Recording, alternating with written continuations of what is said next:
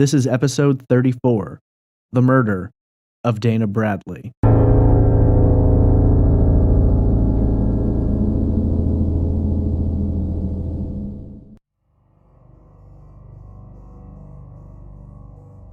Dana Nicole Bradley was raised in St. John's, Newfoundland by her mother, Dawn.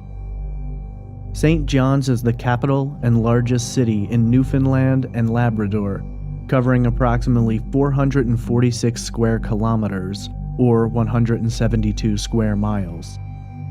Not densely populated, in the mid-80s the population was just over 100,000 and remains a very similar figure today. Newfoundland itself is a large area comprised of 405,000 square kilometers, or 156,000 square miles, though its total population is listed as just over 500,000. A large area, but with a small population. This results in many small towns that are tight-knit, and during the early 80s, and even today, many of those towns' inhabitants know one another, and at a minimum, are familiar with each other by sight. Dawn married Dana's stepfather, Jeff Levitz, when Dana was still young, and Jeff acted as Dana's primary father figure throughout her life. Details are scarce about Dana's biological father, though it appears he didn't play a major role in her life and upbringing. Throughout her childhood, Dana was described by friends and family as a loving young woman who had an infectious laugh and wasn't shy about showing her affection. Perhaps the most noticeable thing about Dana, after her big smile, were her brilliant blue eyes. People were always commenting about them. Jeff had a boat, and Dana reportedly loved spending time on it, especially when Jeff would put her at the wheel, where he would teach her to steer, though never leaving her side. It was a happy childhood for Dana, who grew up in a loving family that supported and spent a great deal of time with her.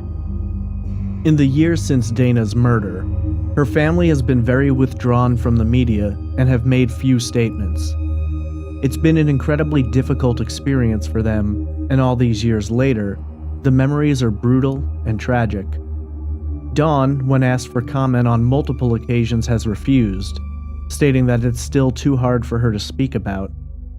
Jeff has spoken to the media on certain occasions, mostly to clear up speculation or to thank the Royal Canadian Mounted Police for their devotion to her case and for keeping her name alive. Interestingly, whereas social media can often be a benefit to cold cases, in Dana's case, much of it is rampant with speculation and has been negatively characterized by both investigators and Dana's family. When asked about his stepdaughter, Jeff described her as, quote, "She was a bright child and a very social child," end quote. By 1981, Dana was 14 years old and attending 9th grade at Sampson Junior High School. The former principal, Fred Tulk, remembers Dana and the time surrounding her disappearance very vividly. When asked about her, years later, he recalled that she was a smart young woman who wasn't all that different from a typical 9th grader. Friends and family have remarked that she was sharp, achieved high marks in her classes, and had a love and talent for art. By the age of 14, she was just beginning to figure out who she was going to develop into, and being in 9th grade, wasn't yet under the pressure to make too many major choices about her future. She had 4 years of high school to complete, and as her family believed, plenty of time to make those choices. Sadly, for Dana, she would never have the opportunity to forge her own path in the world. Fred Tulk would later state, quote, "That kid could have been anything, whatever you wish. Dana was a good kid. She would have been a fantastic adult," end quote. December 14th, 1981, began as a typical day for Dana and her family. She awoke that morning and made her preparations for school. It was going to be a busier day than usual for Dana, whereas normally she'd attend classes and then either come straight home or hang out with some friends. This particular day was her mother's birthday, and she wanted to be home in time to celebrate. However, Being a young teenager, she still wanted to spend time with her friends. She made plans to meet up with some friends and hang out after school, and planned to catch a bus ride home afterward to be there for her mom. At 2:50 p.m., Dana reportedly left school and went straight to a local convenience store that she and her friends had set as a meeting point that afternoon. Shortly after arriving, Dana met with her friends and headed to the house of Penny Cobb, located on Curry Place, just off Topsail Road, in the West End area of St. John's. The plan was to spend a couple of hours talking and doing whatever it is that 14-year-old girls do. Less than 2 hours after leaving school, Dana placed a call home, which was answered by her grandmother. She explained that she was planning to leave her friend's house shortly and was going to walk down to a nearby bus stop on Topsail Road. This would be the last time Dana would ever speak to her grandmother or any family member. It should be noted here that it has been subsequently reported that Dana actually spoke to her mother, Dawn, and not her grandmother. There are varying accounts reported in local papers at the time. According to her schedule, Dana planned to arrive home by 5:30 p.m. and had no intentions of changing her route.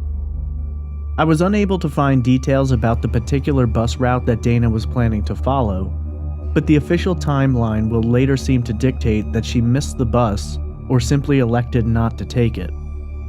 The walk from her friend's house to the bus stop was short, only a few minutes away, and it was located on a fairly busy street. Dana said goodbye to her friends and told them she'd see them in school the next day, before grabbing her books and heading out. It would be the last time her friends would ever see her, though they would not be the last people to see Dana alive. Harry Smeaton and his brother John were working at a lot selling Christmas trees located directly behind the bus stop on Topsail Road. According to Harry, he and his brother had a busy day. Christmas was just a week and a half away, and they had taken some time to relax and sit in the back of their truck. They passed the time watching cars driving down the road, the comings and goings of the locals, and then, at approximately 5:20 p.m., they saw Dana. Harry would later state that she had come walking down the road towards the bus stop. He turned to his brother and said, quote, "This little one looked like she was going for the bus," end quote. But rather than waiting there, the young woman stuck her thumb out and appeared to be hitchhiking. It's very easy in this day and age to think of hitchhiking as a dangerous choice, but you have to keep in mind that this was 1981, and teenagers hitching rides was not such an uncommon thing. And while it still may have been dangerous, people looked at it differently back then. Also, while Dana lived in a larger city, its population led to it having that small town feel, and that can often lead people to feel safer than they are. While at the time, this wasn't thought of as too strange, Harry did report that he and his brother made some comments back and forth to one another about such a young woman thumbing a ride.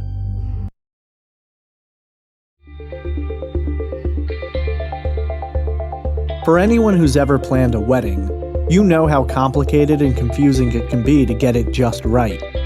Thankfully, Zola.com can help alleviate that stress and make your special day perfect. It's free, easy to use, and fun. Zola is reinventing the wedding registry and planning process to make the happiest moment in couples' lives even happier. Zola Registry has everything you love about your favorite department store, plus things like honeymoon funds, fitness classes, wine subscriptions, and so much more. You can personalize your registry with photos and notes about why you're coveting certain gifts. They even have a top-rated app for iPhone, iPad, and Apple Watch, so couples can manage their registries on the go. Zola has a free suite of wedding planning tools, including free wedding websites, and you can manage Zola's full suite of tools from the Zola wedding apps for iPhone and Android. To sign up with Zola and receive a $50 credit towards your registry, go to zola.com/trace. That's ZOLA.com/trace and get your $50 credit today.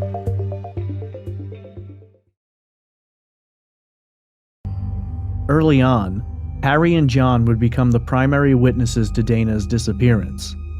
According to them, very quickly after stopping and sticking her thumb out, a vehicle pulled up beside Dana. It would later be described as a light-colored car, either beige or faded yellow, 4 doors, and thought to be a 1973 to 1976 model Plymouth or Dodge, oftentimes thought to be a Dodge Dart.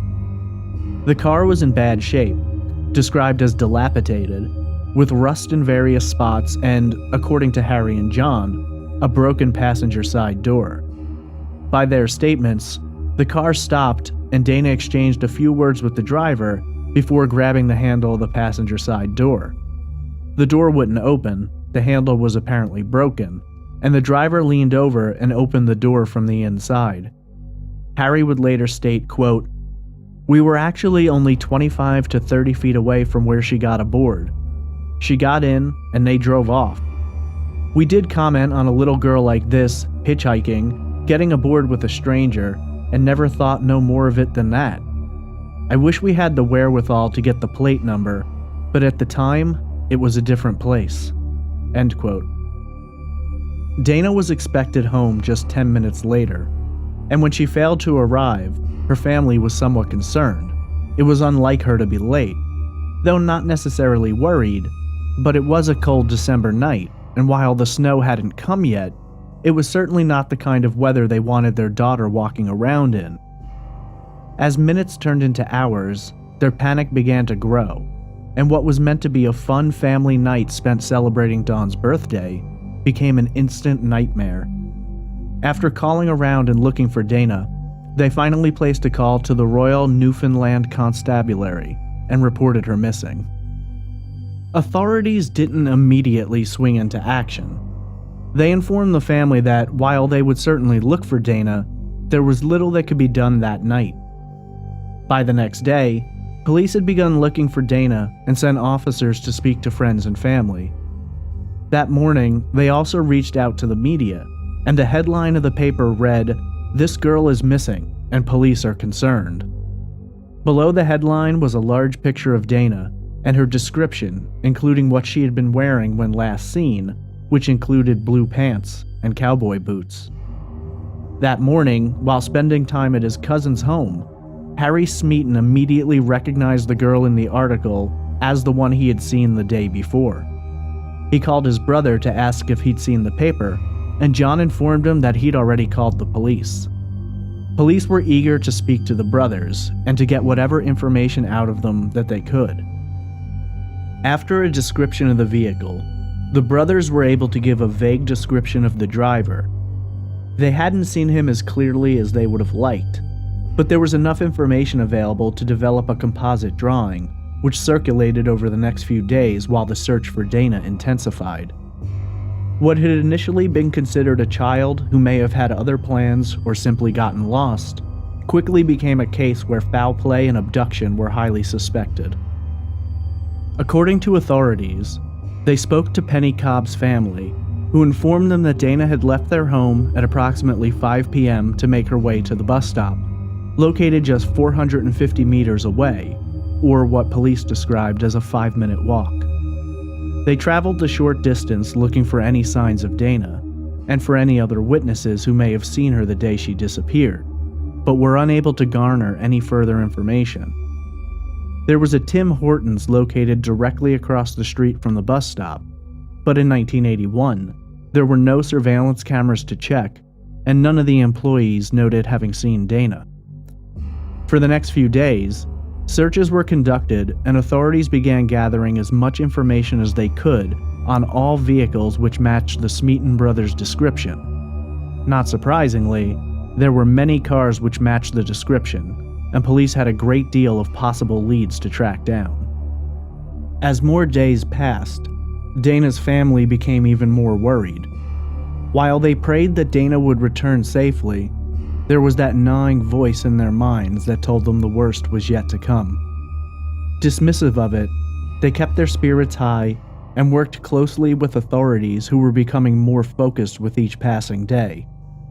For them, when Dana had not returned home and there had been no additional sightings of her for the next few days, they began to think grimly of the outcome. They hoped for an abduction for which they may be able to bring her back home. But on Friday morning, all of that would change, and the dark realization of what had happened in their little town would shake up everyone in the area. Early in the morning of December 18th, just 4 days after Dana had gone missing, Dale Smith was driving with his wife and 2 children.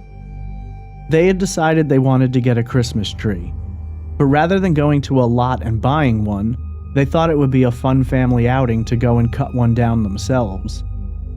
That morning, there was a fresh layer of snow on the ground, and Dale drove the family's truck down a roughly cut road with no houses and a large expanse of wooded area in a location south of St. John's called Maddox Cove.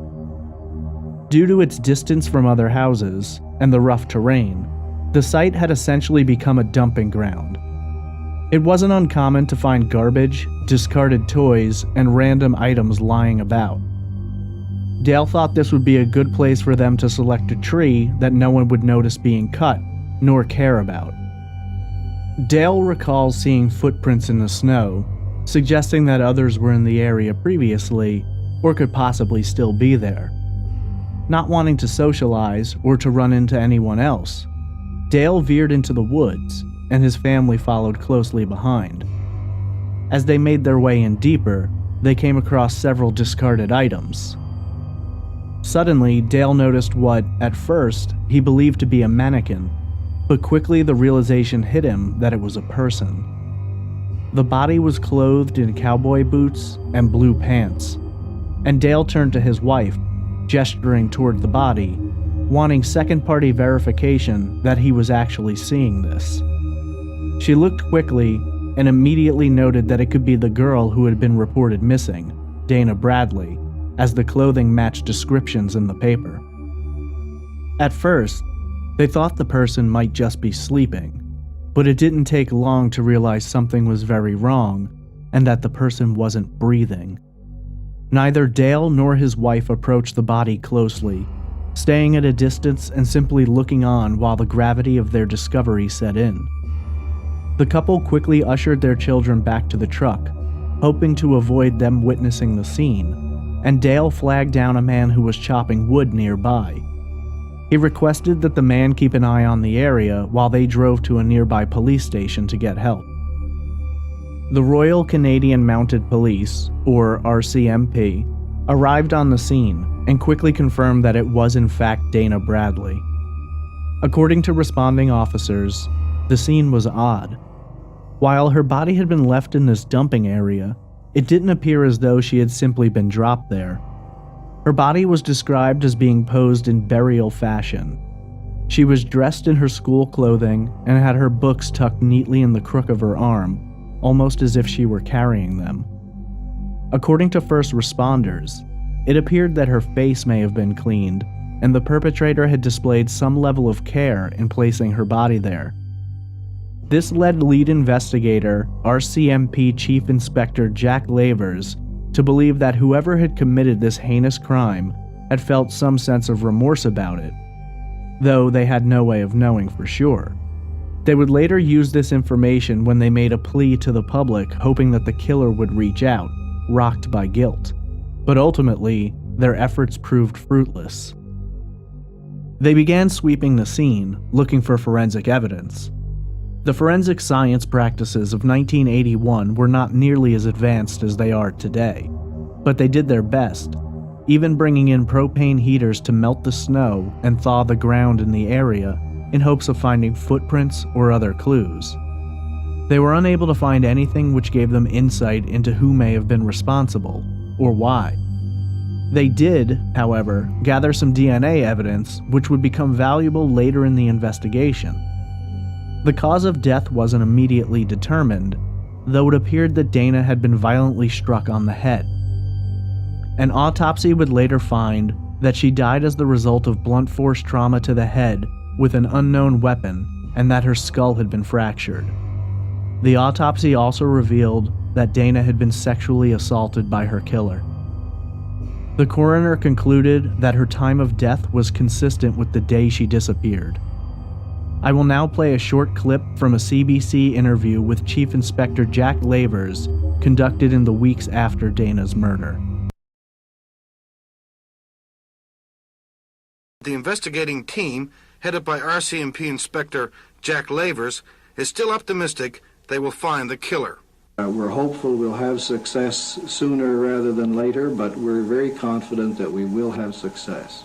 You obviously can't put a time frame on it, can you? No, I can't, and I don't think that anyone else can. This is not at all possible. It's just to reiterate that we feel we're doing all that we can possibly do. We've got the full support of the community, have had since the beginning. We've got our best people working on it. They're working on it full time. Every day since the 18th of December, Christmas, New Year's, weekends, and after hours, and so on, and there's been no lessening of effort or determination on the part of the people employed. How many suspects would you say you've actually brought in and questioned? Well, we've literally talked to thousands of people, and certainly they're not all suspects. But in crimes of this nature, this whodunit variety of crime, murder, as opposed to the smoking gun type, you do create a list of possible suspects within your community based on their prior history and their opportunity for the crime and things of that nature. And I would say that we've eliminated several hundred people really who probably would come to our attention in the normal police process and the normal investigation process. The nightmare for Dana's family now had a sinister turn, and while they struggled to come to terms with the loss of Dana, they developed strength and solidarity with the authorities. Initially, 35 officers were assigned to the case in a task force made up of both the RCMP and the Royal Newfoundland Constabulary. Working with the information they had, over 1,000 vehicles matching descriptions by the Smeaton brothers were poured over and examined for physical evidence within weeks of the murder. Thousands of interviews were conducted, and at its peak, the case had a listing of 280 suspects, though no hard evidence to link any particular suspect to the crime. Police even employed hypnosis on possible witnesses in hopes of finding details which may not have been consciously available. Shortly after the discovery of Dana's body, 2 new witnesses came forward. According to them, they had seen the suspect's vehicle in the area of Maddox Cove the night Dana disappeared, and they had even seen the suspect himself emerging from the woods. Through their descriptions, authorities were able to get a much more detailed composite drawn up. Despite new witnesses and a more accurate composite, leads failed to develop, and authorities became frustrated with the case. The community continued to be horrified by the incident, finding it difficult to believe that something so heinous could happen so close to home. At Dana's funeral, Reverend Robert Mills stated that the crime, quote, shocked, terrified, and angered us all. It doesn't happen here, not in this community, end quote. While most of the community was loving and supportive, there were those who wanted to make a cruel joke out of the situation. In 1982, a man was sentenced to 9 months in prison for making harassing phone calls to the Bradley family, alleging that he had been the one responsible, and making all manner of statements about what happened. Authorities ruled that he was not involved in the crime, but did charge him for the harassment. Though investigators had been adamant that the case has never been considered cold, and that they had persons of interest from the beginning, activity on the case began to slow down, and for the next several years, Dana's murder remained unsolved with no new leads or information. Despite exhaustive searches, interviews, and polygraph tests being administered, police were no closer to finding her killer than they had been on the day she was found. The media eventually began to move away from the story, and the community shifted back to their normal day-to-day activities, and Dana's name began to transform from that of a sweet, innocent girl who was brutally murdered to a boogeyman story about the dangers of hitchhiking and the cruel world that lay beyond the doorstep. For her family, it was a nightmare they lived every day, and for investigators on the case, it was frustrating and demoralizing. Suddenly, in the summer of 1986, nearly 5 years after the murder, police had what they believed was a major break in the case. Chief Inspector Lavers received an anonymous note which alleged that the murder had been committed by an ex-convict named David Somerton. With their interest piqued, authorities went to question Somerton, and to their shock, he confessed to the crime. They went over the details multiple times, having Somerton explain what he had done and when. Lavers would later state, quote, "His description, how he said he did all this, was consistent with certain things that we knew." End quote. Somerton alleged he had committed the crime, buried the murder weapon, and abandoned the car in Robin Hood Bay. The murder weapon, Somerton claimed, had been buried at the site where Dana was found. Though police had thoroughly searched it previously, they went back, and this time removed trees and tilled the earth, though they never found the weapon. They also exhaustively searched the dump where Somerton claimed he abandoned the car, but again, they found nothing. All told, they spent over $1 million chasing down his leads and came up empty-handed. Without the evidence to back up his confession, police were stuck in a corner, and things only got worse when Somerton recanted his confession. With Somerton recanting, and no evidence to validate his claims, they had no ability to hold him on murder charges and had to drop them. When asked about this later, Chief Inspector Lavers said, quote, "When we couldn't recover the physical evidence, then we had nothing to back up the confession. We didn't want to go to trial and have him tried and acquitted of murder if subsequent scientific investigations or other investigations were going to be forthcoming down the road that would lead to a better prosecution." End quote.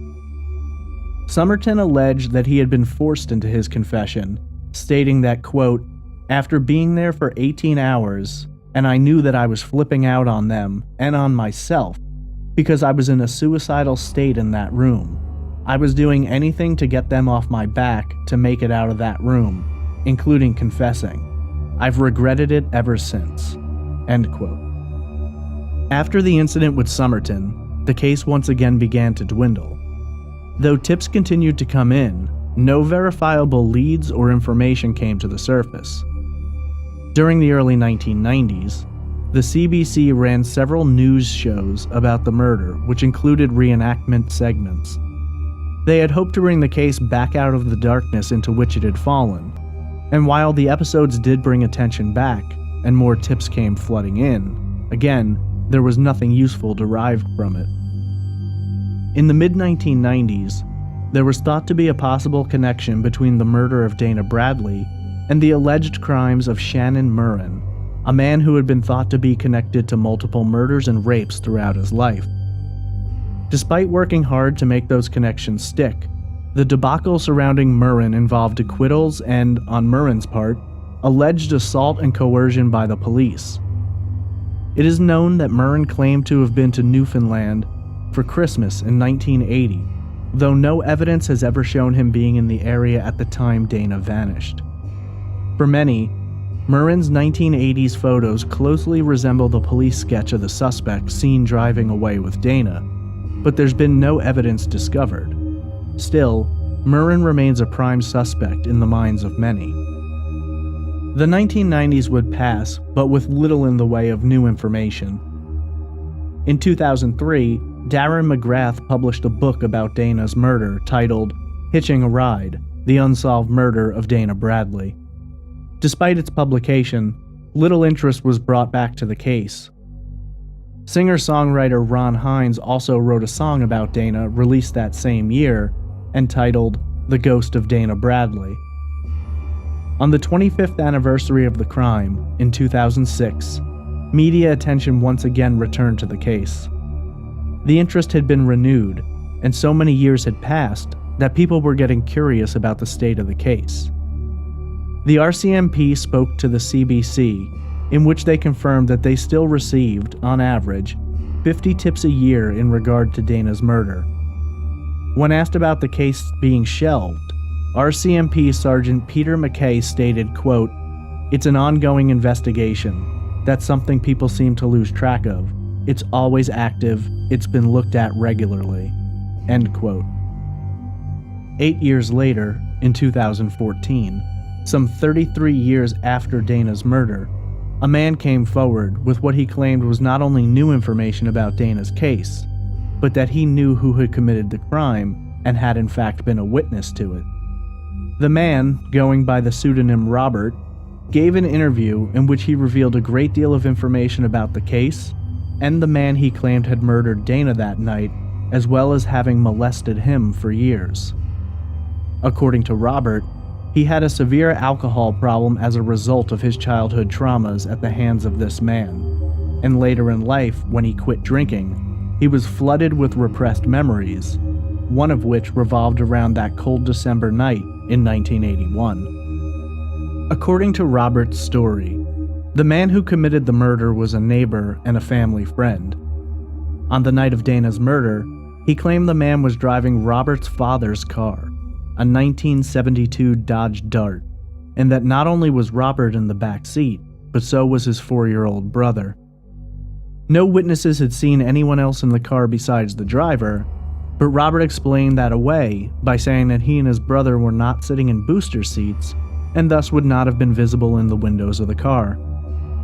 Robert then went on to explain the events of that evening, saying, quote, "When she got in, she turned around. I remember her asking what our names were and what grade we were in, and my brother was being really quiet, and I had to explain to her that he wasn't going to school." End quote. Robert said that Dana gave the address to her home, located on Patrick Street, and that the vehicle began heading that way, but passed by her house. As the car continued on, he alleges that Dana became scared and tried to jump out of the car. Robert continued, quote, "She tried to jump out of the car up a couple of sections of those hills, and he'd grab a hold of her, and he'd speed up, and he kept telling her he was going to turn around." End quote. Robert explained that the driver eventually pulled off into a wooded area where there was some kind of a pit in the earth. According to his story, the driver began trying to kiss Dana, who fought against him. He stated, quote, "He kept saying he just wanted a kiss. She was crying and fighting him. Eventually, it wasn't very long. She scratched him on the face, pinched him or something, because he jumped up and she grabbed the door and got out and bolted. He got out. One of the things I remember is how quickly he got out of the car and bolted after her." End quote.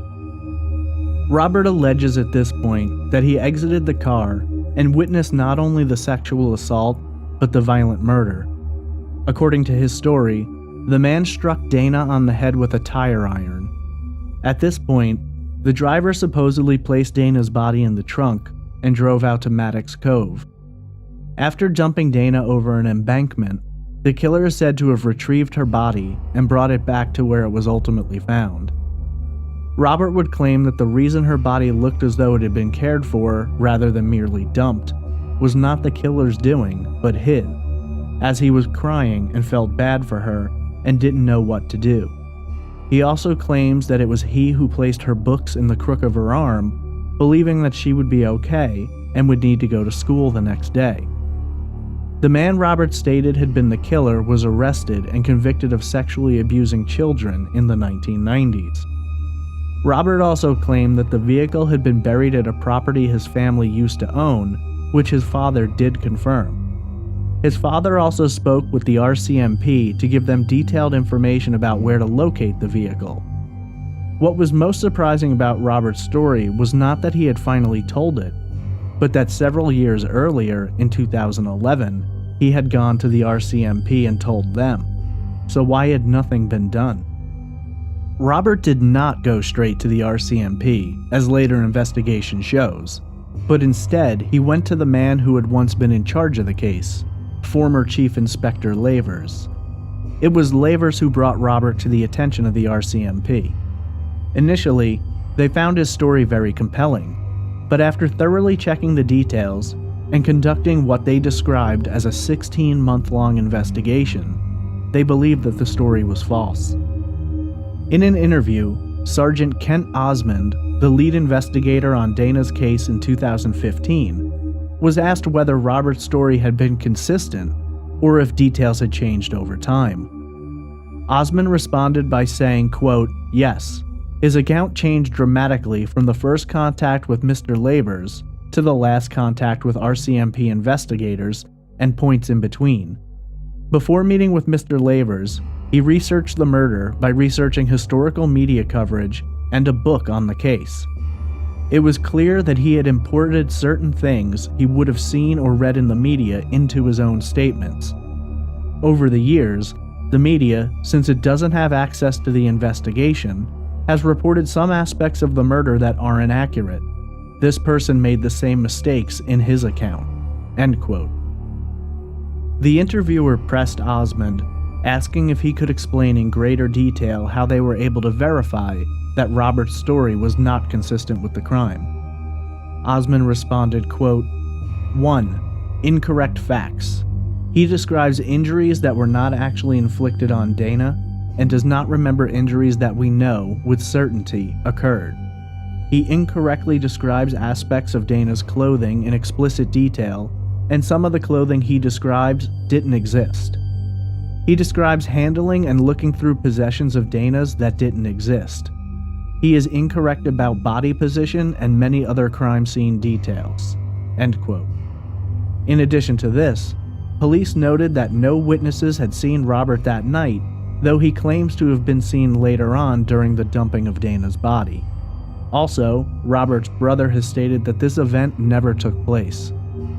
Other signs investigators found troubling included that his story continually changed, and he would make statements and then recant them. After the dismissal of his claims, Robert became involved in a battle against the RCMP, alleging that they had the information they needed to solve the crime, but were choosing not to do it. Indeed, authorities made the choice not to excavate or attempt to dig up the vehicle Robert claimed to have been driven by Dana's killer.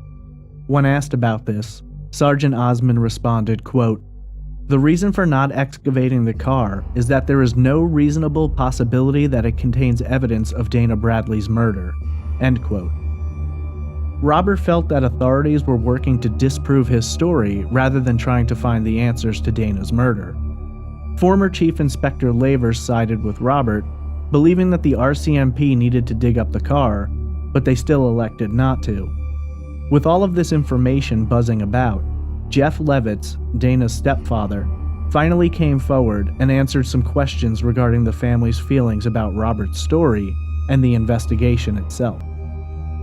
When asked about the case, Levitz stated, quote, "Dana's investigation has been ongoing for over 33 years. Can you imagine the amount of effort and information gathered that has gone into her case by a myriad of officers? We have developed a strong relationship and trust with a number of lead investigators over the years, and rely on that trust to follow their lead. We have faith that the RCMP has a strong desire to solve Dana's murder because after 33 years and countless expense, they still refuse to make this a cold case." End quote. While the family trusts the RCMP, they did express their interest in having the cars excavated, if for no other reason, to shut down the rumor mill buzzing on the internet about Robert's story. A local man named Terry Hines, moved by Robert's story, began a Facebook page entitled Justice for Dana Bradley. While the page may have begun in hopes of bringing new information to light, many feel that the site has become a soapbox for Robert's cause, and that it is responsible for reporting misinformation and bringing more confusion into an already complex and convoluted case. When asked about this, Jeff Levitz responded, quote, "It's lovely to see how many people are still interested in Dana's case, and I would never deter anyone from contacting the police with information that might help in solving her murder. However, if it's on the internet it must be true is not the case. One should take everything they read on these sites with a pound of salt. I feel the Facebook site is no longer about Dana, but rather about Terry Hines advocating for Robert. I can't stress enough our desire to have Terry Hines and his co-administrator stop using Dana's name in order to present biased information on a Facebook site which is supposed to be in her honor. In our opinion, this site is not about Dana, but rather about Robert and his crusade against the RCMP for not validating his accusations." End quote. In regard to Robert's story, and Robert himself, Levitz responded, quote, "I'm sorry for Robert and the abuse he says he suffered at the hands of his alleged abuser, but he needs to let Dana's murder go and pursue his abuse case alone." End quote. Since Robert's story came out, he has been identified as Danny Tuff. The man he accused of committing the murder was later identified as Thomas Carey of Witless Bay. A known and convicted pedophile, Carey was never considered a suspect in the murder of Dana Bradley, though RCMP investigators did speak with him and felt that he could be ruled out. While the battle between Tuff's supporters and the RCMP continued, funds were raised to have the vehicle excavated by a private group. In late May of 2016, the digging began. Before it was completed, the RCMP came out with new information in their investigation. According to investigators, they sent DNA, which had been taken during the initial investigation, for retesting with advanced technologies now available. The testing connected the DNA to a yet unknown male suspect. I will now play a clip of Inspector Pat Cahill, the man in charge of the RCMP's Major Crime Unit, discussing the DNA breakthrough. Inspector Cal, you say this evidence represents a breakthrough in the Dana Bradley case. What do you mean by breakthrough? It's a significant breakthrough in the investigation in that we now have unknown suspect DNA. Moving forward, we're able to clear tips and eliminate suspects from the file utilizing this new DNA evidence. So you don't know who the suspect is as of yet? No, we don't. Okay. So this DNA evidence is going to help us move forward with that. I know that, initially, back in 1982, I believe, Dave Somerton was arrested and charged with the murder, and subsequently there was a stay of proceedings. Will that be re-examined? So the new DNA evidence is relatively new, and we are eliminating suspects as we speak, and we have eliminated some, and we are at present reviewing the file now and going back towards our old suspects. This is a 35-year case. You've obviously had hundreds and hundreds of calls and leads over the years. How many suspects are we talking about? Many. There's many suspects. The exact number, I mean, you're looking at hundreds of suspects. So what happens from here on out? I mean, how long are we looking at in terms of eliminating all those suspects? I mean, I guess first of all, are we looking at hundreds of suspects or tens of suspects? Can you give us a general idea? Well, over the years, there's been a large number of suspects that have been eliminated. However, we will review them in light of this new DNA evidence. DNA is one tool in the tool belt of many investigational tools. So coupled with all the investigational tools, it makes for a stronger and more definitive process. Today we contacted the family, and obviously they say they hope this brings this case to a resolution, a quick resolution. How much hope should they hold out, after all these years of, I guess, false leads and the case being in the news? How much hope should they have? So it brings great optimism when you have DNA evidence. DNA evidence is very, it's what investigators want to obtain on the file. It's the most important evidence that we can find, basically, in today's, age. So there are cases that are unsolved, and we do have DNA. So, but we hope moving forward that this is the breakthrough we've been looking for. What is it about this case that makes it so important after all these years? Well, it is a murder, and it's a murder of a young girl, and Newfoundland is a small province, so all murders are equally important. This one has been in the spotlight since it occurred. It should be noted that Thomas Carey was tested against this new DNA and officially ruled out as a suspect when there was no match. Only a short time later, excavation of the cars was completed by volunteers.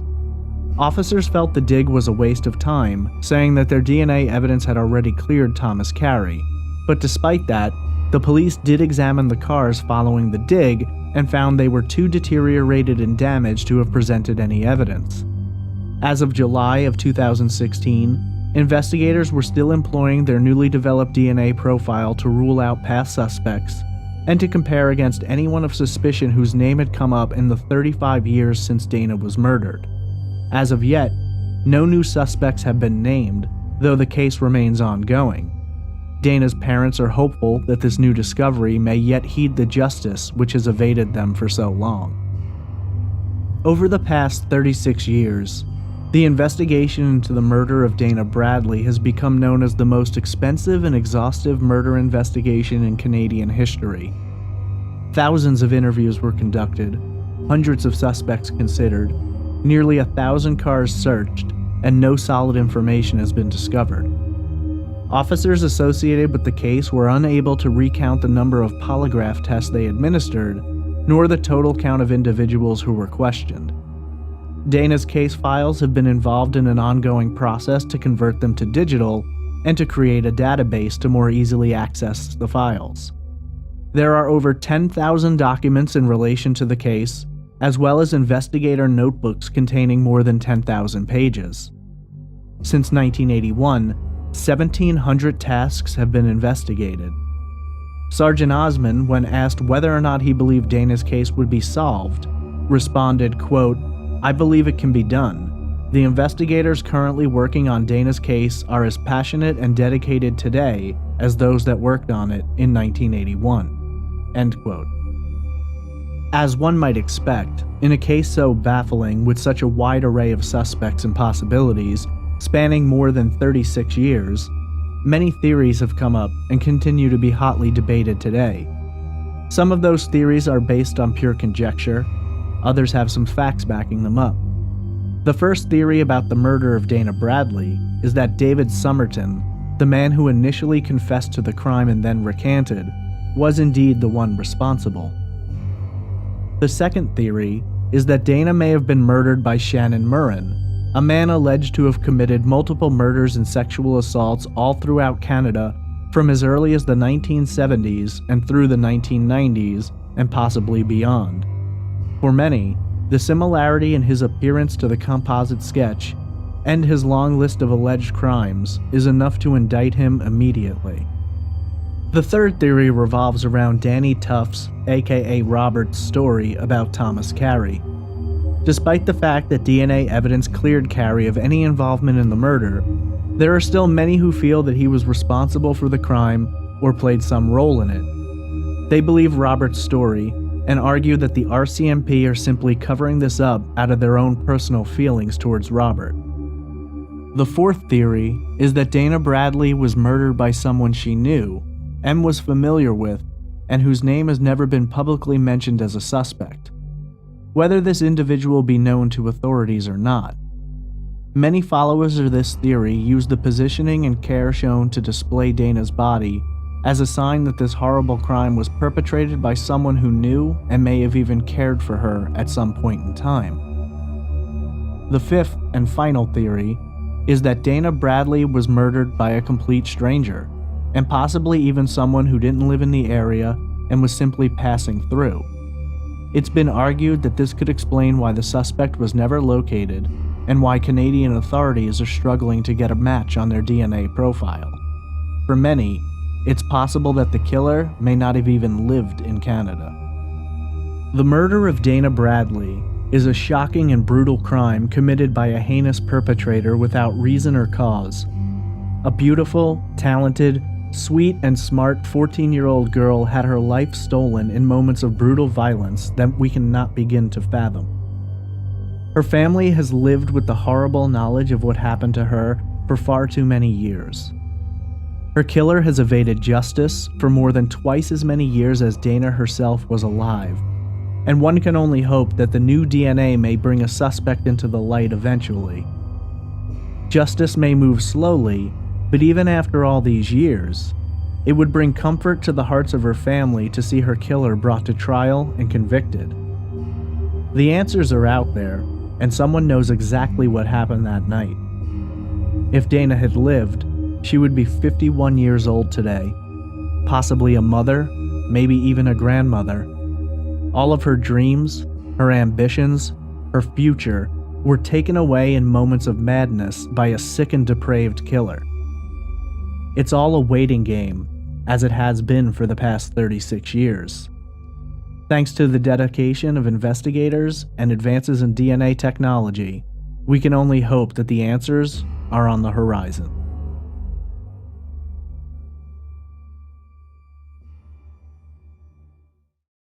This is episode 48, The Mysterious Death of Chuck Morgan.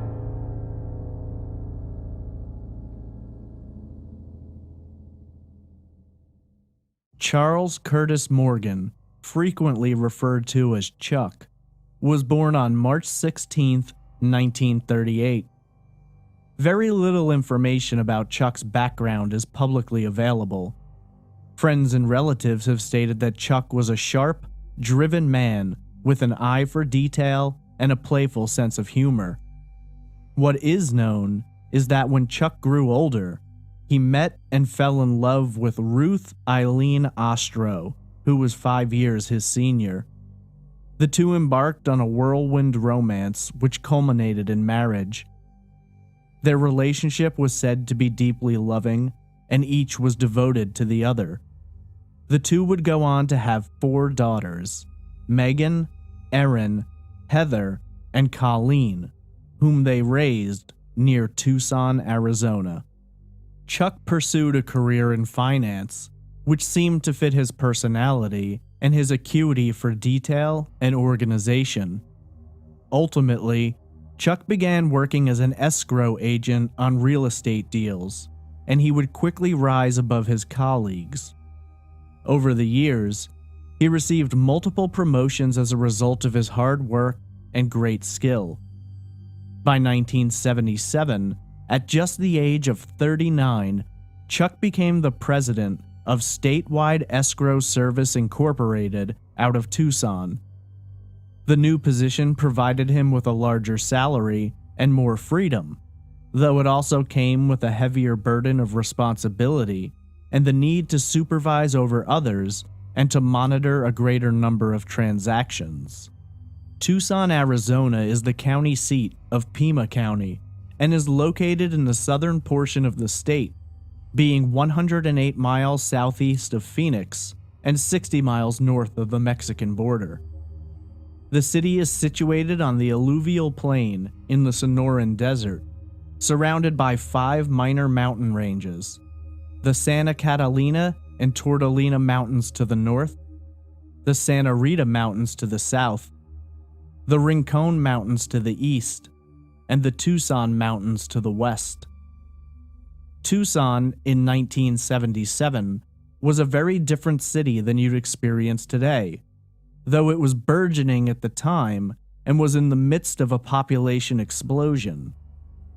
From 1970 to 1980, the population of Tucson would soar from 351,000 residents to 531,000, and as a result, real estate was a booming industry. For Chuck, this meant a lot more work, but also a greater reward to reap at the end of each year. The decade of the 1970s shows the largest population boom by percentage in Tucson between 1960 and the year 2000. Chuck's life wasn't exactly teeming with action and excitement, but that's the way he preferred it. Raising 4 daughters was challenge enough for the 39-year-old businessman who felt that providing for his family was the most important thing. And between Ruth and the girls, he had enough estrogen to contend with to make every day its own little challenge, being the only male in the house. But Chuck made the best of it and loved his wife and daughters with a fervent passion. He was a dedicated husband and a devoted father who took great pleasure in every free moment he had with his family. Despite the average daily activity of his life, Chuck found ways to keep things entertaining for himself and those around him. A laugh was never too far off, and while stories of the office might be boring, Chuck could usually find a way to connect with almost anyone. His sociable and charismatic personality was a great asset to him at work and during negotiations. While life at the Morgan home was fairly typical, all of that would change early in 1977. On March 22nd, Chuck left for work as he always did. He kissed Ruth goodbye and shuffled out the front door for another day of pushing paper, balancing accounts, and banging away on one of those early keyboards that weighed several pounds. The Apple II computer would hit the market several months later, though Chuck wouldn't be granted the opportunity to experience what, at the time, was the beginning of the computer revolution. When dinner time came, Ruth prepared a meal for the girls and Chuck, as she had so many times before. But as the hours began passing, Chuck failed to return home. He'd been late before, but he usually called to let her know about a meeting which had run late or a client who needed his help right away. Assuming that he'd just gotten caught up in something, Ruth didn't think too much about it and tried to suppress the little voice gnawing away in her subconscious. With each subsequent minute, that little voice grew louder. When the day began turning into night and Ruth was putting the girls to sleep, she knew something was wrong. In a panic, she called down to Chuck's office, but there was no answer. As she began making calls around the area to friends and business associates, she quickly discovered that her husband was missing. No one seemed to know where Chuck was or what he could be up to. In her growing worry and concern, Ruth did the only thing she could imagine to do. She called the police to report her husband missing. Unfortunately, 1977 was a very different time, and the cases of missing adults were not taken nearly as seriously as they are now. These were the days before Amber and Silver alerts, and according to Ruth, she was told that her husband was a grown man and he could go where he wanted, but that if she hadn't heard from him in 48 hours, they'd take a report and look around. Frustrated, lost, and scared, Ruth did what she had to keep it together for the girls. She tried to continue on as normally as she could, so as not to cause a great deal of panic for them, but she knew she was going to have to tell them the truth if Chuck didn't show up soon. She prayed for his safe return, and with each passing day, became less and less hopeful. Finally, on March 24th, Ruth decided that the next day, she was going down to the police department to demand that they find her husband. Chuck was not the type to just run off, and he loved their daughters more than anything. He hadn't shown up for work, nor had anyone seen him since the 22nd. Not knowing what else to do, Ruth told herself that she wouldn't leave that police department until they were doing something to find Chuck. As she laid down to go to bed that night, both her sadness and her anger were boiling over, and she drifted off to sleep in the noticeably empty bed she had spent so many years sharing with Chuck. Ruth was awakened at approximately 2 a.m. by the sound of a loud thump at the back door. Stirring, but not fully awake, she sat up in the stillness of the night, waiting to see if she'd actually heard the sound or if it had been a dream. Moments later, the dog began barking loudly, and she knew something was amiss. She threw on her robe and proceeded down the stairs, following the sound to the back door. When she opened it, she was shocked to find Chuck standing there. Ruth would later state, quote, "There was Chuck. He was missing a shoe, and had one plastic handcuff around one ankle and a set around his hands."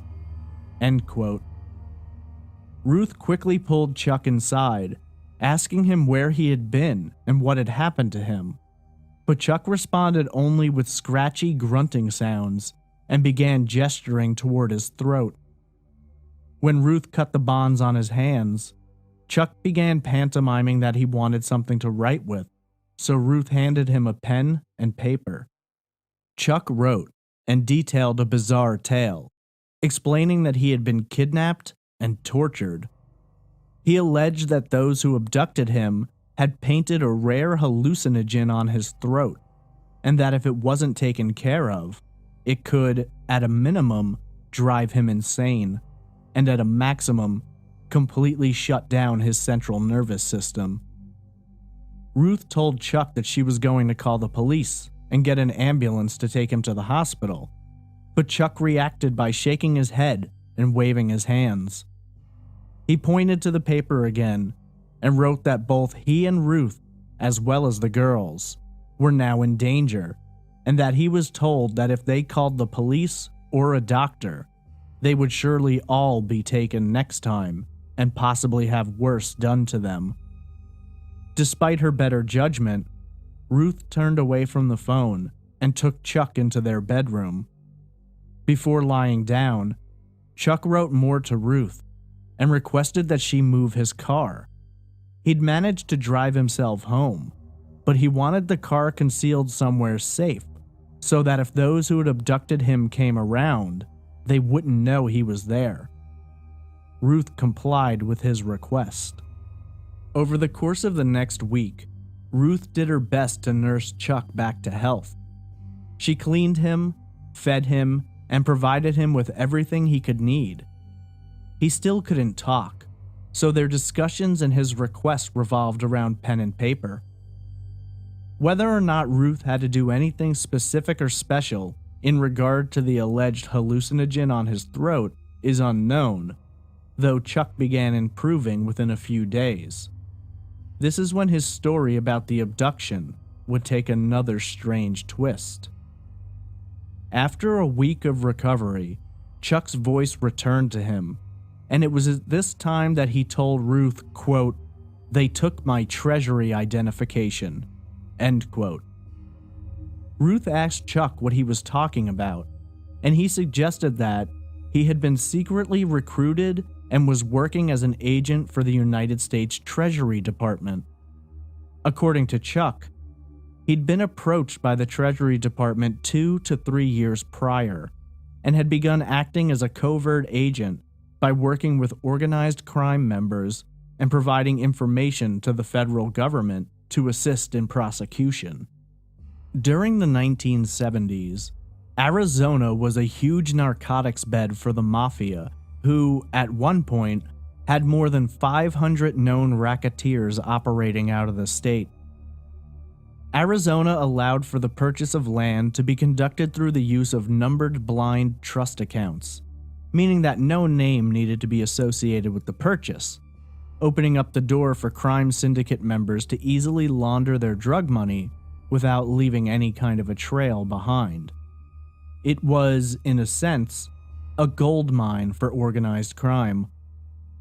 Chuck suggested that he had worked with at least one crime family around that time, and that he'd been involved in procuring land, as well as gold bullion and platinum for them.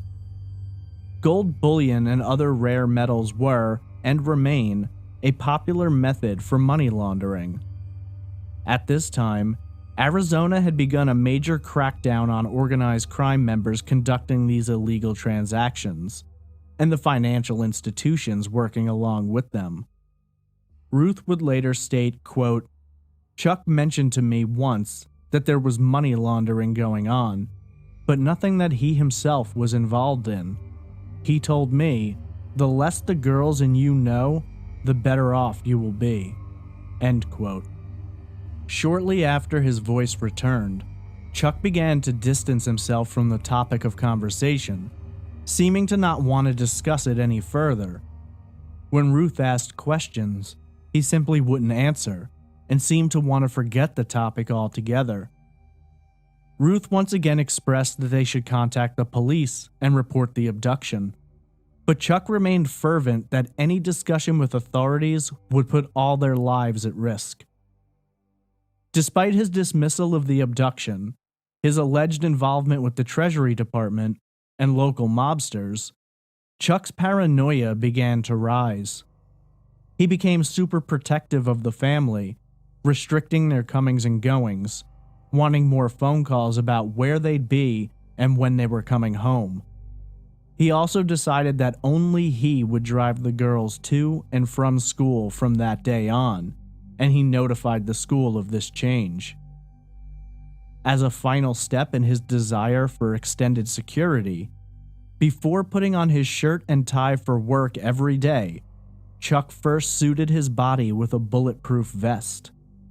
He also acquired and began carrying a .357 Magnum handgun. For the most part, aside from Chuck's paranoid behavior, life went on as usual, and it seemed as though whatever had occurred was in the past.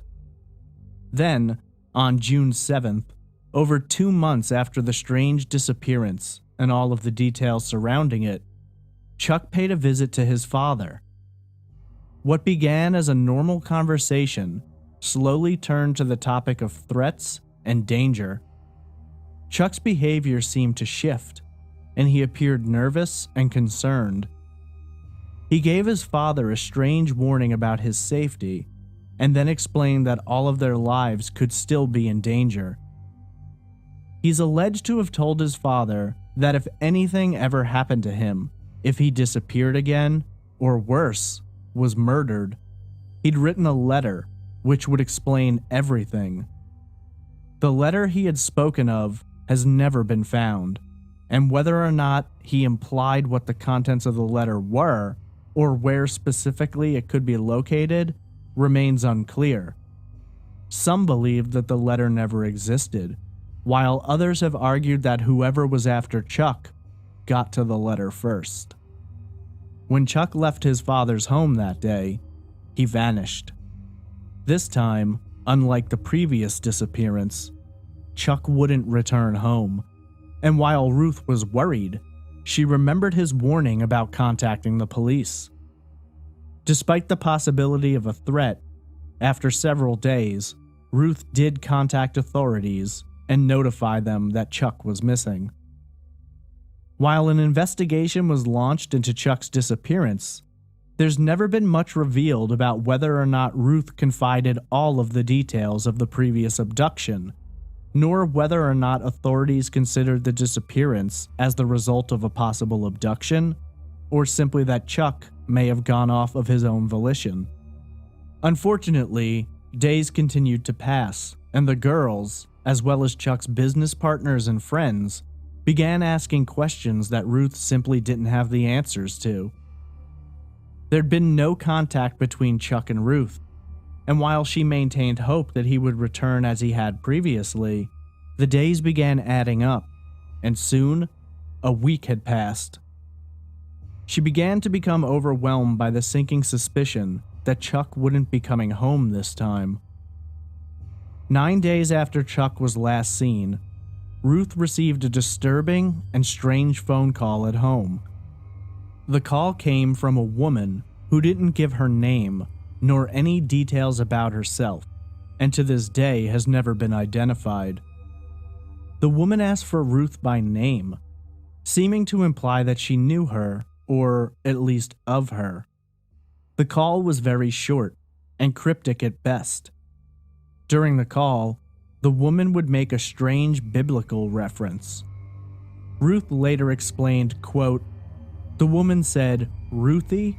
And I said, 'Yes.' And she said, 'Chuck is all right. Ecclesiastes 12, 1 through 8. And then she hung up." End quote. Not knowing what to do with this information, Ruth grabbed her Bible and turned to Ecclesiastes 12, 1 through 8, which reads as follows: "Remember your Creator in the days of your youth, before the days of trouble come, and the years approach when you will say, I find no pleasure in them. Before the sun and the light, and the moon and the stars grow dark, and the clouds return after the rain, when the keepers of the house tremble, and the strong men stoop, when the grinders cease because they are few, and those looking through the windows grow dim, when the doors to the street are closed, and the sound of grinding fades, when people rise up at the sound of birds, but all their songs grow faint, when people are afraid of heights and of dangers in the streets, when the almond tree blossoms, and the grasshopper drags itself along, and desire no longer is stirred, then people go to their eternal home, and mourners go about the streets. Remember him before the silver cord is severed, and the golden bowl is broken, before the pitcher is shattered at the spring, and the wheel is broken at the well, and the dust returns to the ground it came from, and the spirit returns to the God who gave it. Meaningless, meaningless, says the teacher. Everything is meaningless. Upset and confused, Ruth was at a loss for what this could possibly mean, and so she kept it tucked in the back of her mind and began to wonder if Chuck would return home soon. The woman had said he was all right, so that had, in some way, eased some of her worry. But where could he possibly be, and why hadn't he called himself? Who was this woman, and what was her connection to Chuck? While Ruth had been both disturbed and comforted by the call, the reality of the situation would come to fruition and completely shatter everything that she believed.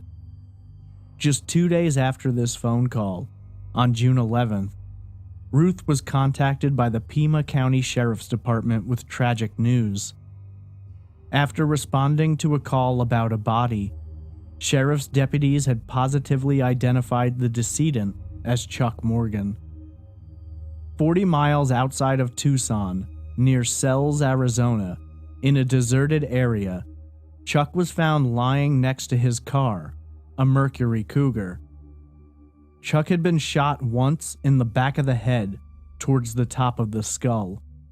His .357 Magnum was found next to his body, apparently the weapon used to end his life. He was still wearing his bulletproof vest. The Pima County Sheriff's Department took on the investigation and began studying the crime scene. Initially, they were unwilling to declare whether or not it was a homicide, telling reporters that it was too early to determine.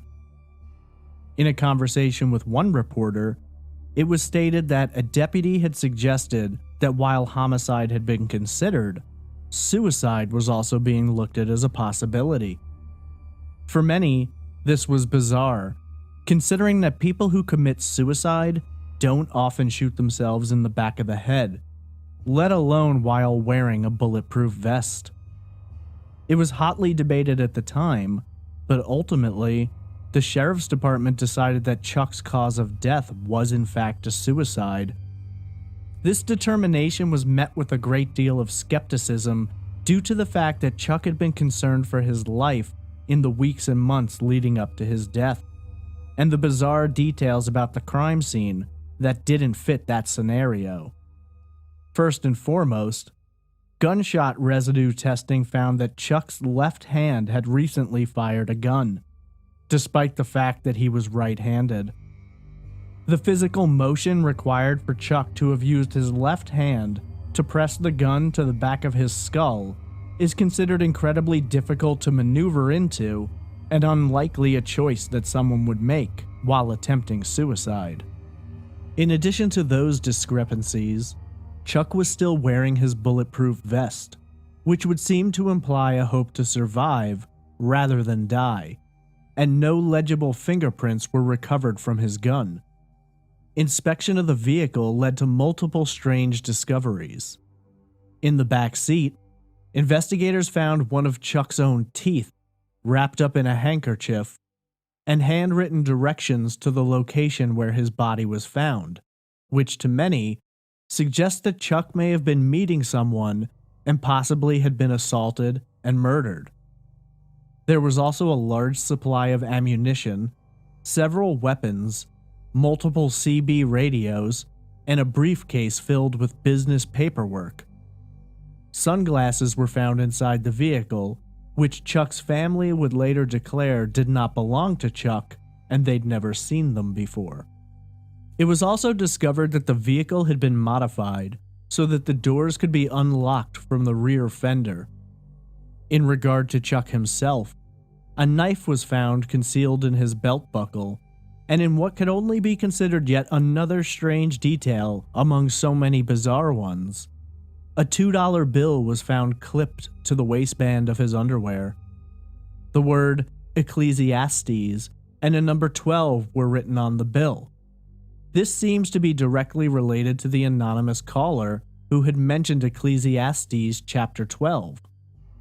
There were also arrows drawn in, pointing to the numbers 1 and 8 on the bill's serial number, which matched up to the phone call in which the woman mentioned verses 1 through 8.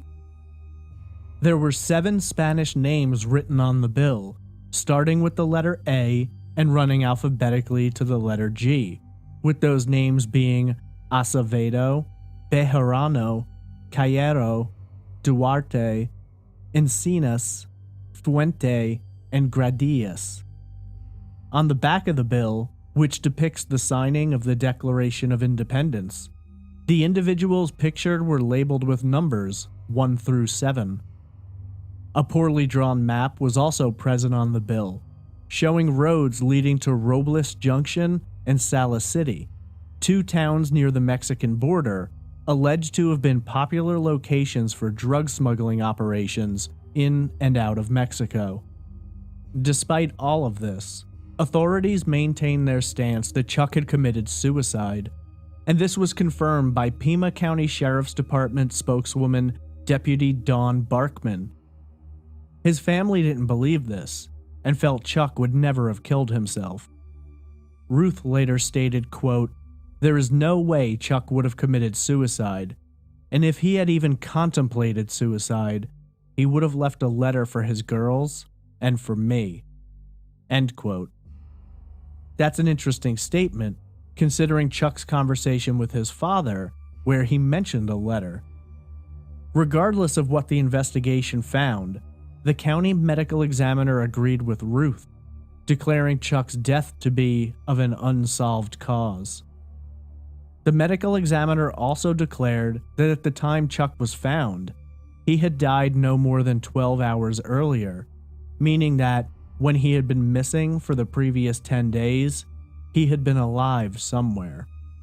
Several days after the discovery of Chuck's body, the Tucson Citizen newspaper received a phone call from an anonymous woman who referred to herself as Green Eyes. She claimed to be the one who had called Ruth and said that she had information about Chuck.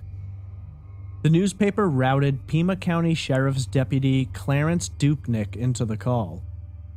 Green Eyes told Dupnick that she had met Chuck in his hotel room several times shortly before his death, and that he had shown her a briefcase with $60,000 in it and explained that a contract had been taken out on his life and he was going to buy his life back from the would-be assassin. According to the woman, Chuck said, quote, "If they accept this, then everything will be all right." End quote. The caller hung up shortly after making these statements. Deputy Dupnick said that there was enough key information in the caller's statement to indicate that she was telling the truth and had in fact been in Chuck's presence in the days prior to his death. Despite their determination that Chuck had committed suicide, the Pima County Sheriff's Department did launch an investigation into Chuck's life, and through this investigation, they were able to uncover several details which many have found to be curious. According to their investigation, Chuck had been staying at a hotel along Interstate 10 under an assumed name for days prior to his death and had stayed in other hotels during the time that he was missing. It's at this hotel where he's believed to have spent time with the woman known as Green Eyes. Deputies described their relationship as seeing each other, quote, socially. Take that for what you will, as some have interpreted it to mean casual friends, while others have read something more salacious in that single word description. When probing for more information about Chuck, deputies went through his business records and found information indicating that Chuck had been working with Arizona authorities on an investigation. According to the Arizona Attorney General Bruce Babbitt, 1 month prior to his death, Chuck had been subpoenaed by state investigators and had given them a sworn deposition in relation to their investigation of illegal practices taking place in the state banking department. Babbitt went on to explain that this deposition could have put Chuck's life in danger, and that, as a result, he had been offered protective custody, though Chuck is said to have turned down this offer. The full details of this investigation have never been fully revealed. 2 weeks after the discovery of Chuck's body, while Ruth and the girls were still reeling from the pain and their own grief, there was a knock at the front door. 2 men, identifying themselves as FBI agents, told Ruth they needed to search her home in relation to Chuck's death and an investigation involving it. Ruth later said that the men had flashed credentials to her, though not long enough for her to fully examine them. They presented her with no official documentation, nor did they provide her with cards or a way in which she might contact them. Despite this, Ruth allowed the men to search, and according to her, they tore the home apart. When Ruth asked what they were looking for, they failed to answer, and simply kept looking until they left nothing unturned. The 2 men then left the home, apparently having not found what they'd been searching for. Curious and suspicious, Ruth later contacted the FBI about this search. The FBI not only denied being involved in any investigation related to Chuck's death, but they also denied ever having sent any agents to her home. They said that had agents been sent to her home, they'd have provided her with official paperwork and at a minimum would have given her business cards with their names and contact information. Over the course of the next 13 years, there would be very little, if any, movement on Chuck's case, and for the most part, it was simply a mystery that the police felt was closed, a likely suicide, and that the family had to slowly accept that the answers weren't going to come. In order to move on with their lives, and to move away from the grief and the shadow of these questions, they allowed the case to grow cold, though they never truly accepted the official story. Then, in February of 1990, a local reporter named Don Devereaux came upon the case and began digging. According to his research and investigation, he believed that Chuck had been involved with organized crime in a scheme which involved money laundering and illegal land sales. According to his research, Devereaux believes that Chuck had become involved in a money laundering operation with an organized crime family sometime around 1973, and that over the course of the next 4 years, Chuck had laundered nearly $1 billion for the mafia and its associates. Devereaux believed there was a connection between Chuck's death and a real estate scheme which originated in Willcox, Arizona, located approximately 80 miles to the east of Tucson. According to his investigation, illegally made money was being brought into Willcox and laundered through real estate. Although he wasn't sure of the origin, he believed there may have been a connection to Phoenix. One man named as a likely associate in the laundering was Jack Tillman, a Willcox real estate agent and former friend of Chuck Morgan. According to multiple sources, Chuck was involved in the same money laundering operation as Tillman, and that his involvement ultimately led to his murder. It's been suggested that Chuck had kept secret records of the illegal activities as somewhat of an insurance policy, and that when these records became known to those involved, they abducted him and tortured him in hopes of finding out their location. Months later, the same individuals felt that Chuck could still be a threat to their operation, and so the decision was made to put a contract out on his life. Tillman was supposedly extremely shaken up by Chuck's death, and allegedly had been told by the people responsible that as long as everyone else kept their mouths shut, no further murders would be necessary. Tillman is alleged to have told a friend that he visited Chuck in the days leading up to his death and notified him about the contract. Tillman allegedly stated that Chuck did not commit suicide and was murdered by people high up in organized crime. By the time Devereaux examined the case, it was too late to speak to Tillman, who passed away from cancer in 1981. Devereaux did go on to explain that Chuck had been involved in some illegal activities himself, alleging connections to Ned Warren's Phoenix-based land fraud operation and Joseph Bonanno Sr.'s Tucson Mafia operation. Ned Warren was known as the godfather of land fraud in Arizona. He arrived in the state in 1961 and operated dozens of land sales companies, including Western Growth Capital Corporation and Consolidated Mortgage Corporation. The companies sold land in Cochise, Maricopa, Yuma, and Yavapai counties. They would present the land as fully habitable and accessible to make the sales, though the land typically lacked any access to utilities and in many cases didn't even have paved roads. They would sell the same parcels of land to multiple buyers and then sell these duplicated mortgages to multiple lenders. Several associates who had worked with Warren turned up dead over the years. Most prominent was accountant Ed Lazar. Lazar had testified to the grand jury that Warren had bribed an Arizona real estate commissioner. He was set to testify once again about his dealings specifically with Warren, but he never made it back to the grand jury. In February of 1975, Lazar was gunned down by two Chicago-based hitmen, Nick DeAndrea and Robert Hardin. Warren was not legally tied to this murder, though he was arrested and charged with 20 counts of land fraud and 2 counts of bribery 3 years later in 1978. He received a 54 to 60-year sentence and died while incarcerated in October of 1980.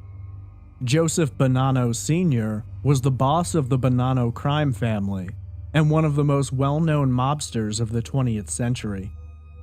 Despite his alleged connection to countless crimes, including racketeering, murder, and conspiracy, Bonanno lived most of his life without ever being convicted of a serious crime.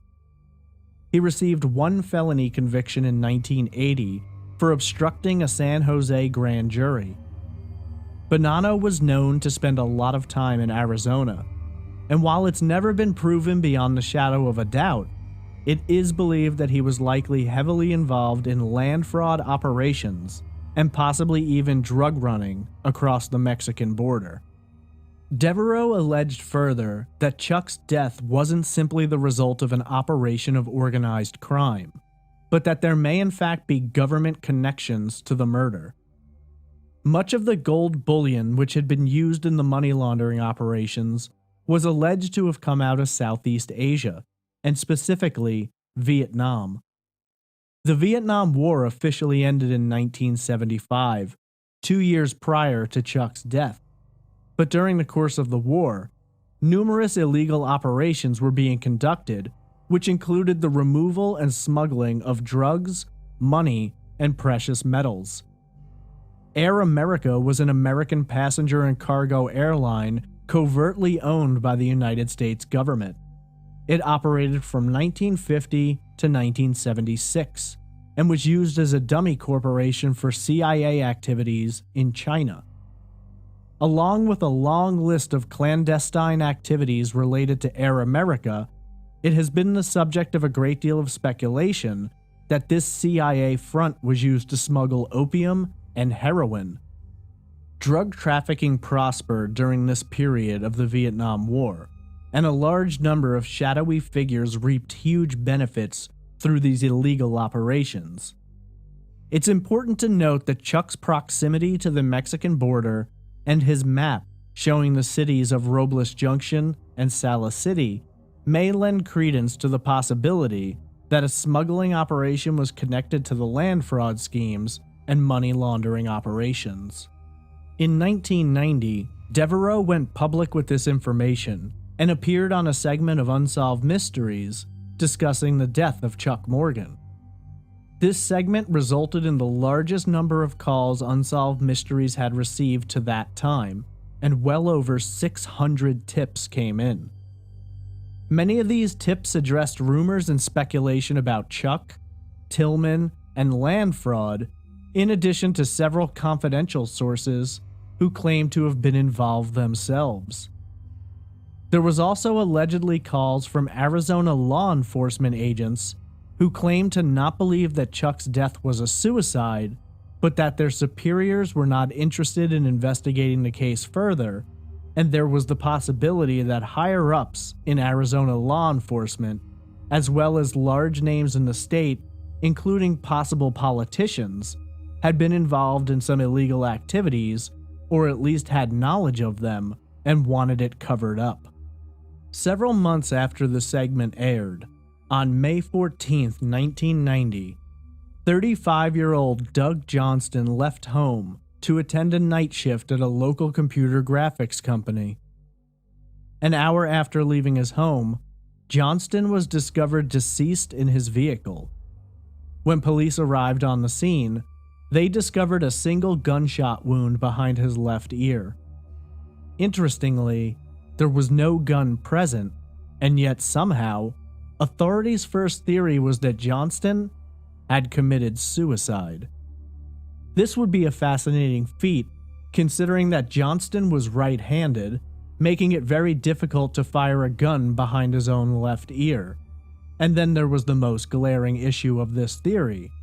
The gun was not found at the scene. The medical examiner would later determine that the barrel of the gun that killed Johnston had been at least 12 inches away from his head when fired. Testing on Johnston's body showed no gunpowder residue on his hands, suggesting that he certainly hadn't fired a gun that night. Investigators were baffled by the death and could find no individuals who had any reason to want to murder Johnston. Initially, it was considered a random act, but there was nothing missing to suggest a botched robbery, which made it a rare case where someone had simply elected to kill without a reason. Don Devereaux, though, had his own theory. In what some consider a bizarre coincidence, and others feel is a direct connection between the death of Johnston and threats made against Devereaux after the Unsolved Mysteries segment, there were some hard-to-ignore similarities. Both Johnston and Devereaux drove similar makes and models of vehicle. Devereaux lived directly across from the parking lot where Johnston was murdered, and his home address and the address of the computer graphics company were only different by one digit. Devereaux would later state that he frequently got the company's mail by accident, and vice versa, as their addresses were very easy to mix up. Devereaux began looking into the murder, and later had a conversation with a fellow journalist. This journalist told Devereaux that Johnston's murder had been a case of mistaken identity, and that there had been a hit placed on Devereaux due to his investigation into the Arizona land fraud deals and Chuck Morgan's death. According to this journalist, the hitman was meant to murder Devereaux, but had simply gotten confused and executed Johnston, believing him to be Devereaux. When Devereaux looked into these claims, he alleges that he received confirmation from a CIA informant who passed the information to Israeli intelligence that there had in fact been a hit put out on his life. But the question then became, was this hit simply assigned by members of organized crime? Or were there in fact connections to the CIA as had been alleged in Chuck Morgan's case. In one final suggested connection, which is alleged to tie together the death of Chuck Morgan, the investigation of Don Devereaux, rumors of organized crime and government involvement in drug smuggling, land fraud, and murder, there is the story of Danny Casolaro. Danny Casolaro was a freelance journalist who had gotten himself involved in a complicated story known as the Inslaw case. Essentially, Inslaw founder William Bill Hamilton had previously worked in the U.S. Justice Department, and during his time there, he had developed a program known as PROMISE, which stood for Prosecutors Management Information System. PROMISE was a way to organize all of the paperwork generated daily by law enforcement agencies as well as the judicial system. When Hamilton left the Justice Department, he made allegations that the government had stolen his program, sold it to others, and had made money off of it while giving him nothing. The government countered, stating that since Hamilton had developed it while working for them, they owned it. A lawsuit was filed in 1983, and 5 years later in 1988, a federal bankruptcy judge ruled that the government had in fact stolen the software and profits from Hamilton. This was later overturned by an appeals court judge in 1991. Casolaro, at some point, was contacted by Michael Riconosciuto, who alleged that, outside of the theft of Hamilton's program, there was a lot more going on with PROMISE. According to Riconosciuto, the government had installed hidden backdoors in the program, so that when they sold it to other countries for use in their own systems, they would be able to spy on that country. Riconosciuto has been called many things, and among them, a methamphetamine abuser and trafficker.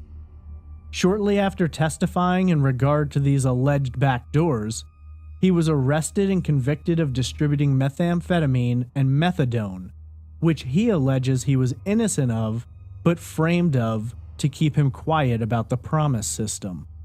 In the summer of 1990, Casolaro arranged to meet with Bill Hamilton to discuss PROMISE and these alleged backdoors. Casolaro was given a 12-page document which detailed the backdoors, their insertion, and ways in which they were being used against foreign countries. Casolaro began digging into this, and soon found himself going down the rabbit hole of covert operations, illegal activities, and government corruption. Due to the many different angles, pathways, and how entwined it all was with different areas of the government on state and federal levels, Casolaro began referring to the organization behind these activities as the Octopus. Casolaro began putting all the information together for a book, which he'd been shopping around to different publishers. This drew attention to his investigation, and Casolaro began receiving threats against his life. In August of 1991, Casolaro placed a call to Don Devereaux and discussed the death of Chuck Morgan, the fraudulent land deals, and the gold bullion from Southeast Asia, all of which seemed to tie into the Octopus. After their conversation, Devereaux agreed to send files to Casolaro so he could look them over and see if any connections could be made. But before Devereaux would get the chance to mail them, Casolaro would be found dead. At approximately 12 noon on August 10th, 1991, housekeepers found Casolaro deceased in the bathtub of his hotel room. He was nude and his wrists had been slashed. There were 3 to 4 wounds on his right wrist and 7 to 8 on his left. There was blood all over the tub, the walls, and the floor, and the scene was so gruesome that one housekeeper is said to have fainted.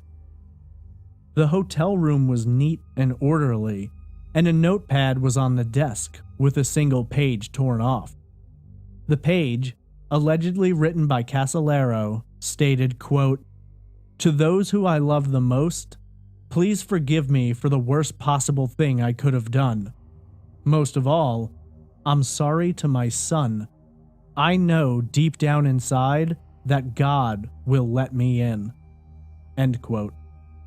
Based on the note and no signs of forced entry, Casolaro's death was ultimately ruled to have been a suicide, though many believe that he was the victim of a murder as the result of his investigation into the Octopus. One fascinating detail about this grisly death is that despite all of his hard work, determination, and extensive notes, none of Casolaro's research into the Octopus was found in his hotel room, and he was said to have never traveled without it. The FBI later investigated the case and stated that they agreed with the suicide verdict and that all files in regard to Casolaro had been released to the public, though internal memos and documents discovered later contradict that statement. For many, Casolaro was yet another victim connected to a large and far-reaching criminal element that may or may not have played a role in the deaths of Doug Johnston and Chuck Morgan. The mystery surrounding the death of Chuck Morgan is absolutely baffling. We have accusations of money laundering, organized crime, drug smuggling, government agents, hitmen, and assassinations. When examining this case, it's easy to get caught up in the so-called octopus, and to lose sight of all the known information mixed into a sea of speculation and rumor. In terms of Chuck Morgan's death, there's never been a short supply of theories about what may have happened to the 39-year-old escrow agent. The first theory agrees with the Pima County Sheriff's Department and suggests that Chuck had either been using illicit drugs or had suffered from some form of mental illness, which resulted in hallucinations, paranoia, and ultimately, death by suicide. The second theory suggests that Chuck may have been conducting illegal activities for members of an organized crime family, and that he either became a threat to them or perhaps attempted to scam them, and this resulted in his abduction and later, his murder.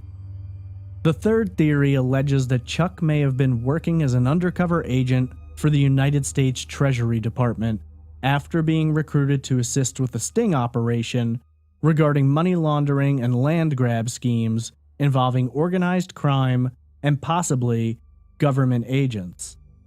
His death is believed, in this line of thought, to have come after it was discovered that he was working with authorities and/or when he had become a threat to those running the organization. Chuck's family went on living their lives following his untimely death, though the questions that haunt them have never been answered. Sadly, in 2006, Ruth Morgan lost a long battle with cancer and passed away, never having learned the truth about what happened to her husband. As for Chuck's daughters, they have never for a second believed that their father committed suicide. When asked about his death, Chuck's daughter Megan responded, quote, "My father had a lot of information about people here in Tucson that could have been very detrimental. There was a lot of information about politicians, people who are still alive and that work in our government. He had that information, and they wanted to silence him."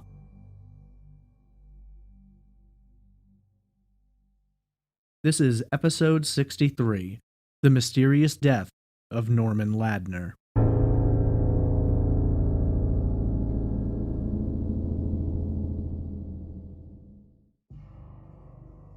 Norman Charles Ladner was born on May 29, 1972, to parents Charlotte and Norman Sr. Norman was the third child and eldest son from a family of 7 siblings living in Picayune, Mississippi.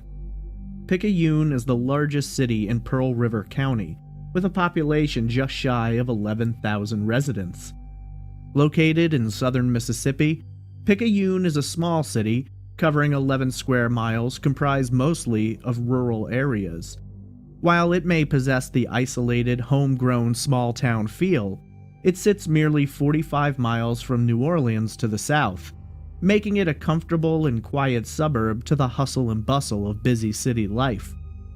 While the excitement of the city certainly had its appeal, for young Norman, it was always nature and the beautiful, sprawling land of Mississippi that drew his attention. The Ladner family owned a local store, out of which they operated every day. In addition to the store, the Ladners owned a large spread of 122 acres nearby, and for Norman, this was truly his playground. The land was fenced on all four sides, designating where the family's land ended and began. A young man with a drive for adventure and a love for the world around him, Norman had spent a great deal of his youth playing on that land, exploring it, learning each intricate detail about it. It was his home after all, and as the years rolled through his youth, Norman would come to know the area like the back of his hand. The land was comprised of a lot of flat, open pastures and contrasted by thick wooded sections. According to Senior, approximately 65 acres were dense forestry, and while it could be possible to get lost, his son had spent so much time wandering the wooded paths that he could find his way in and out without the slightest doubt of where he might be. Outside of his love for the wilderness, Norman enjoyed working with his hands. From a young age, he wanted to construct items, to learn to work wood. In fact, Norman possessed so much talent, drive, and skill when it came to woodworking and construction that his parents actually allowed him to create a workshop for himself in the family barn. It wasn't uncommon to find Norman spending countless hours shaping, working, and constructing. It also wasn't uncommon for one of his parents to have to step into the barn and let him know that he'd been out there for hours, and he needed to get to bed so he could attend school that day. By 1989, Norman was 17 years old and attending high school, where he was going to become a senior. While he was smart and did well in school, it was clear to most that he wasn't driven to study his nights away and would rather get his hands on something, to work with his body rather than his mind. He kept his grades where they needed to be, but he certainly wasn't pursuing high honors, and when it came to conversations about college, well, Norman thought he'd probably just work for the family, and if not, maybe attend a trade school and sharpen up his skills for a job closer to his heart. Norman was, by all accounts, a very driven and passionate young man, but his parents had done a great job in raising him to be a respectful, polite, and helpful person as well. He loved the idea of being able to assist others, and whenever he had the chance, he'd lend a hand. In a way, being the eldest son, Norman took on the responsibility of looking out for his siblings. He found it necessary to be there for them, to stand up for them, to offer them protection, advice, whatever they might need. Most people tend to agree that Norman took pride in being this strong and dependable member of his family, and that word comes up often when you're talking about Norman. Dependable. He was someone who would always be there, and if he said he was going to do something, he would do it. If he said he'd be there for you, there was no doubt that he was going to be there. He was simply a sharp and kind young man who had the world in the palm of his hand. He could be quiet and reserved, but for the most part, Norman showed a zest for life and a deep-seated passion for helping others. Like many other boys his age, living in the rural area, Norman had a passion for hunting. His mother, Charlotte, would later say, quote, "He loved to fish, he loved to hunt, he loved to be among the wild animals. He would come back just so excited when he would see a young deer in the back pasture. It was just his fascination and love of being out there, where it was peaceful and quiet." End quote. During the summer, Norman would sit down to breakfast with his family, and without surprise, most days his plans would involve heading out into the family's land. He'd spend his entire day out there, whether he was on the hunt or simply exploring the vast beauty of it all. He returned every day, usually between 7 and 7:30 p.m. You could almost set your watch by his comings and goings with how punctual he was, and that's a word that also comes up a lot. Punctual. He was not often late. Some days, when returning, he'd stop by the family store where he'd help his mother and father close up, restock the coolers, and get ready for the next day's business. The afternoon of August 21st, 1989 was a fairly typical one. It was a bright, warm day with clear skies, and Norman had decided, as per usual, that he was going to spend his day wandering through the woods and maybe get in a little hunting. Norman walked away from his family's store that day with plans to return around his usual time. With him, he carried his rifle, and in his pocket was his wallet containing his driver's license and a sum totaling $140 in cash. On this particular day, something would go terribly wrong, and Norman would not return. Senior worked throughout the day without giving it a second thought, but when 7 p.m. rolled around and Norman hadn't returned, he became somewhat worried. Norman wasn't necessarily going to stroll back in at exactly 7, but as the clock moved ahead towards 7:30, Senior began to think that something could be wrong. It was highly unlike his son to not be back by then. He decided that maybe something had kept him late, or he'd already left the woods and gone back to the barn to do some woodwork. Senior locked up the store and drove over to the barn. When he arrived, he called out Norman's name and made his way inside, but it was clear that wherever Norman was, he hadn't been to the barn that day. Senior rushed back to the store, at which time he picked up the phone and called Charlotte. According to Senior, he explained that Norman hadn't yet returned and he was concerned that something may have happened to him. At the time, they considered the possibility that Norman may have gotten lost as the night had begun to grow dark, or perhaps had injured himself and was unable to make the trek back out of the woods. The family's land had wild animals on it, and so the idea that Norman may have been bitten by a snake or simply injured himself wasn't out of the question. Senior decided to contact a few friends and organize a search party. They would enter the woods with flashlights and call out Norman's name, hoping to locate him. Charlotte planned to assist in the search, but during the early stages of it, made the decision to go back to the store and wait on the chance that Norman might find his way there. Charlotte later explained, quote, "I helped to some degree in the search, but then I decided it would be best that I waited for him at the store. Perhaps if he could come to the store, or if he was limping from a snake bite or whatever, he would come to the store first, and I felt my place should be there." End quote. Senior headed out into the woods with the family dog and a friend. Though the exact time wasn't noted, it's believed that the search kicked off sometime between 8 and 8:30 p.m., 30 minutes to an hour after Norman would normally have returned home. In the dark of night, with only flashlights, the dense forestry provided a suitable challenge to those searching. Once deep enough into the timber and foliage, it was incredibly difficult to determine which direction to go or where they'd already been. The men spent over an hour shouting for Norman and combing every inch of the land they could find, finding themselves getting deeper and deeper into the darkness. With each passing minute, and with no answers from Norman, Senior was growing more worried. It became clear to him at this time that something was horribly wrong, but he could not have been prepared for the terrible discovery he would make. Shortly before 10 p.m., Senior and his friends split up to cover more area. Senior didn't make it much further until he quickly began shouting for his friend to come to him. There, in a clearing beside a tree, Senior found the lifeless body of his 17-year-old son. Norman was laid on his back, head cocked to the left, with his left hand resting on his abdomen, right arm outstretched. His legs were both bent at the knee, with his left foot beneath his right knee. His rifle, with the barrel broken from the stock, was laying not far from his boots. Getting down quickly, Senior reached out and laid his hands on Norman, but found his body cold to the touch, indicating that he had likely died hours earlier. Senior later explained, quote, "It's a deep shock and a tragedy to come upon your own son, because you could never imagine or think how this could happen, or the loss of a child, until you've experienced going through it." End quote. While Senior stayed with his son, the friend exited the woods to call the police.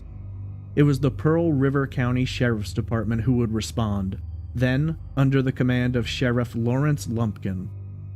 The scene itself was difficult due to being so dark and hard to view. Utilizing flashlights and portable lamps, authorities examined the scene to the best of their ability. Norman had died due to a single gunshot wound to the head, with the bullet entering through his right temple and exiting his left. Later examination by the medical examiner would find forensics indicating that, at the time the shot was fired, the barrel of the gun was no more than 2 inches from Norman's head. Back at the scene, the first thought investigators had was that it must have been an accident. With Norman's body's proximity to a nearby tree, authorities put forth the theory that Norman may have been in the tree, lost his grip and fallen to the ground, at which time the rifle may have discharged and fatally struck him. The condition of the rifle at the scene has been somewhat debated, though all evidence seems to indicate that it was broken when recovered. There was, however, some evidence on the rifle that it had been broken in the past and repaired. This, of course, raised the question of whether or not the rifle could have been fired and killed Norman before breaking, if indeed he had fallen out of a tree. In terms of the possibility of foul play, Sheriff Lumpkin felt this wasn't a possibility, later stating, quote, "Foul play is the first thing that I normally address in the course of an investigation. I ruled it out in this instance because I saw nothing there to indicate that." End quote. Not long after the sheriff's department cordoned off the area and began their investigation, the coroner arrived to confirm the death. Initially, he agreed with investigators that it seemed like an accident. Norman was loaded into an ambulance to be driven back to town, where a full medical examination would be conducted. Due to the scene being in the middle of the woods, low light, and a belief fairly quickly that the death was accidental and not related to a homicide, a thorough investigation of the surrounding area was not conducted at that time. In essence, and according to Norman's family, once the decision had been made that Norman's death was accidental, investigators didn't deem it necessary to go further in terms of examining the scene nor seeking out additional evidence. They did not search for the bullet, nor did they fingerprint the rifle. At the scene, it was discovered that Norman's wallet and the $140 he had was missing, but investigators had no explanation for this, nor did they seek one. Shortly after Norman was removed from the woods, a sheriff's deputy made the trip to the family store, where he broke the news to Charlotte that they had found her son deceased. Charlotte was unprepared for the horrible news and was absolutely shattered by it, unsure of what to think or do. Both Norman's parents believed that it had been a tragic accident, as had been stated by the sheriff and the coroner, though the final report would deal another devastating blow to their already broken family. The coroner's examination of Norman's body didn't reveal a great deal of evidence. It was clear that he had died as the result of a gunshot wound to the right temple, and the only other damage discovered was a 1¼ inch cut on the crown of his head. At the time, there was no indication what may have caused the cut, though it was considered a possibility that Norman may have struck a rock or tree root when he had fallen to the ground. This detail, though, would be hotly debated by the family later. After completion of the examination, the coroner paid a visit to the Ladner family at their store and went over his findings. According to Senior, during that conversation, the coroner expressed that he had a 90% certainty that the death was accidental and planned to rule it as such. While this was heartbreaking news, it gave the family a certain level of comfort and closure as to what may have happened to Norman. However, days later, when the official report was released, the cause of death was not listed as accidental, but instead classified as death by suicide. The medical examiner would later explain that the close proximity of the gun to Norman's skull when fired was inconsistent with an accident, and it was more likely that, when fired, the gun had been nearly touching him, and the belief was that Norman had taken his own life. The Ladner family was absolutely blindsided by the suicide ruling and strongly disagreed with it. In their minds, Norman had ever been a bright, happy, and optimistic young man who loved life and lived it to the fullest. He had plans for the future, dreams and aspirations, and he had never said anything to indicate to them that he might be depressed or contemplating suicide. The police and the medical examiner felt that their findings were solid, supported by evidence, and, according to the Ladners, they were brushed aside and treated as grieving parents who simply couldn't accept the truth about what had happened. While it isn't uncommon for families to disagree with suicide rulings, authorities were not open to discussing the case further and began to actively avoid conversation with the Ladners, even going so far as to abruptly explain to them that their son had committed suicide and they needed to accept it and move on with their lives. Sheriff Lumpkin later stated, quote, "The results of that autopsy is what I based my findings as to believing that it was a self-inflicted wound. I think that he went back into an area where he felt comfortable, he enjoyed going, and for reasons that we don't know, that he decided to take his life. We believe the boy was standing when the shot was fired because of his body position in relation to the gun at the scene." End quote. In the immediate aftermath of this declaration, the Ladner family didn't know what to do. Unfortunately, while struggling with this horrible information, they were simultaneously planning their beloved son's funeral. Norman was laid to rest in Turtle Skin Cemetery in his hometown. A tombstone, decorated ornately with a lake, log cabin, mountains, and wild animals, was set into place, and reads in part, "His life was full of loving deeds, forever thoughtful of others' needs, generous and kind in all of his ways, upright and just to the end of days, beloved son and big brother." After being left reeling from the loss and overwhelmed by the pain and confusion, Senior and Charlotte discussed the situation. At the time, Charlotte felt that it was still possible that Norman may have died due to an accident, but Senior felt something more sinister may have occurred. Spurred on by their feelings and frustrated with the investigation and its findings or lack thereof, the Ladner family made the choice to investigate for themselves. The first move was to re-examine the scene where Norman's body had been found. Looking around, setting markers where he had been lying, they looked over the medical examiner's report. The first place they found a problem was with the cut on the back of Norman's head. The coroner and a pathologist had determined that, there in the earth, a jagged root had been found with blood on it. It was their argument that Norman had hit his head on this root, and that's what had caused the injury. The problem for the Ladners, though, was that the cut ran 1.25 inches, and part of that cut climbed towards the top of Norman's head. While it seemed entirely possible to them that he could have hit his head on the root, they felt it wouldn't have caused damage found towards the top of his head. In a later interview, Senior explained that Norman could have hit the back of his head or the side, but not the peak of it. It was at this time that they made the decision that, to figure out exactly what had occurred, they would need to find the bullet that investigators had never searched for. The Ladners spent several days digging up sections of the earth and sifting through it using screens and small tools. They began as close to where Norman's body had been and slowly spun their way outward. It didn't take very long.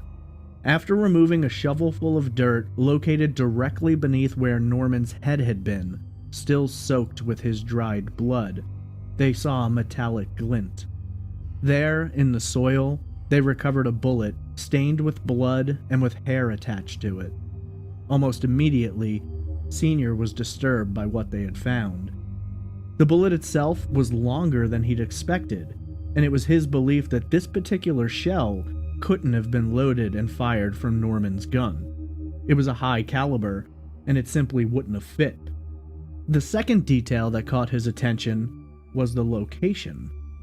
For this bullet to have been the one which had killed Norman, it would suggest that he had had to have been lying down at the time the bullet was fired. If he had been standing, as authorities believed, the bullet would have traveled further away from the scene and been recovered elsewhere.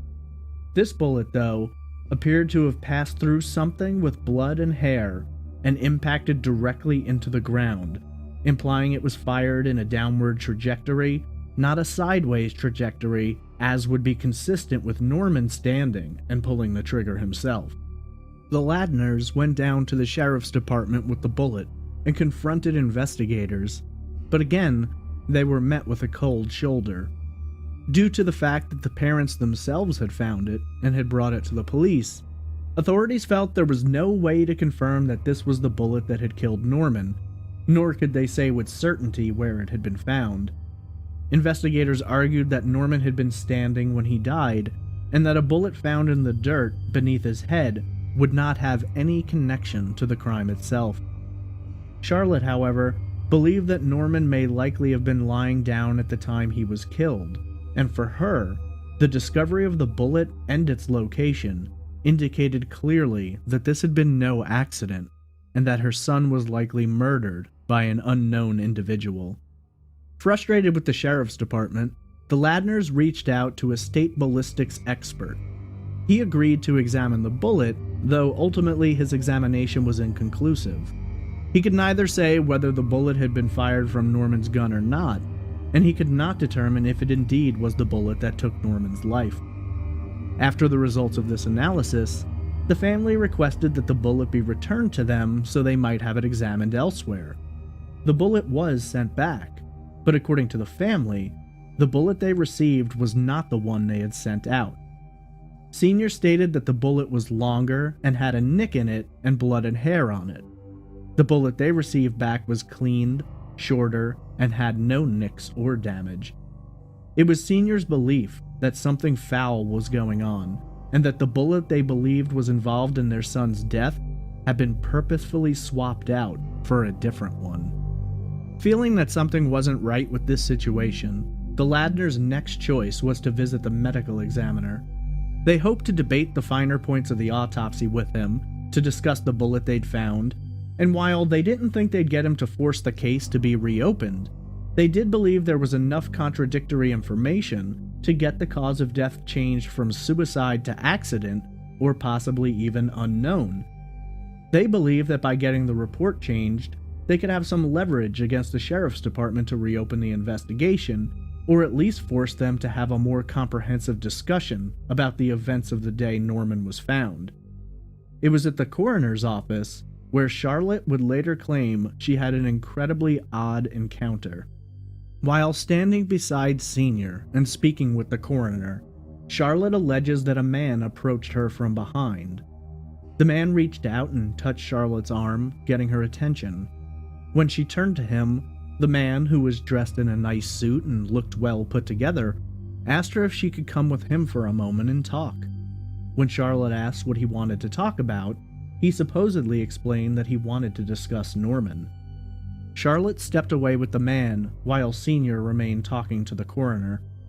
After walking a short distance, Charlotte claims the man drew her into a corner and delivered what she believed to be a threat. In her own words, Charlotte explained, quote, "As we were a distance away, he said, 'Miss Ladner, don't open this case up. You have other children. I suggest you raise them for your own good. You'll never find the person that killed your son.'" End quote. At this time, she says the man turned and walked away, and she never saw him again. Charlotte went back to Senior at this time and told him what had happened, but the man was gone, and no one seemed to know who he was or where he could have gone. In fact, outside of Charlotte, nobody even reported seeing this particular man. While others have been dismissive of this detail, feeling it's highly unlikely that this man was just waiting around the coroner's office for a chance to warn them, the Ladners themselves believed it was yet another piece of the puzzle in helping them find the truth, that their son had been murdered rather than committing suicide. Unfortunately, the coroner remained steadfast in his final ruling and informed the family that he wouldn't be changing the cause of death, as he felt there wasn't enough evidence available to change his findings. At this time, Senior began growing somewhat paranoid and found himself walking into the woods every day, looking for clues and information that could lead to the truth about his son. On one particular trip, he found something he believed suggested that there was more going on with this case than he had previously been told. Using the location of Norman's body as a starting point, Senior began walking out in all directions from that central point, hoping that he might find something, anything, to indicate the reason his son had been murdered. On one of those trips, Senior made a discovery some 300 yards from the scene of Norman's death. Hanging from a piece of wire in a nearby tree, Senior found an electronic device. The device itself was encased in 2 pieces of a gray shell held together with several loops of tape. The device had what appeared to be a radio antenna jutting out from the top of it. It was clear that the device had been handmade, though there were no buttons or dials on it. Unsure of what he had found, Senior once again returned to the sheriff's department. Without looking too long, nor giving a great deal of consideration, Senior was told they didn't know what the device was, but they didn't think it bore any connection to Norman's death. Again, in their minds, this was a clear-cut case of suicide, and the case was closed. Once more feeling that they were being ignored, the Ladners spoke to a neighbor about the case and the item they had found. This neighbor put them in touch with a former DEA agent who had retired and was now living in the area. According to Senior, when he explained the scenario of Norman's death to the man, the former agent felt that it didn't seem like a suicide, and he had difficulty understanding why authorities had wrapped it up so tightly and wouldn't venture back into it. When Senior showed him the device, the DEA agent recognized it immediately. According to Senior, the man explained that this particular device was used in drug smuggling. It was a radio transmitter that sent out a beacon. Drug smugglers would fly low over specific areas, and when the beacon was picked up by their equipment, it would signal them to drop a shipment of drugs down into the area for pickup. Armed with this information, Senior began to wonder if it was possible that Norman had come across drug smugglers in the woods that day and been murdered after witnessing their operation. Despite this information, authorities remained firm on their determination. Sheriff Lumpkin later stated, quote, "I don't think that's what happened in this case. It's very difficult to accept a death, period. It's that much harder to accept a suicide. It's my feeling that if this case was ruled an accidental death today, they would say nothing else about it." End quote. The rift between investigators and the family created a slow-burning firestorm of rumors and speculation. Townsfolk all over were talking about the Dixie Mafia, a tightly connected organization of criminals operating in Mississippi at the time. They were connected to all manner of illegal activities, including drug smuggling and murder. This, though, by many, was considered an unlikely connection.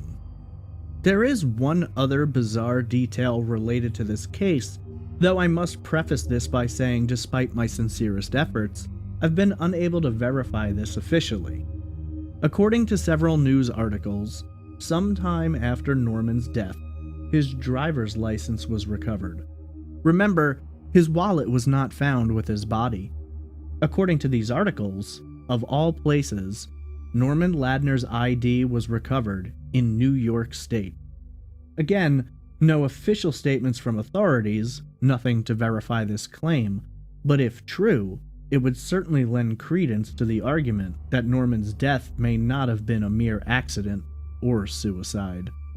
Residents of the town began to wonder if it was possible that drug smugglers were operating in their area, and if so, whether or not the sheriff's department may have been involved in those activities and assisting in covering them up. There were some in town who claimed to have seen a small, single-engine plane flying low in the area the day Norman died, though this has never been verified either.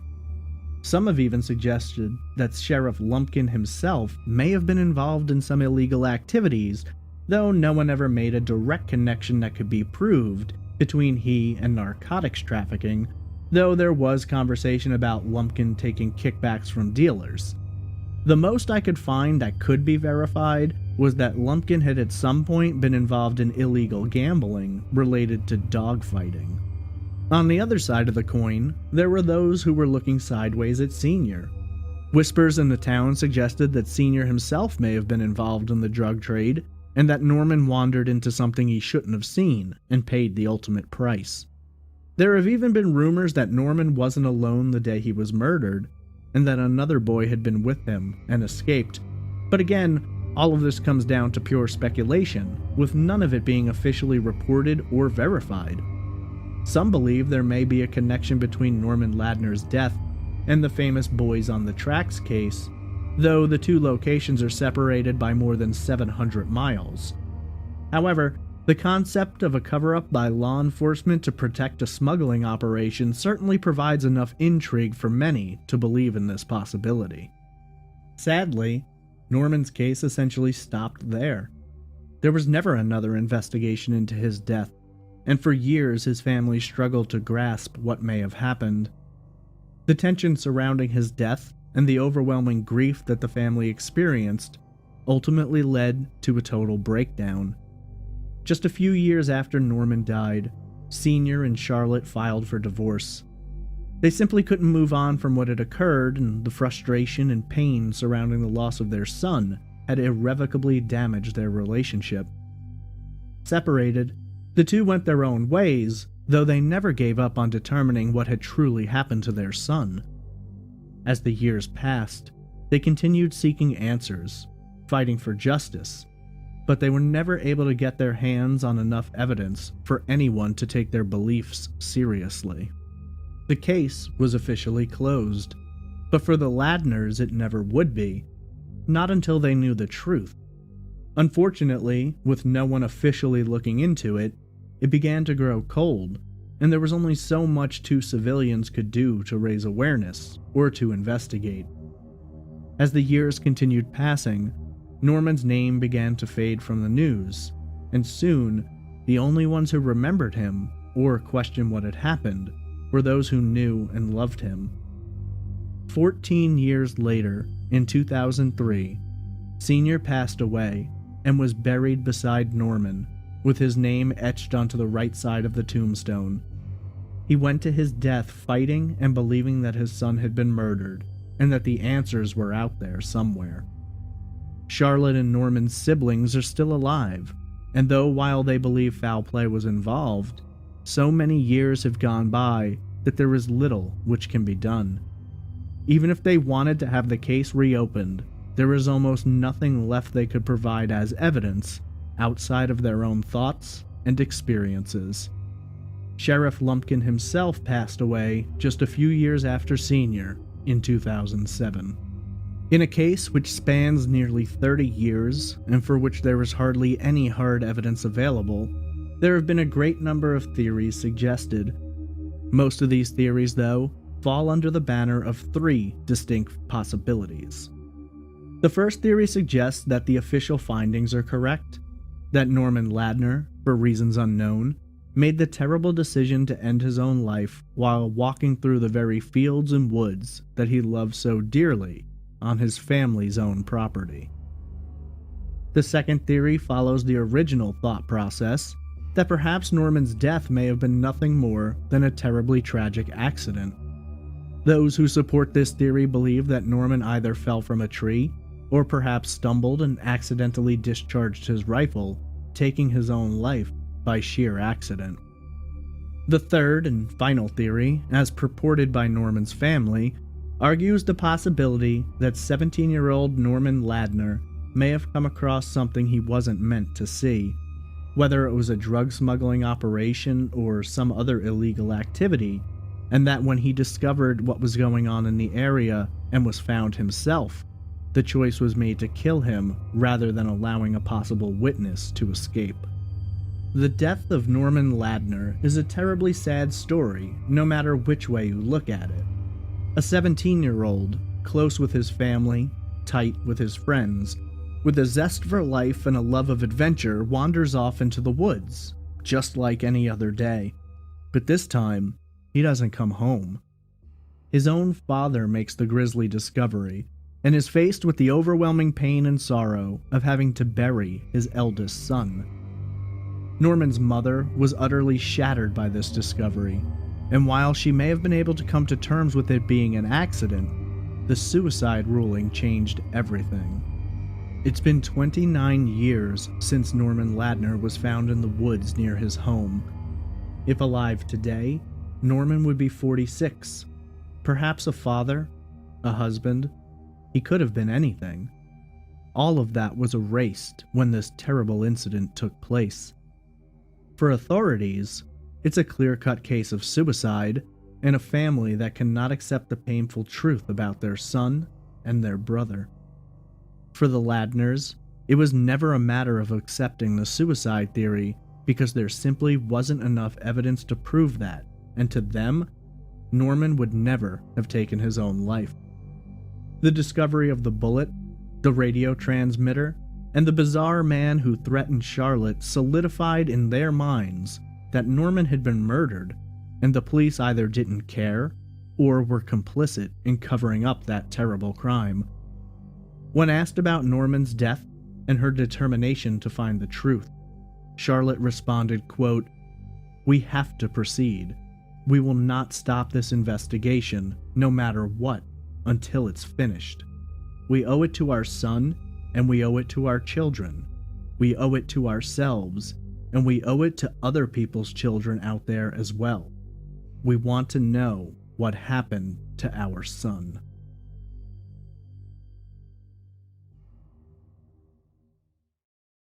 This is episode 66, The Mysterious Death of Mitrice Richardson.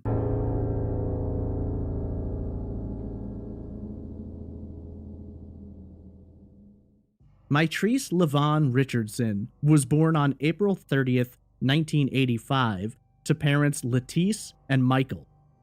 Lettice and Michael had met as juniors attending high school, and Lettice had become pregnant as she was entering her senior year.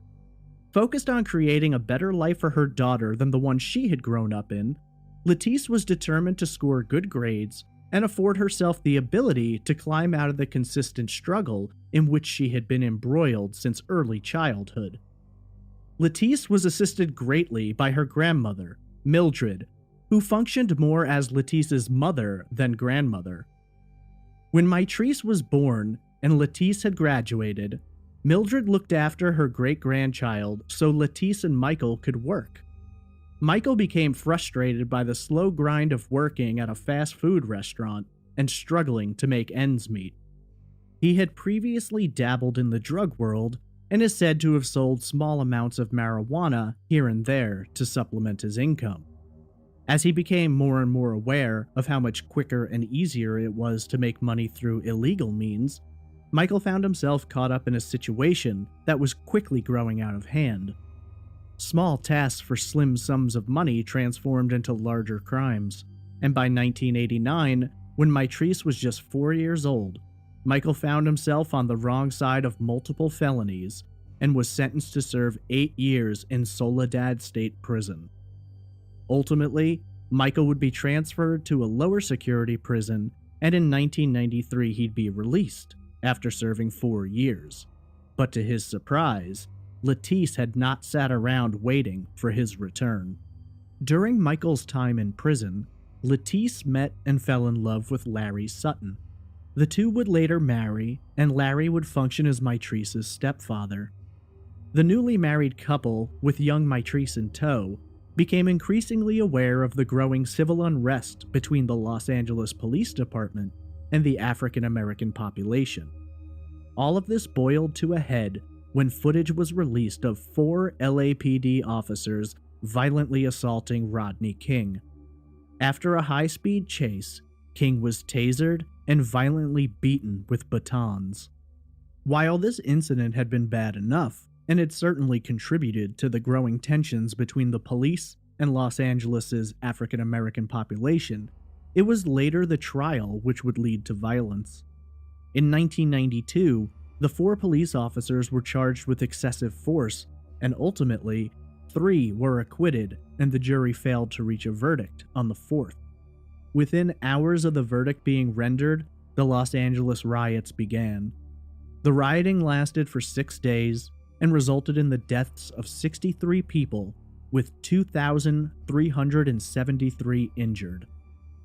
The riots were only stopped when the LAPD were joined by the California Army National Guard, the United States Army, and the United States Marine Corps. A federal trial would later occur, resulting in 2 of the officers serving jail time, and a civil suit would later award King $3.8 million in damages. In 1993, in response to the LA riots, the growing violence, and the racial tensions, Mitrice and Larry made the decision to move to the San Gabriel Valley region. They settled in the city of Covina, a Los Angeles suburb located approximately 22 miles east of downtown LA. Covina, not to be confused with its larger sister city West Covina, boasts a population of 48,000 residents over 7 square miles. Covina holds a predominantly white population, with African Americans representing only 1.1%, and while the city is centered between I-210 to the north, I-10 to the south, I-605 to the west, and State Route 57, no major freeway passes through the city limits.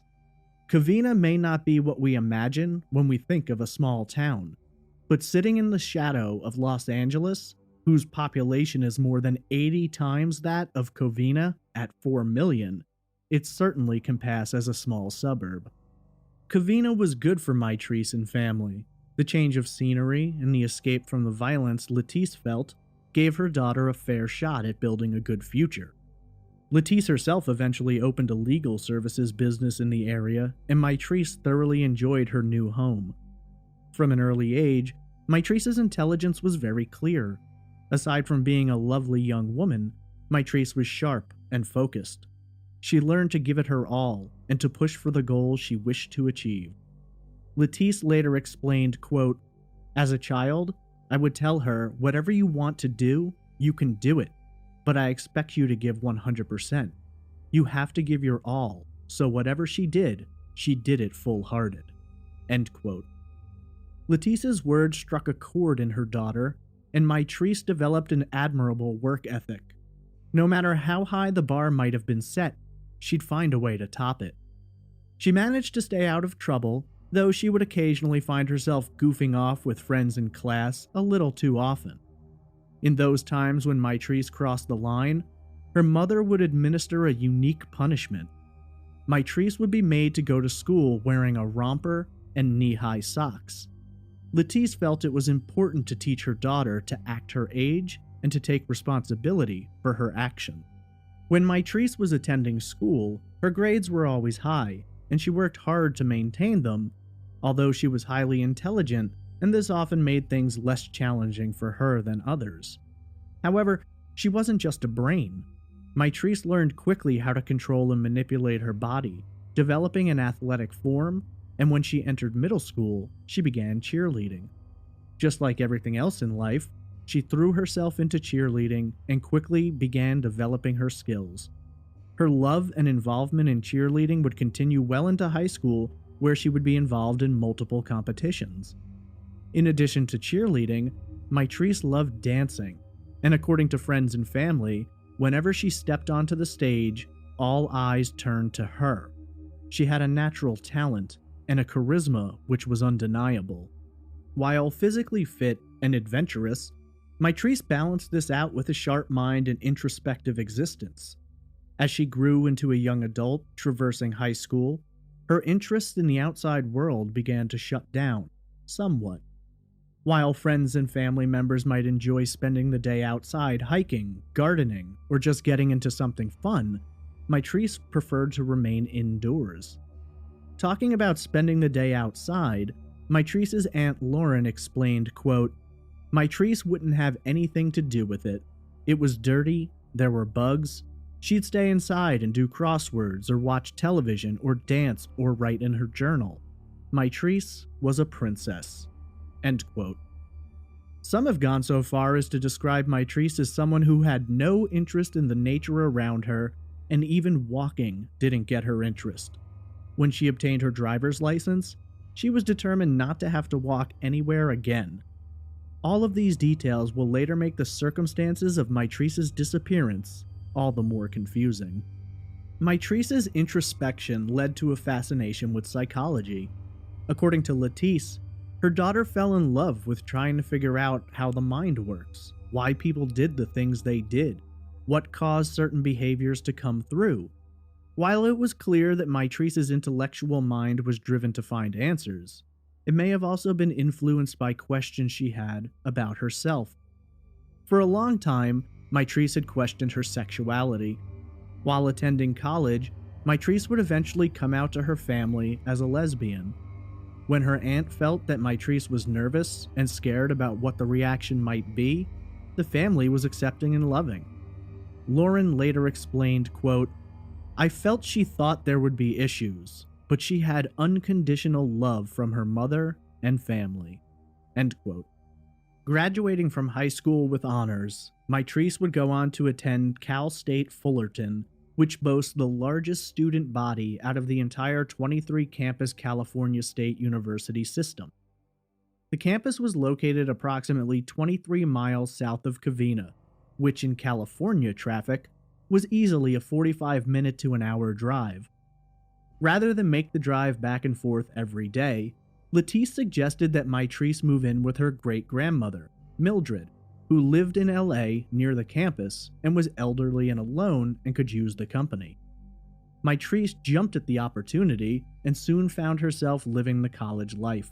Latisse was exceptionally proud of her daughter, as she was the first member of the family to attend college, and much like she had done in high school, she was crushing her GPA and quickly rising to the top.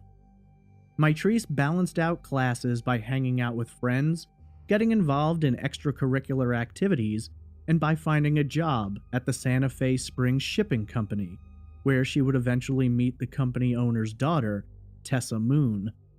As her time at Cal State Fullerton progressed, Mitrice stood out as a top student and became close with some professors, specifically those in psychology. She had decided she wanted to pursue a career as a psychologist and was determined to achieve that dream. Mitrice eventually began dating Tessa and was happy and proud to be out. She embraced her sexuality, taking part in the Long Beach Lesbian and Gay Pride Parade. 2008 would become a turning point year for Mitrice, as she graduated Cal State Fullerton and was looking at grad schools to pursue a master's degree. Mitrice took a job dancing at Deborah's, a gay and lesbian nightclub in Long Beach. While it wasn't stripping or exotic dancing, Mitrice would dance on a small stage amongst the crowd, and it was clear that her dancing talent and physical beauty were undeniable. Mitrice used a stage name, Hazel, and printed business cards depicting herself and listing Deborah's as the place to find her. Mitrice's father, Michael, didn't approve and warned his daughter that this could lead her into trouble, but Mitrice was determined and thought she'd be fine. While dancing, Mitrice decided to develop a modeling career. She began going to job interviews in sketchy areas, and friends were concerned that she may find herself in a bad situation. Her relationship with Tessa fizzled out, and soon Mitrice was enchanted by another woman named Vanessa. This situation was complicated, as Vanessa wasn't single, but that didn't stop Mitrice from trying to capture her heart. During this period of time, Mitrice attended a party at the Playboy Mansion as a guest model, and later won a reggae dance contest in Hollywood, bringing home the $500 prize. As her interest in Vanessa expanded, tensions grew, and eventually Vanessa told Mitrice that she needed to back off. This also coincides with a time where friends say Mitrice had begun acting in a strange manner. She seemed to be withdrawing, calling friends and texting less frequently, but on the other hand, she began posting on social media at a rapid pace. Her Facebook and MySpace pages were constantly being updated with random thoughts and statements at all hours of the day.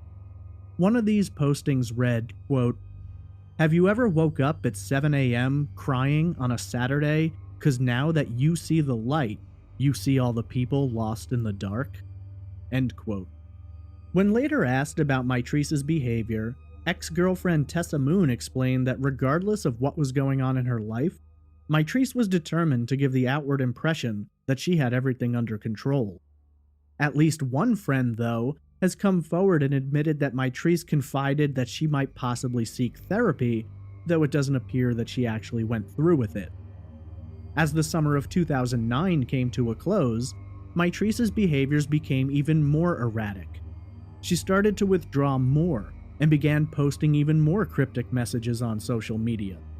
In text messages, Mitrice spoke in disjointed sentences that didn't appear to be connected to any particular topic, and her explanations for her behavior made even less sense. On one occasion, Lettice had texted her daughter asking her what was going on and whether or not she was all right. Mitrice responded by texting, quote, "I'm writing a book because you told me I can be anything I wanted. You told me I was Miss America. You told me I was America's next top model. Now do you know what I want to be when I grow up? Miss Mother Nature. 'Cause Miss America is a fake-ass joke along with everything else we see. So I'm trying to find my way to Michelle Obama to see if she will talk to Mr. Obama about creating my position within the White House." End quote. Wednesday, September 16th began as a seemingly normal day. Early in the day, Lettice received a few texts from her daughter that, again, didn't make a great deal of sense. According to a coworker, Mitrice showed up for work at the shipping company that morning in a seemingly great mood, but never returned from her lunch break. She hadn't told anyone where she was going, or that she wouldn't be returning. Normally on Wednesdays, Mitrice would sit down to dinner with her great-grandmother, but on this particular day, Mitrice felt that she'd rather go to the ocean, so she was going to skip dinner and make the 40-mile drive down to Malibu along the scenic Pacific Coast Highway. As far as Mildred knew, Mitrice seemed fine, and there was nothing particularly concerning about her plans or behavior. Mitrice left Mildred's home at approximately 5 p.m. Sometime between 4 p.m. and 7 p.m., Mitrice's Aunt Lauren made a bizarre discovery at her home. All over her steps, lawn, and front door were Mitrice's business cards. She must have stopped by at some point and left the cards there, though Lauren couldn't say when this occurred. In addition to the business cards, Lauren discovered a strange note tucked under the windshield wiper of her husband's car. Sure enough, it was Mitrice's handwriting, but it made little sense. There was a smiley face drawn on the page, along with the statement, "I, Uncle Johnny/Jimmy." On the right-hand margin of the page, in large letters, was written, "Black Women Scorned." Unsure what to make of it, Lauren wasn't overly concerned, but did feel that something might not be right. Mitrice arrived in Malibu at approximately 7 p.m., with plenty of time to watch the sunset. After watching it sink beneath the horizon and watching the twilight fade into darkness, Mitrice got back into her '98 Honda Civic and began driving along. She didn't go too far, though, before she came upon a restaurant, Joffrey's. Known as a highly rated restaurant with a steeply priced menu and beautiful views of the Pacific Ocean, this was not a place Mitrice had ever been before. In fact, Malibu was not an area that she had much experience with at all. As she pulled into the parking lot, Mitrice was told that the restaurant utilized valet parking. The valet explained to her that he was going to park another car and he'd come back and take care of hers. She agreed, but as soon as the valet drove away with another customer's car, she exited her Civic and climbed into the valet's car, parked nearby with its door open. When the valet returned, he was surprised to see the young woman sitting in his car. When he approached and asked her what she was doing, Mitrice responded with cryptic statements saying, "It's subliminal." She then explained that she needed to avenge the death of Michael Jackson as she sat in the car digging through the valet's CDs. At this time, Mitrice handed the valet her keys, turned to enter the restaurant and asked, "Is Vanessa here?" The valet didn't know who Vanessa was, and Mitrice warned him to watch out for a woman with tattooed arms. The valet followed Mitrice inside, explaining to the hostess to keep an eye on her as she was acting strange. Mitrice requested a table for one and was led into the main dining area. She certainly stuck out amongst the polo and jacket-wearing crowd as she walked through wearing a Bob Marley t-shirt with a long-sleeve t-shirt underneath. Her shoes were Vans, and a pink alligator belt held up her jeans. Dark curls bunched up and poured out from beneath the rim of her Rastafarian-styled hat. Seated at the table, Mitrice ordered a bright blue $24 cocktail called an Ocean Breeze, and after a few moments of perusing the menu, she decided on a $65 Kobe steak. Mitrice didn't sit by herself for long, though. While waiting for her steak, she got up and approached a nearby table with 7 individuals enjoying their dinner. She invited herself to join in, sat down, and began making a series of bizarre statements. She explained that she was from another planet, that her mother was from Earth. She talked about astrology, though it made little sense. When her steak arrived, she went back to her table to eat alone, but as soon as she finished, she returned to the group. After chatting with them, the others paid up their bills and started to leave. Mitrice explained to them that she was going to Hawaii and she'd contact them when she arrived. She then followed the 7 individuals as they were walking out, but was intercepted by the restaurant manager, who noted that she hadn't paid her $89 bill. Mitrice explained that the other party had paid her bill, but the manager told her that was not the case. When asked how she planned to pay, Mitrice simply responded saying, quote, "I'm busted. What are we going to do?" End quote. The manager and Mitrice had a back and forth with a lot of strange statements being made. Allegedly, Mitrice joked about paying with sex, told the manager that she was from Mars, and emptied her pockets to show that she had no money. Due to her inability to pay the bill and her bizarre behavior, the hostess was told to contact the sheriff's department. The hostess explained to the dispatcher that the woman was behaving strangely and they thought she might be on drugs or in some kind of psychological distress. While deputies were en route, Mitrice continued making odd statements, explaining that God had told her to leave work that day and that she had no parents, only a great-grandmother. The hostess placed a call to Mildred, who offered her credit card number over the phone to pay the bill, but unfortunately, the restaurant couldn't accept payment unless she was there to sign for it. At approximately 9 p.m., 3 deputies arrived: Frank Brower, John McKay, and Armando Luriero. One of the deputies spoke with Mildred, who was still on the phone, before handing it to Mitrice, who didn't seem bothered by the situation at all. Mildred warned her they were going to take her to jail, but Mitrice wasn't concerned. The deputies escorted Mitrice outside when she explained that her wallet was in her car. The deputies entered her vehicle and began searching, but by all descriptions, the inside of the vehicle was a mess with papers, garbage, and items strewn all over the place. The deputies failed to locate her wallet, but they did find her license and a small amount of marijuana. Reportedly, there was also a bottle of alcohol in the car with very little left in it.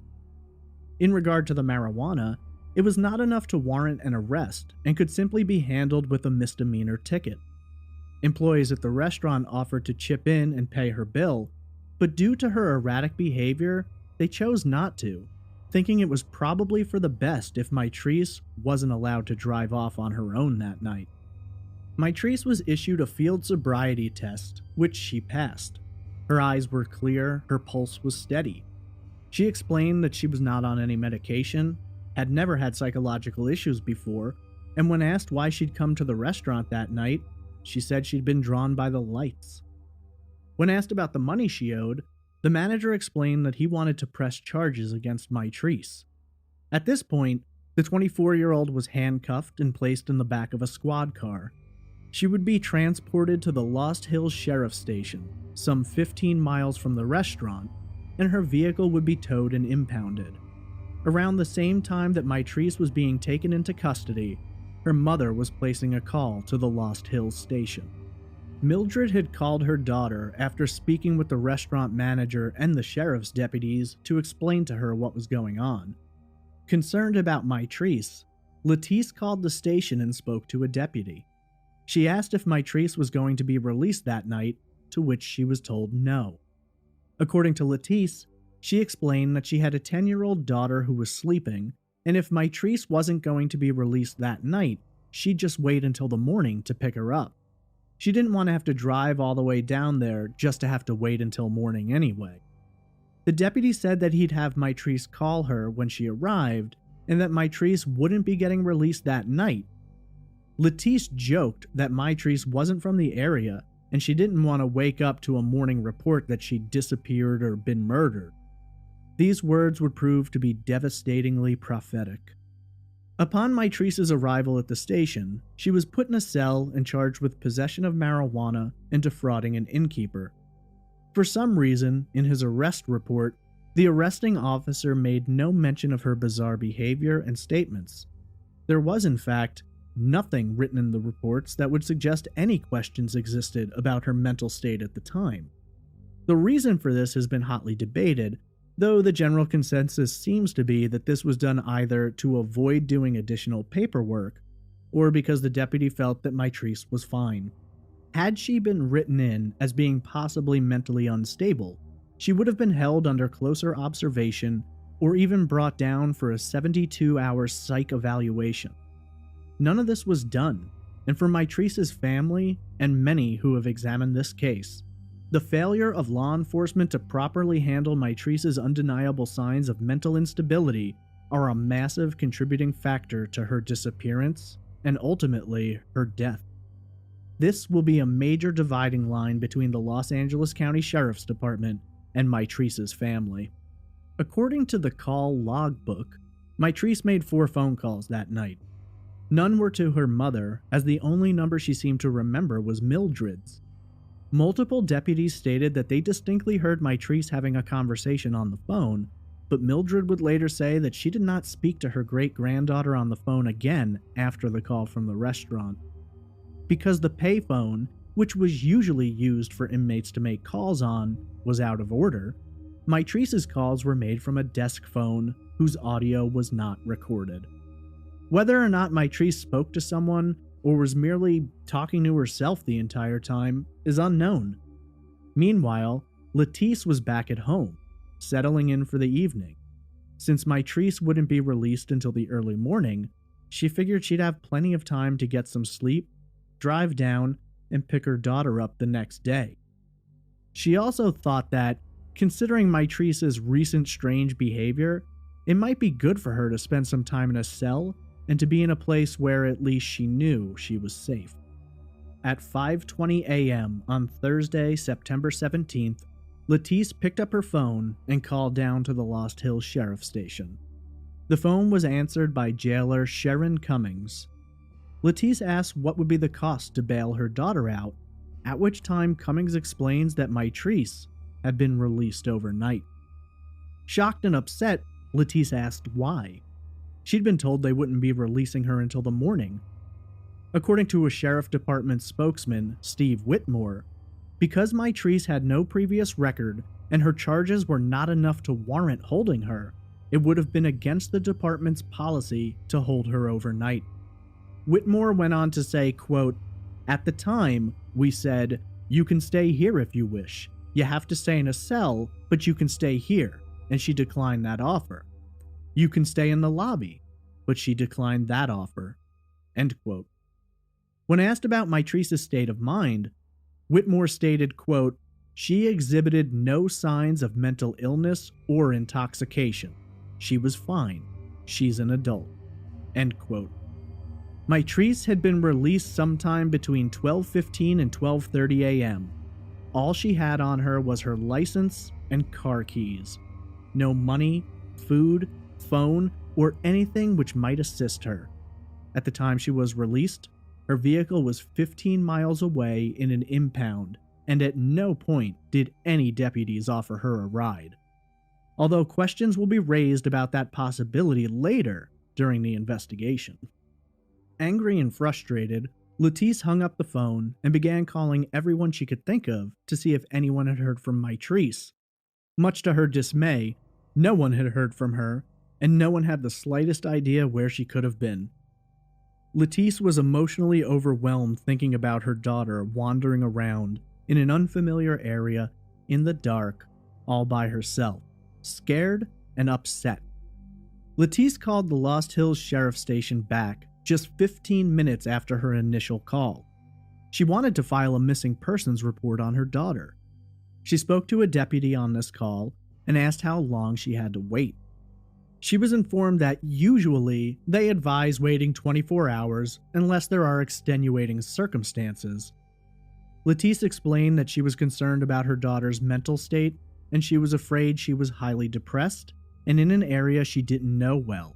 Against her hopes, Lettice agreed to at least wait a few hours before filing the report after the deputy convinced her that Mitrice might still turn up. At approximately 6:30 a.m., the sheriff's station received a call from Bill Smith, a retired reporter who lives in Montanito off Cold Canyon Road. Montanito is, for lack of a better description, a small area with a lot of ranches, hiking trails, and canyons. Located approximately 6 miles to the west of the station from which Mitrice had been released. According to Mr. Smith, he had seen a, quote, slim black woman with afro hair, end quote, walking through his backyard. According to Smith, he opened the window and asked the woman if she was all right, to which she responded, "I'm just resting." Smith went back to what he'd been doing previously, but after a moment decided to take another look. By the time he reached the window, the woman had vanished. The sheriff's station sent a deputy to the area, but when they didn't see the woman nor any sign of her, they left without further investigation. When Lettice arrived at the Lost Hills station, she wanted to file a missing persons report for Mitrice. At the time, however, she was informed about the call from Montanito. According to Lettice, she was given directions to the area and told that deputies had been dispatched to take a look. Lettice immediately left the station and headed down to Montanito. Upon arriving in the area, Lettice immediately felt something had to be amiss. The area was extremely rugged and remote, with steep canyons and difficult terrain. Lettice began to believe that it was unlikely that Mitrice had found her way to Montanito on her own. She started to consider the possibility that someone may have given her daughter a ride out to this isolated area. Considering the lack of lighting and the distance between residences, Lettice didn't believe that this was a place her daughter would have chosen to go, stating, quote, "There's no way she could have found her way to that location. She didn't know the area." End quote. In addition to this, Mitrice didn't like walking, did not like being out in nature, and was deathly afraid of the dark. Of course, if she was experiencing a mental health issue at the time, her behavior couldn't be examined through the lens of rational thought. The first official search for Mitrice took place 48 hours after she disappeared, on Saturday, September 19th. It should be noted I've seen reports that the first search took place 8 hours after the disappearance, but the family has confirmed the 48-hour delay. Part of this delay may have been due to jurisdictional issues. Since Mitrice was a resident of Los Angeles, the LAPD Missing Persons Unit was brought in to handle the case. A tracking dog was employed for this search. However, rather than using the dog at the Lost Hills station to determine which direction Mitrice had gone and whether or not someone had picked her up, the dog was instead brought to the home of Bill Smith, where Mitrice was last spotted. The dog did pick up Mitrice's scent and led investigators from the Smith residence to a nearby neighbor, but at that time, the scent was lost. Malibu search and rescue were also utilized, and they managed to find footprints in the dirt which matched the tread pattern of Mitrice's shoes. These footprints went from walking to running, and eventually were lost along the shoulder of the road. There were horse prints, footprints, and other marks which either blended with Mitrice's prints, making them indiscernible, or perhaps Mitrice was picked up by someone. This remains unknown. The search lasted for a total of 8 hours before being called off. 4 days later, on September 23rd, the case was transferred once again, this time from the LAPD's Missing Persons Unit to their Robbery Homicide Division. A spokesman for the LAPD explained that they had no reason to believe Mitrice was the victim of a homicide, but that the Robbery Homicide Division had more resources and officers available than the Missing Persons Unit. The first thing the new investigators wanted to do was examine Mitrice's vehicle for any signs or indications of where she might have been going and what her state of mind was. Interestingly, while the arresting deputies had failed to do so, LAPD detectives quickly discovered Mitrice's phone and wallet in her car. In her wallet was her debit card, and her bank account had over $2,000 in it. Mitrice could easily have paid her bill. For officers, though, it was her journals that gave them the biggest insight into Mitrice's actions leading up to her disappearance. Based on the erratic writings and the nonsensical sentences, a psychologist working with the LAPD speculated that Mitrice may have been suffering from a mental health problem, possibly bipolar disorder. During this period of time, the media latched onto the story and began broadcasting it. Coverage took the angle that a young African-American woman had been arrested and brought to the sheriff's station and then allowed to leave on her own, despite questions of her mental health. The argument slowly became a question of why deputies didn't give the young woman a ride to her vehicle. Just 3 years earlier, Mel Gibson had been arrested for driving under the influence and had been brought to the same Lost Hills station. When he was processed and released, deputies drove him back to his car. The media ran with the angle, arguing that Mitrice's disappearance may have been due in some part to negligence on the part of the Los Angeles Sheriff's Department, and possibly due to a racist mindset. This did little to calm the vitriol between the family and authorities. Around this time, Lettice and Michael, Mitrice's father, were requesting the Sheriff's Department's reports and surveillance footage of the night Mitrice was arrested. The Sheriff's Department would not release the records, explaining that they had to follow protocol. In regard to surveillance camera footage, Lettice explains, quote, "I was told there was no footage because the video cameras do not record, they're for monitoring use only," end quote. Captain Martin, in an interview with the Malibu Surfside News, stated, quote, "There is no video or tape of any kind," end quote. These statements will eventually be proven false. Mitrice's family was angry. Lettice wanted to know why her daughter was released when she'd been told she would be held. They wanted to know why the Sheriff's Department would release her when it was clear that she was suffering from some kind of mental episode and was clearly not behaving normally. The Sheriff's Department denied any knowledge of Mitrice's possible mental health issues.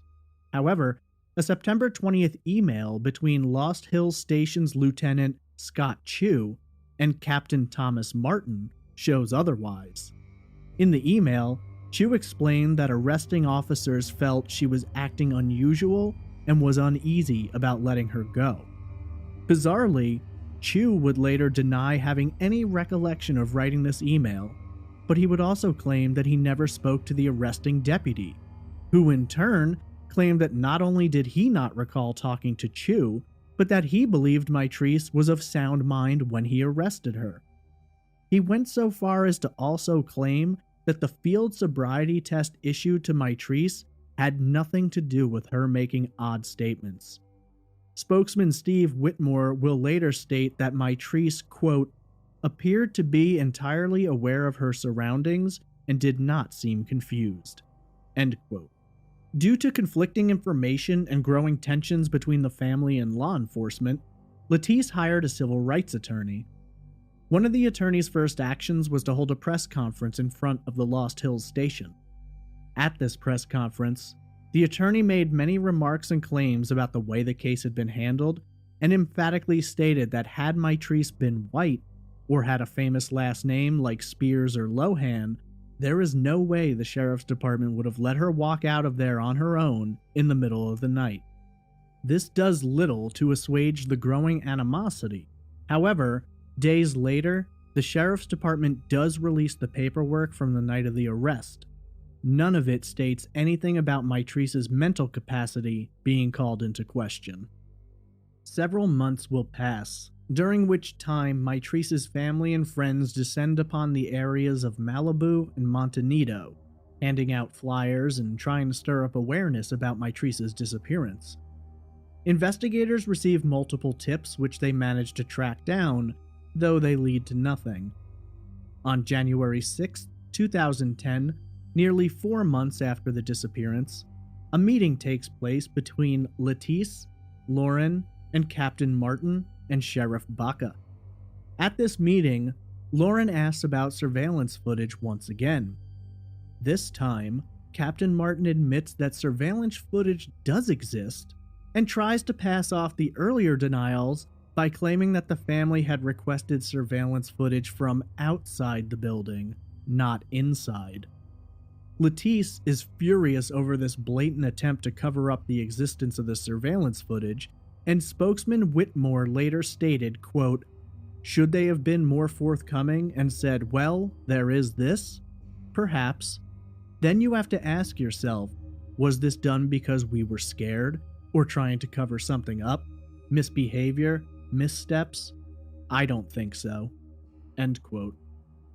3 days later, on January 9th, authorities work in tandem with volunteers and search and rescue teams totaling nearly 250 individuals. They employed horses, ATVs, dogs, and even helicopters. The search becomes the largest search effort in Los Angeles County for more than 20 years. Despite the size and scope of the search, covering a radius of more than 10 miles spinning out from Mitrice's last known location at the residence of Bill Smith, not a single shred of evidence offering the slightest clue of what may have happened to Mitrice is found. By this time, Lettice is vocal in the media that she believes her daughter is likely deceased, though Michael holds on to hope that she will be found alive. Shortly after the search, while driving in Las Vegas, Michael reports seeing Mitrice. He alleges to have seen her working as a prostitute, and speculates that she may have been recruited by someone she met through the Playboy Mansion or her dancing job. According to Michael, he called out her name and ran after her, but she disappeared into the crowd. On March 29th, 6 months after Mitrice's disappearance, her family is finally brought in to be shown the surveillance footage. Mitrice's behavior on camera is certainly questionable, as she holds on to the cell bars and sways her body from side to side. She appears to be agitated, though it's difficult to know if this is due to a psychological problem or simply the nervousness one might typically exemplify when being locked up for the first time. The family believes her behavior is abnormal. The sheriff's department disagrees. Mitrice was officially released at 12:28 a.m., and the jailer is on video walking her out the door. As the jailer is re-entering, another deputy can be seen exiting the building. The family had initially been told that no deputies were present at the time of her release, and now they begin wondering if this deputy could have given Mitrice a ride or seen something. The sheriff's department speaks with the deputy and claims he did not give Mitrice a ride, nor did he witness her leaving. 3 more months pass, and in June, a former friend of Mitrice's believes he spotted her in Las Vegas. According to his statement, he witnessed Mitrice in a casino, and when he called out her name, she appeared nervous and ran away. Investigators from the LAPD are sent to Las Vegas to check on the sighting, and in a press conference, they explain that more than 70 people have reported seeing Mitrice in the area. Despite these reported sightings, law enforcement is unable to track down anyone resembling Mitrice, and the trail dries up. Once again, they return to Los Angeles and are essentially back to square one. Later that same month, a search team headed by Maurice Dubois, the father of 14-year-old Amber, who was abducted and murdered, discovered a bizarre mural of graffiti in the Montanito area. The graffiti was described as displaying racist depictions of African American women and was freshly painted. Whoever had done the mural left behind all of their supplies. Some believe the mural was painted the day before the search, specifically to be found. The search had been publicized in the media, and for some, it was merely graffiti, of which Los Angeles is laden with much. For others, it was an indication from someone that they knew what happened to Mitrice. Ultimately, the LAPD painted over the graffiti shortly after it was discovered. As more time passed, Mitrice's story began to fade from the media spotlight, and investigators were slowly pulled from the case until it was considered open but cold. 2 months later, in August of 2010, park rangers make a tragic discovery. On August 9th, 2 park rangers were making the difficult trek down into an area known as Dark Canyon. It's an incredibly steep and difficult to maneuver canyon which, for the most part, is consistently vacant. According to locals and law enforcement, the only people who visit the canyon are those looking to dump trash and those who are performing illegal activities. On this particular day, the rangers are making the climb down to check on an illegal marijuana growing operation that they had discovered and shut down months prior. During their descent, they made the shocking discovery of a skull with curls of dark hair still attached. Nearby were women's clothes. The remains will later be confirmed to be those of Mitrice Richardson. The 2 rangers exited the canyon as quickly as they could and called the sheriff's department. The first deputy arrived on the scene some 80 minutes later at approximately 1:20 p.m. California state law requires law enforcement to notify the coroner's office the moment it discovers human remains. For some reason, in this instance, the coroner wasn't contacted until 2:58, more than an hour and a half after the first deputy arrived on the scene. A 7-man team from the coroner's office arrived at the canyon. However, it was deemed unsafe for them to try and traverse down into the area where the body was found. Instead, they were sent back to the Lost Hills station, from which they were to be airlifted by helicopter and brought down into the canyon. At approximately 5:20 p.m., 2 detectives were airlifted to the site, though the coroner's team was still waiting. Hours passed. The sheriff's department claims that the helicopter was in use, searching for a missing hiker. Meanwhile, the coroner's team is just waiting. Chief Coroner Ed Winter is with the 7-man team and is directly asked whether or not it would be easier for law enforcement to airlift the body to him. Winter later states that he specifically told investigators not to move the body, but at approximately 8 p.m., they do just that. Why were detectives airlifted to the scene, but not the coroner's team? Why were the remains moved without permission, and I might add, against California state law? These questions fuel a lot of speculation, as the sheriff's department, which has been accused of being negligent in Mitrice's disappearance, had unlimited access to the scene and remains without any oversight for more than 6 hours. For those who believe the sheriff's department was part of a cover-up, their actions on August 9th do little to change their minds. Due to their inability to arrive at the scene, the coroner's team is unable to take photographs of the area or the position of the body. The park rangers who initially found the remains did take some photos, and they tell a bizarre story.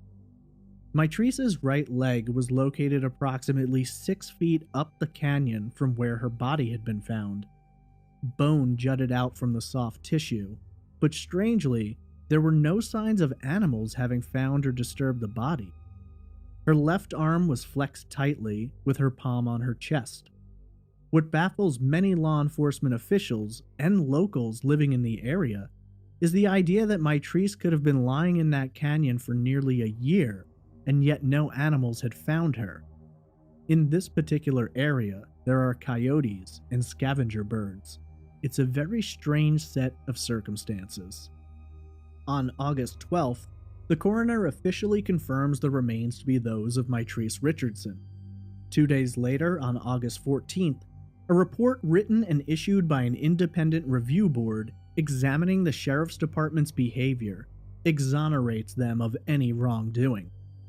The report, though, lacks certain specifics, such as who was the deputy seen leaving the night Mitrice was released?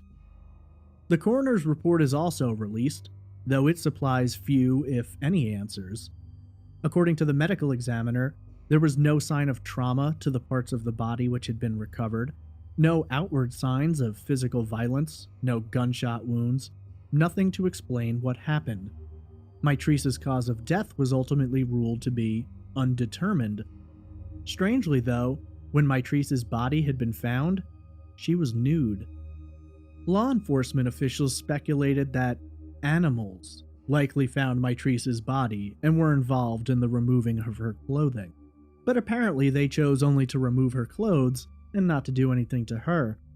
For this to be the case, you have to believe that these animals elected to ignore the body and instead removed Mitrice's shoes and socks, undid her belt and slid it out of her jeans, unzipped and removed her jeans and also her underwear.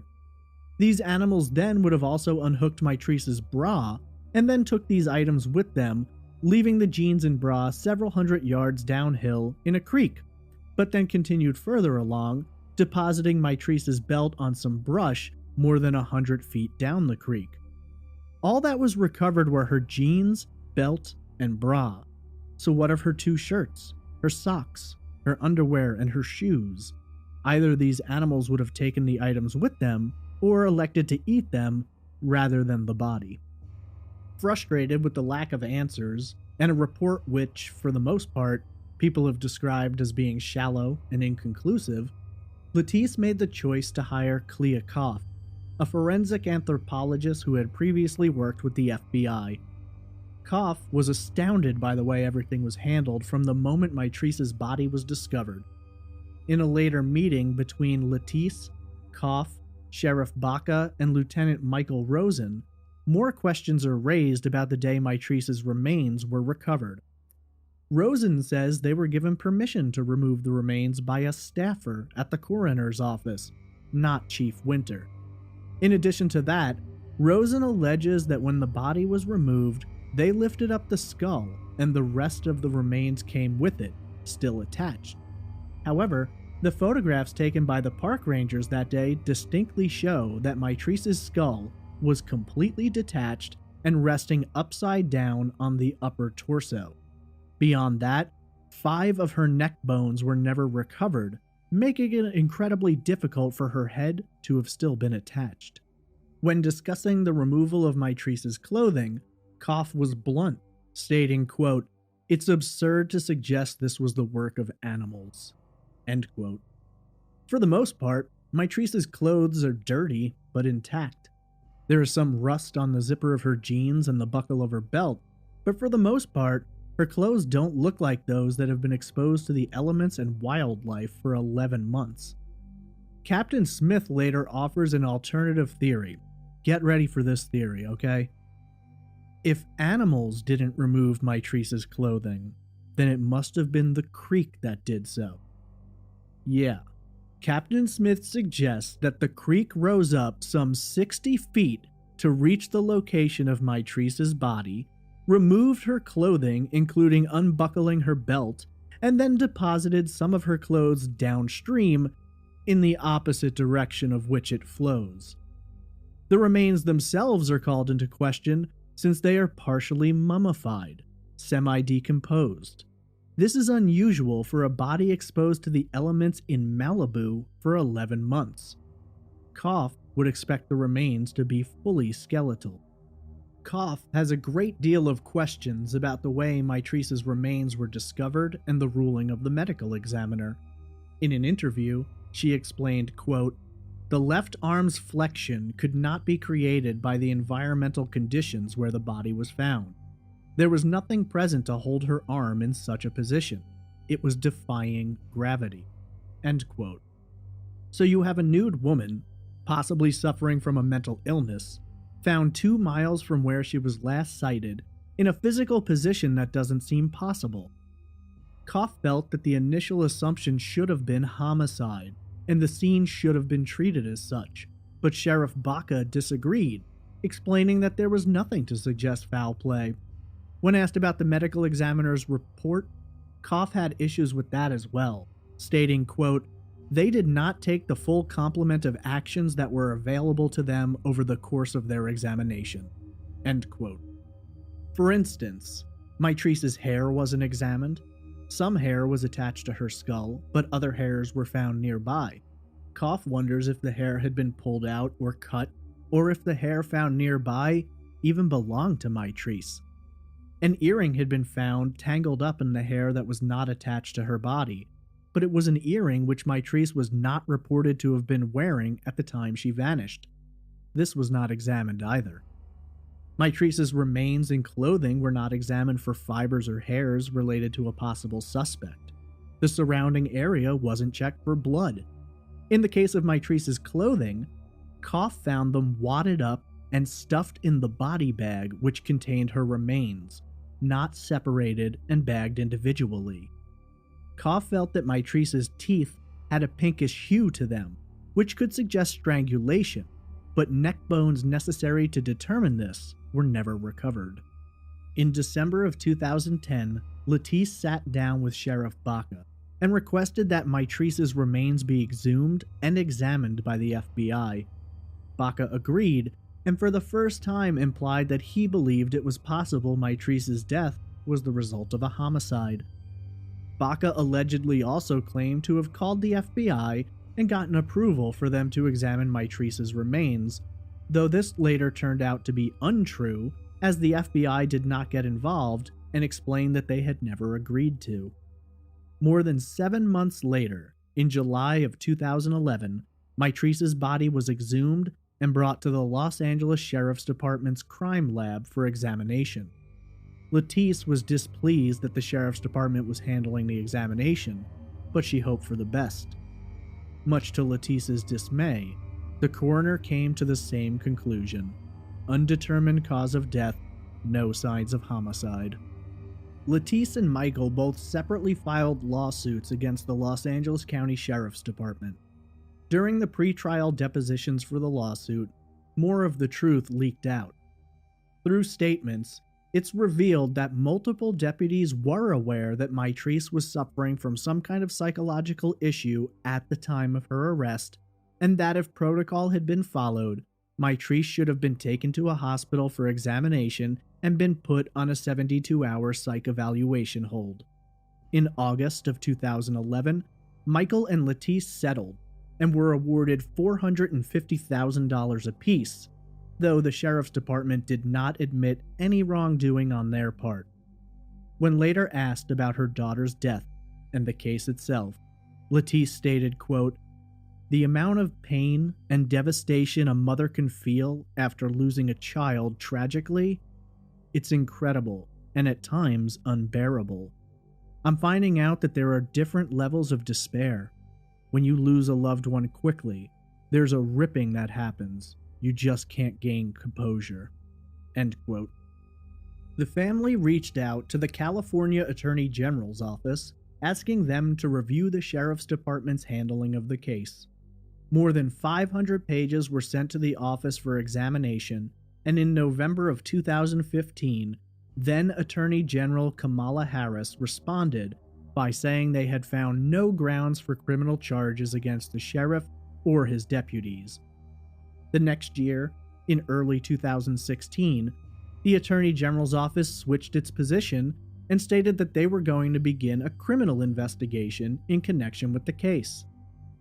After nearly a year-long investigation, Senior Assistant Attorney General Lance Winters stated that there was, quote, "insufficient evidence to support a criminal prosecution for destruction, alternation, or concealment of evidence."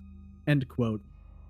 Winters went on to explain that, sadly, even if they had discovered evidence, there would be little they could do, as the statute of limitations ran out in 2014. Michael, when asked about this, replied, quote, "My thoughts upon receiving the state's response was, I already knew it was unfavorable based on how all the other investigations have been going involving African Americans and law enforcement." End quote. Only one person related to the investigation ever faced charges, and they stemmed from a separate investigation into mistreatment of inmates. former Sheriff Baca, who resigned from his position amidst the investigation in 2014, pleaded guilty to one charge of lying to federal investigators. In 2017, Baca was found guilty of obstruction of justice. On May 12th, Baca was sentenced to 3 years in federal prison for his role in obstructing an FBI investigation into abuses in his jails. He remains out on bond while his lawyers put together an appeal. With a case this complicated, tragic, and with clear indications that at a minimum, investigative mistakes were made, and at a maximum, the investigation was purposefully handled poorly, there are a great many who believe the answers as to what happened to Mitrice are out there, and that someone has the truth. In the absence of that truth, 3 primary theories have been suggested. The first theory offers up the possibility that Mitrice, suffering from mental illness, went down into the canyon and died as the result of an accident or some incident related to her confused state of mind. The second theory suggests that the Los Angeles County Sheriff's Department played some role in Mitrice's death, with some believing that letting her go was purely negligent, while others believe that the investigation itself may have been a mass cover-up to conceal criminal acts by sheriff's deputies, which may have led to Mitrice's death.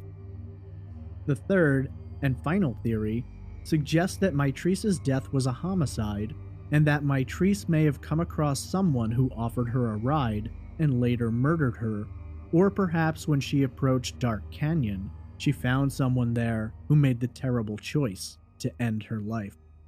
The life of Mitrice Richardson was one as boisterous and beautiful as she herself was.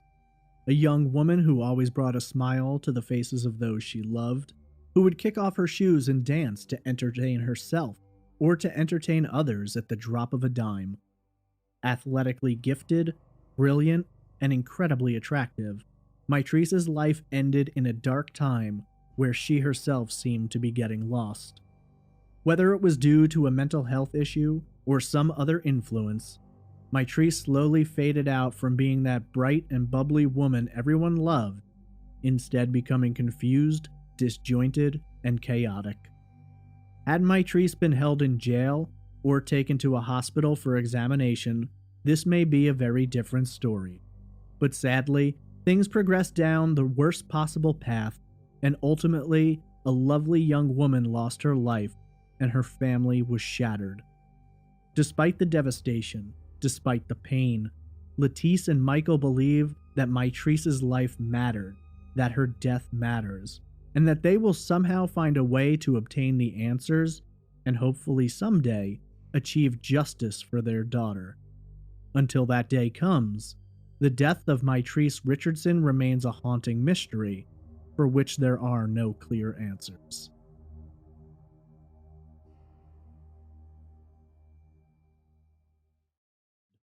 This is episode 74, The Murder of David Cox.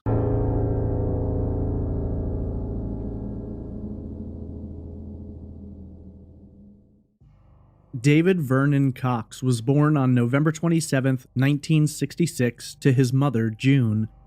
At the time of David's birth, he would come into a family in which he had 2 older siblings, Stephen, 11 years old at the time, and Christine, who was 8. David and his siblings would grow up in the Boston suburb of Needham, Massachusetts. Needham is a town in Norfolk County with a population of just under 30,000 residents in 12.7 square miles. At the time, and still very much so today, Needham was a quintessential American suburb, broad streets running between homes arranged in neat little neighborhoods flooded with local children playing and being rambunctious. However, the portrait of a home does not always reflect the life inside of it. By all accounts, David was a very welcome addition to a family that was struggling. The relationship between David's parents was not going very well, and it's been suggested that David's birth may have been an attempt to repair the damage and give the couple someone to unite with, but as is often the case, the addition of another family member tends to add to the stress rather than reduce it. Though this says little about David, who, according to everyone, was bright, playful, and a loving little boy who the family all cared about tremendously. While there may have been disagreements and difficulties in the home, David was, if nothing else, a bright spot. It was a difficult upbringing. David's father was an abusive alcoholic who oversaw the home with the stern ruling of a former military man. Due to the age difference, David's older siblings dealt with a far greater range of abuse from their father, but David certainly wasn't free from the tension, confusion, and chaos that can go along with this. As any child raised in this environment can tell you, while physical abuse may have been avoided by some, the psychological impact and the anxiety and fear that can develop when one must always walk on eggshells can last a lifetime. Despite this, though, David was a fun-loving, energetic young boy who loved to play and spent a great deal of time in the company of his older sister. As David grew up, he continued to develop an adventurous spirit and fun-loving personality. He quickly acquired a reputation as being comedic and lighthearted, but there was also a serious side to him, and when David told someone something, they knew they could trust him. It was when David entered his mid-teens that his mother finally left his father and filed for divorce, moving out of the family home.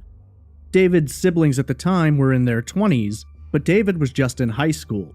It was hard on him. Even though the separation was certainly what was best for June and David, it added a major disruption into an already unbalanced home life.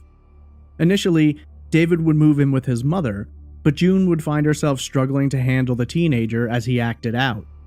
David would sneak out, drink, stir up the typical kind of trouble a teenager does, but June felt she was unable to properly curtail the behavior, and so David returned to live with his father. David attended Needham High School and performed well, but also got himself into little bits of trouble here and there. David's comedic behavior would sometimes stir up others, or result in a reprimand, but things were never out of hand. No one, certainly, who attended school with David, nor any of his teachers, ever considered him a troublemaker or a hard case. If there's one part of David which developed throughout his life, it was his no-nonsense attitude and his unfiltered ability to vocalize his opinions with little consideration of the consequences. David didn't go out of his way to say things to purposefully cause issues, but according to friends and family, it was almost as if he didn't think before he spoke. Whether it was an off-tone joke or an unpopular opinion, David didn't shy away from expressing himself regardless of the situation. One thing was for certain, though. David didn't play fast and loose with the details of a situation, and he called it like he saw it. By the time David had become a senior in high school, he had grown to stand 5 feet 11 inches tall, and his lean, muscular physique had developed, tanned and chiseled by countless hours riding dirt bikes, climbing mountains, and just having a good time. His brilliant blue eyes caught a lot of attention as they stood out against his shoulder-length strawberry blonde hair. David had garnered a reputation as an all-around good guy, who was friendly, extroverted, and always looking for a good time. Many have described him as a vibrant individual with a highly contagious energy. David was a shirt-off-his-back kind of guy, always willing to drop anything to help a friend, and his magnetic personality drew many into his inner circle. For the sports enthusiast and outdoorsman, he began setting his sights on the future. As many of David's fellow classmates were planning their futures, be it what colleges they'd be applying to or jobs they'd be stepping into after graduation, David had a different plan in mind. Along with his best friend, Jay Steves, David was planning on enlisting in the Marine Corps. No one was initially sure as to why David would make this choice, not to say it was all that unusual for a young man to enlist, but David hadn't talked much about it in the lead-up. His father had been a military man, though his family doesn't believe this was done to follow in those footsteps. For some, it's possible that David joined in an attempt to get away from a home life that he didn't enjoy, and thought that the Marines would provide him with the stability and guidance he needed. Either way, upon graduating from high school in the spring of 1985, David and Jay enlisted in the Marines under the so-called Buddy program. By enlisting under this program, David and Jay would be sent to basic training at the same time and placed in the same platoon.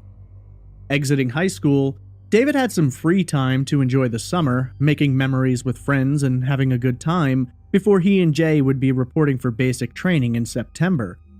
David certainly made the most of it, Whether it was cruising around town looking for fun, or adventuring out to climb a mountain or run along the coast, out beneath the sun was always a place he could be found.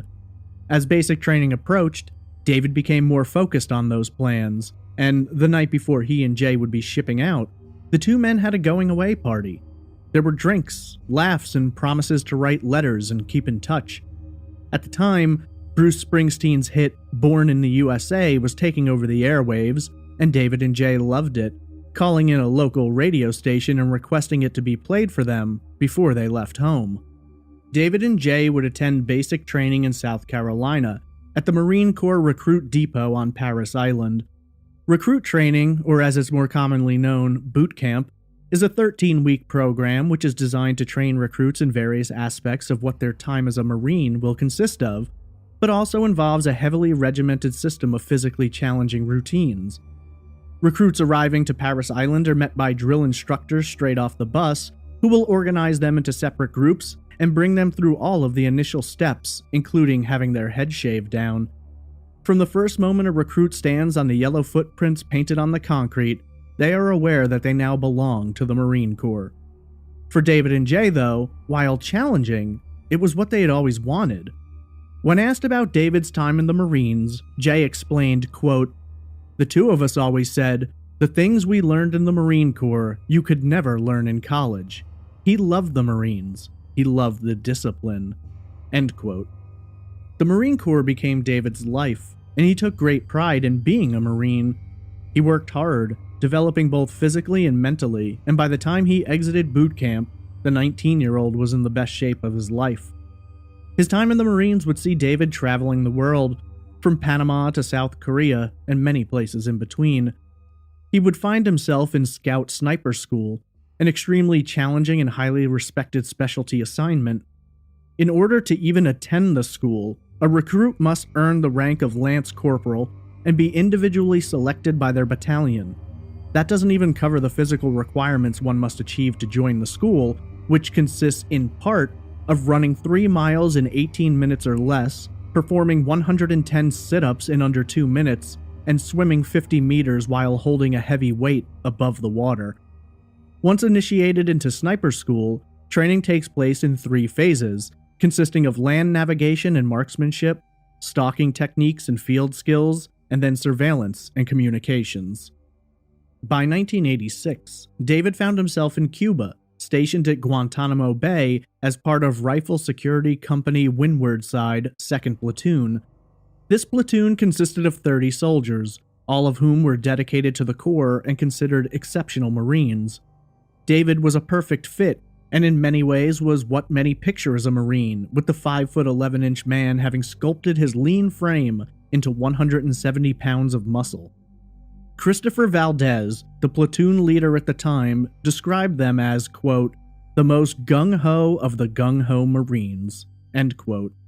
As part of this platoon, David would have one of the Marine Corps' tougher and higher respected positions, manning the perimeter of the base. Guantanamo Bay, or Gitmo, is one of the oldest U.S. overseas naval bases, and certainly one which has its share of controversy. The base has been in that location since 1903, though when Fidel Castro took over Cuba in 1959, there was a lot of pressure for the United States to leave, though they refused. The Cuban government had protested the base's existence multiple times, alleging that it was a violation of international law, as the base was forced upon their land and they had no say in it. There was an obvious tension between the Cuban population, Cuban military, and the United States soldiers stationed at Gitmo, and guarding the perimeter was a high-stress position to take, often involving standing guard in the sweltering heat just a few hundred yards away from Cuban soldiers in what can only be described as a tense standoff and remnant of the always-on-guard Cold War mentality. It will be David's time at Gitmo which will not only play a major role in his career as a Marine, but which will also inspire a highly popular film that, while successful at the box office, will draw the ire of David and several others. In 1992, Castle Rock Entertainment released the film A Few Good Men, based upon a play of the same name written by Aaron Sorkin. a writer known for television shows such as The West Wing and The Newsroom, as well as having won an Oscar for Best Adapted Screenplay for the film The Social Network. The film follows Lieutenant Daniel Caffey, played by Tom Cruise, a lawyer who is given the responsibility of defending two Marines, Harold Dawson and Loudon Downey, as they are facing a general court-martial for the murder of a fellow Marine, Private First Class William Santiago. In the film, Santiago dies during a hazing ritual known as a Code Red. This Code Red was given to Santiago in response to an order by their commanding officer, Colonel Nathan Jessup, though proving this becomes the primary challenge for Lieutenant Caffey. The Code Red was apparently ordered in response to Santiago writing letters talking about poor conditions at Gitmo, as well as illegal activities such as Marines firing shots across the perimeter into Cuba. The Marines did not take kindly to Santiago violating the chain of command. So what does this have to do with David Cox? Well, he was involved in the incident that inspired the film, though many of the details were altered. In reality, in 1986, Private First Class William Alvarado wrote letters complaining of conditions at Gitmo, which he viewed as inappropriate treatment and harassment. Alvarado also included a statement that a fellow Marine had fired a shot across the perimeter into Cuba. Alvarado requested a transfer off the base and sent these letters to his congressman. This did not go over well with his commanding officers, nor his fellow Marines, who follow a strict code of honor that does not include bypassing the chain of command. Knowing that his fellow Marines might seek retribution, one ranking officer suggested having him transferred off the base. But Colonel Samuel Adams, the man in charge, decided that Alvarado would stay at Gitmo. According to David, the orders of Colonel Adams filtered down through the chain of command until, quote, "Our platoon commander pulled us aside and said, 'Don't take him up on the roof and throw him off and kill him, but if he were to fall down the stairs in the middle of the night, oh well,' end quote." At this time, David was a member of a select group of Marines known as the 10. This unofficial group faced physical requirements that were against the Uniform Code of Military Justice, including running 5 miles in full gear in 110-degree heat and hanging from a 60-foot tower by hand for 60 seconds. According to David, part of the initiation for joining the 10 also included firing a shot across the fence line into Cuba. Apparently, while members of the 10 were watching a videotaped copy of the film Animal House, they were inspired to take action, deciding that a Code Red needed to happen. At approximately 1:30 a.m. on a Sunday in September, David Cox and the 9 other members of the 10 entered Alvarado's barracks room, at which time they restrained him, blindfolded him, stuffed a rolled-up pillowcase into his mouth, and dragged him out of his room. The plan was to shave his head, and it was David who would man the shears, but things suddenly went wrong. While cutting Alvarado's hair, David noticed that the Marine stopped breathing and his face was turning purple.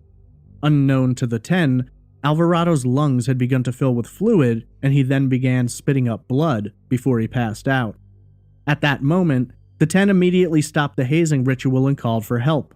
Alvarado was rushed to a medical facility on the base, later being sent to a hospital in Miami, from which he would go on to make a full recovery, unlike the film in which the hazed Marine dies. When asked what had happened, all 10 of the Marines admitted what they had done and were placed under arrest and taken to the brig. Colonel Adams was transferred off the base, and the 10 Marines were appointed lawyers and given a choice. They could accept a plea bargain, which included an other than honorable discharge, being released from the Marines and being allowed to go home without any legal repercussions, or they could choose to face trial on charges of attempted murder and conspiracy to commit murder, facing the possibility of a 40-year jail sentence to be served in Leavenworth. 7 of the Marines took the plea bargain, including platoon leader Christopher Valdez, who managed to get his discharge upgraded to honorable, though he was the only one of the 7 to successfully do so. David, however, and 2 others, decided to proceed on to trial, believing that not only had they had no intentions of murdering Alvarado, but that the Code Red itself had been performed due to an implied order from a commanding officer. David was assigned Don Marcari as his lawyer, and this would be the first case he'd bring to trial. According to Marcari, he was very clear with David about the fact that this trial might not go his way and that he might be better off taking the plea bargain, though he explained, quote, "David told me, I have nothing else. All I want is to be a Marine. I said, David, you could take this deal and go home. And again he said, no, I want to be a Marine." End quote. During trial, David was required against his will to testify that they had been given an implicit order to conduct the Code Red. When asked about not wanting to accuse his commanding officers, David later stated, quote, "We were so brainwashed and pro-unit, we didn't want their asses to burn. They were our mentors, but as time went on, and it was the 3rd or 4th week in the brig, we started realizing what they'd done. We started singing like canaries. We were willing to give them a chance to step forward. We waited as long as we could." End quote. During the trial, Colonel Adams denied ever giving such an order, though Captain Robb said the order was implied. The court-martial lasted a total of 4 days, and in the end, David and the other 2 Marines succeeded in defending themselves against the charges. David was found guilty of simple assault, though this carried with it only a 30-day sentence, which was chalked up to time served, as he'd been in the brig for 38 days. Best of all for David, this allowed him to stay in the Marines. David continued his career, eventually leaving Gitmo for other bases, serving another 2.5 years before finally leaving the Marines in September of 1989, honorably discharged with the rank of corporal.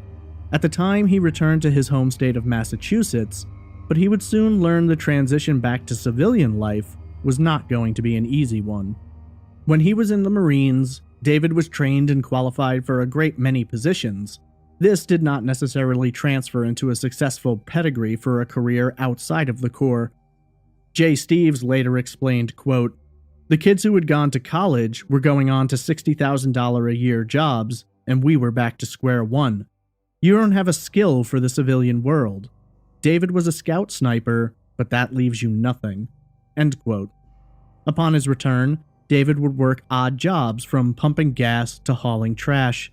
At one point, he'd attend bartender school, and he'd also go on to college at Massachusetts Bay Community College, earning a 2-year paralegal degree. Still though, it was a struggle, and while David was adjusting back to civilian life, those around him knew he remained a Marine in his heart.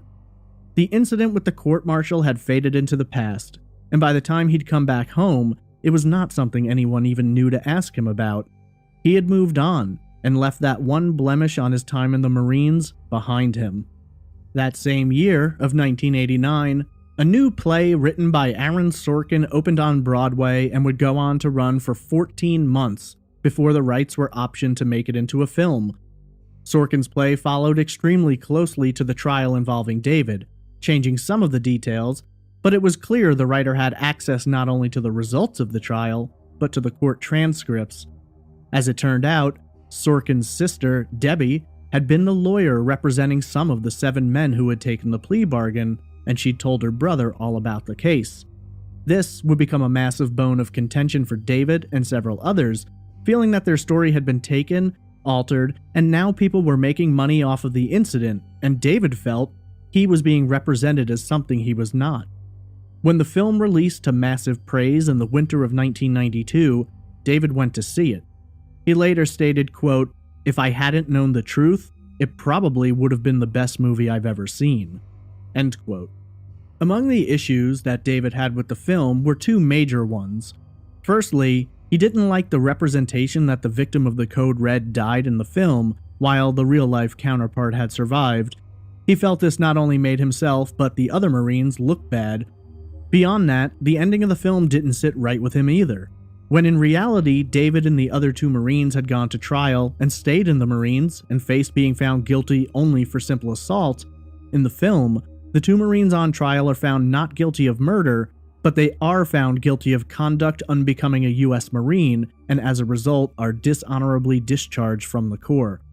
This tremendously bothered David, who loved the Marines, and didn't ever want anyone to think that he may have been dishonorably discharged, were they to discover the case had been based upon a real-life incident. When asked about the changes to his story, David explained, quote, "All they had to do was call us. I would have been glad to take a leave of absence to go out there and tell the real story." End quote.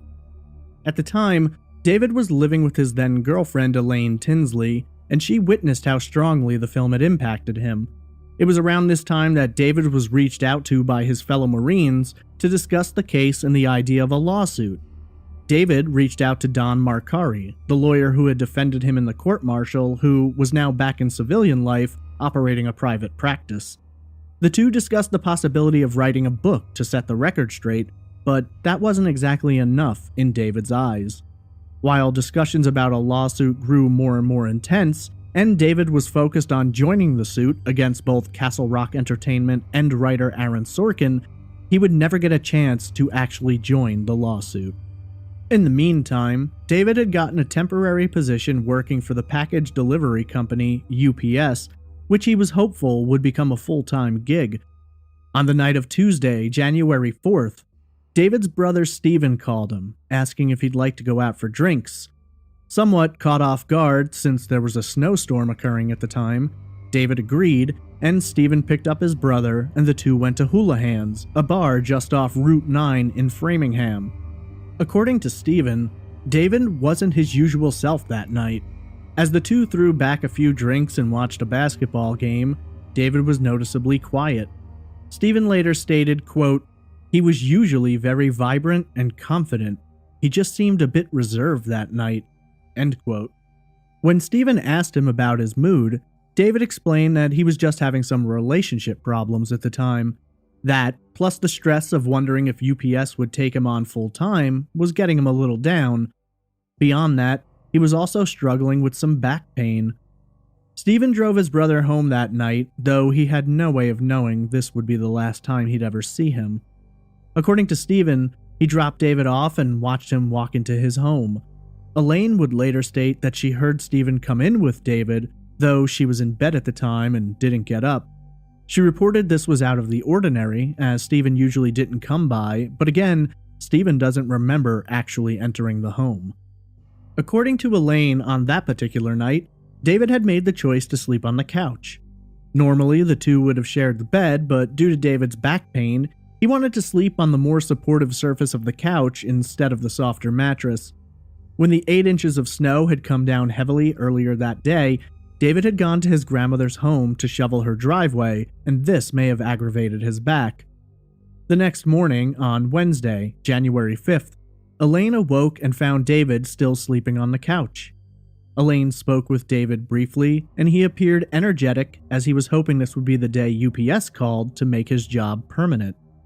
Elaine left the home at approximately 8:30 a.m. to go to work. At the time she left, Elaine had said that David seemed fine and didn't discuss any issues with her, nor did he appear as though he was concerned about anything in particular.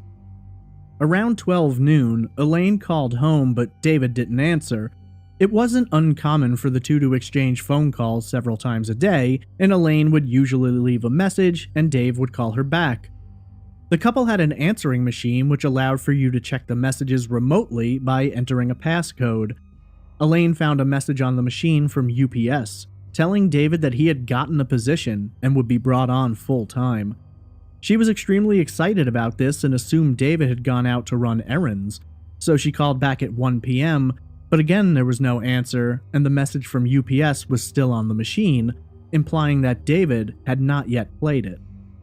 Elaine arrived home at approximately 5:30 p.m. to find what she described as a scene that was out of the ordinary. David's truck was parked in the driveway, and so she assumed she'd find him in the house, but upon entering, she discovered that David wasn't there.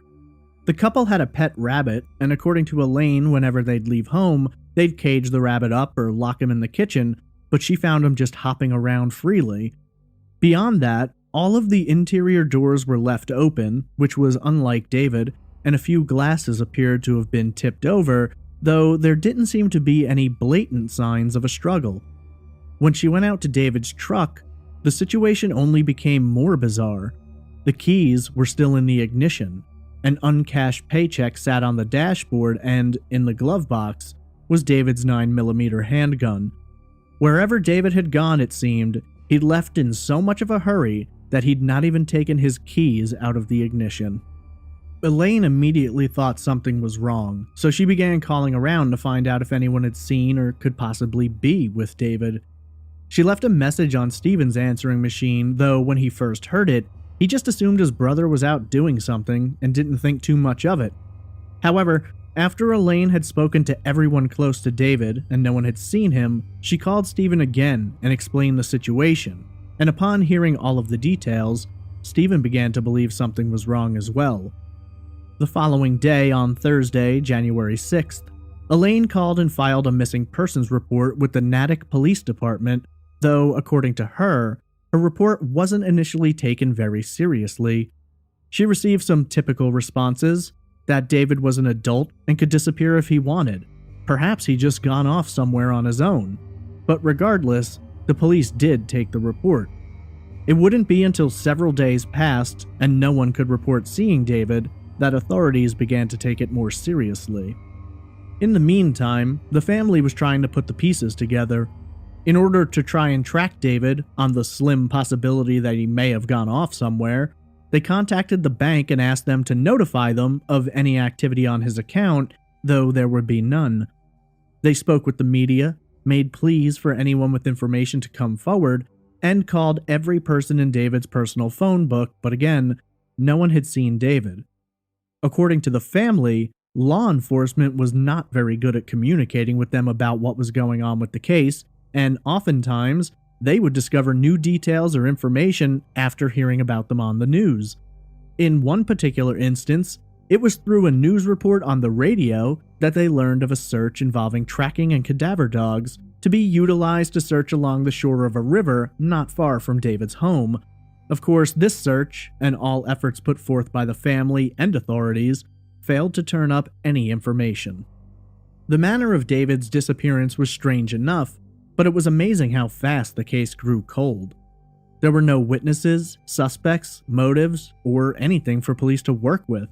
All they knew for certain was that David was gone. Foul play was considered a possibility, though again they had little to work with outside of guesses. It was initially believed that if foul play were involved, David may have known the person or persons who had been responsible for his disappearance, as they didn't find anything to indicate that David had fought or tried to escape from the assailant. Of course, for some, that raised the question of why David would have left the keys in the ignition of his truck, if indeed he was going along with someone he knew of his own volition.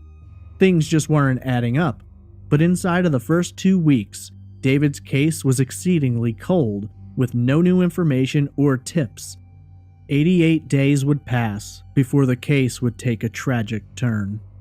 On the afternoon of Saturday, April 2nd, 1994, a man was canoeing down the Charles River near the town of Medfield. Medfield is located approximately 9 miles south of Natick, where David and Elaine lived. The spring thaw had begun, and much of the snow that had accumulated during the previous months was now melting.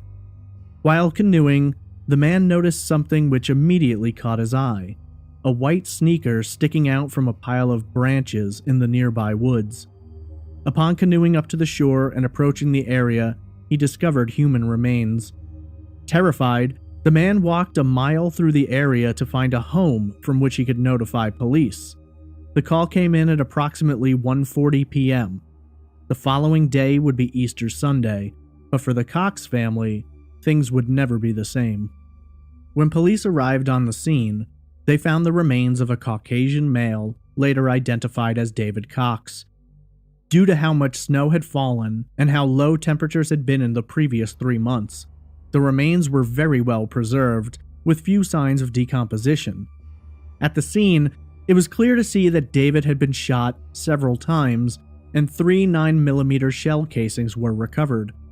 The medical examiner would later report that David had been shot once to the back of the head lower near the neck, and 3 more times on the left side of his torso. It was believed, based upon the initial shot, that David had likely been killed execution style and may not have even seen it coming. However, there were some strange details about the scene that investigators struggled with. Firstly, David's body had been found more than half a mile into the woods, away from the nearest road, and yet he was wearing sneakers. Remember, the night before he disappeared, 8 inches of snow had dropped. Secondly, when investigators initially speculated about the possibility of a botched robbery, that was thrown out the window when they discovered David's wallet was still in his pocket and contained his credit cards as well as $90 cash. Not to mention, they didn't believe a simple robbery suspect would have walked so deep into the woods with David rather than killing him much closer to the road and escaping quickly, instead of having to walk half a mile back to their vehicle. Additionally, David was dressed in his Marine Corps field jacket, which was over his black Marine Corps sniper hoodie. David did not typically wear his Marine Corps issued jacket and hoodie around town or when going out. In fact, it was considered very unlike him to have been dressed in those garments. Authorities began to speculate that David would likely have worn these clothes around someone he trusted and was comfortable with. Detective Kevin Shea of the Massachusetts State Police said, quote, "It's our belief that he got in the car willingly, that he knew who was coming to pick him up, and that he went to this area and walked into the woods with this person. I think that if it was somebody that was just holding a gun on him or something like that, they would do it in the first 30 to 40 yards into the woods. David was found almost 3/4 of a mile walk into the woods." End quote. Another detail of note about this particular location was that it was directly between 2 areas designated as hunting ranges, meaning that gunshots in the area would not draw attention from locals who might hear them, as they'd be used to it. David's family learned of the recovery of his remains when his mother heard about a man being found in that area on the news that evening. June placed a call to the news station and then the police department, believing that the man they had found may have been David. Later that evening, detectives first visited Stephen, though he wasn't home at the time, and then June. Once David's identity was confirmed, David's mother, brother, sister, and girlfriend were asked to come down to the station. Each was questioned individually, though no links were established between any of them and David's murder. Police had very little to work with outside of theories. Some believe David had been murdered due to his possible involvement in the lawsuit against Castle Rock and Sorkin. Others thought this may have been connected to a gambling debt David was known to have, though it was said to be not a large sum of money, and certainly not enough to have warranted a murder. Stephen thought it may have been connected to the position at UPS, as he noted David had told him a few weeks earlier that he believed he'd stumbled upon a supervisor and an employee who were stealing packages. There have even been some who have argued that David may have come across a drug smuggling operation at UPS, and while these theories certainly have their pros and cons, evidence to support any of them has been in short supply. Police have stated that they examined both the Hollywood and military possibilities, but found nothing to support any of the theories. This year, in February of 2019, 2 Massachusetts law enforcement officers and former Marines, Yuri Bekenick of the Massachusetts State Troopers and John Fanning, a sergeant with the Massachusetts State Police, announced their intentions to re-examine the case in the hopes of finding some answers. When asked about it, Bekenick stated, quote, "It's one of those things. Never leave a brother behind. I feel like David has been left behind for 25 years." End quote. Several articles were published in February discussing this new look in which the officers stated they plan to use their military experience and new forensic techniques to hopefully cut through some of the questions swirling around this case. It's only been a little over a month since that announcement, and so perhaps we might dare to hope that there will finally be some answers found for the family, and that justice might be served. David Cox was laid to rest in Needham, and for 25 years his murderer has gone unnamed. I wish I had more details to give you, more information about leads or possibilities, but frankly, for the last 25 years, this case has only grown colder. In a case such as this, which has ties to a Hollywood film, a military incident that sparked a court-martial and the discharge of 7 Marines, you'd think there'd be a lot more news articles, documentaries, anything really. In the void left behind by the bizarre circumstances of David's death and the absence of any real answers, 4 essential theories have been purported over the years, some supported by family, others by law enforcement. The first theory suggests that David's murder may, in some way, be tied to the position he was getting at UPS. According to his brother, David had spoken about uncovering a possible theft ring operating at that station. Some theorize David may have been killed in order to keep him quiet. The second theory connects David's murder to his military past. In addition to being outspoken about what happened at Gitmo, not only involving Alvarado, but also his feelings that the base was run with a bullying mentality and that soldiers frequently fired across the perimeter, some believe this may have angered a fellow Marine, or perhaps one who had been involved in the Code Red and felt David had betrayed him. The third theory examines the possibility that David's murder could in some way be connected to the lawsuit and movie. Some believe that David may have been murdered in an attempt to silence him in speaking out against the film, or perhaps even more so, to stop him from contributing to a lawsuit that could have possibly cost a studio millions of dollars. The fourth and final theory argues that David's death may have been connected to someone he knew. Whether this was a fellow Marine, a friend, or an acquaintance, the argument has been made that David appears to have willingly gone along with his assailant. Others have argued it may have been someone David knew, but that he did not go along willingly, but perhaps at gunpoint. Whether this was connected to David's personal life, his small gambling habit, or a yet unknown incident cannot be known. David Cox was a hard-working, fun-loving young man who served 4 years in the Marines before returning home to start a new life. There was certainly a time of struggle, but things were starting to look up. He was living with his girlfriend, was about to get a full-time job working for UPS just like he'd hoped, and life seemed to be coming together. Then one cold January morning, he vanished without a trace, only to be discovered months later, murdered. Police have been standing at square one for 25 years with no real places to go, and over the course of this quarter century, his family has had to face the difficulty of moving on without him, without answers, and without justice. For far too long, someone has walked this earth a free person, living a life that David had taken away from him. In an interview with David's sister Christine, when she was asked about this absence of justice, she responded, quote, "David's life mattered. He was erased. This person erased his life, his future. I want the killer identified, not to us, to the world. I want everybody to know who did it. I want him to pay for it."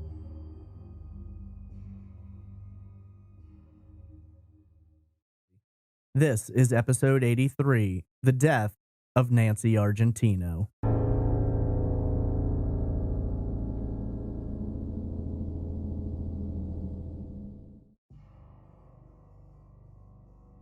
Nancy Lorraine Argentino was born on March 30th, 1960 in Brooklyn, New York to parents Caroline and Ralph Argentino. Nancy would have two siblings, both sisters, Lorraine, who was 6 years her senior, and Louise, who would come along later. Growing up in Brooklyn in the 1960s provided an eclectic and diverse community with many different cultures coming together, though between the 1960s and today, that diversity has only grown more. Nancy grew up in the 800 block of North 27th Street. Her parents were working class and did their best to maintain the home and put food on the table, which, according to the sisters, they did exceedingly well. The Argentino family were Christians, Catholic to be specific, and while in the 1960s that may have provided a more strict upbringing, there certainly was no shortage of care and love inside the family home. From an early age, it was clear Nancy was sharp, free-spirited, and charming. Nancy possessed a charisma that was undeniable, and according to her sister Lorraine, quote, "She had a fun spirit. She didn't have any trouble relating to people. People were drawn to her. She was just fun to be around." End quote. Nancy didn't have any issues making friends, and was able to connect with people in a way which made them feel that she truly cared, because she did. According to Lorraine, she had a special bond with her little sister, and it was often she who was there to provide support and offer advice when Nancy sought it out. Later in her life, when she'd find herself in exceptionally difficult and painful situations, it would typically be Lorraine's phone that would ring in the middle of the night.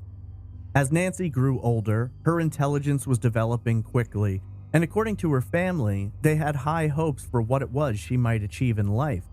Lorraine has mentioned in the past that while Nancy was not a materialistic person, she did appreciate the finer things in life and wanted to be comfortable. How many children who grow up in a working-class family don't seek to attain and provide more than they'd had the opportunity for?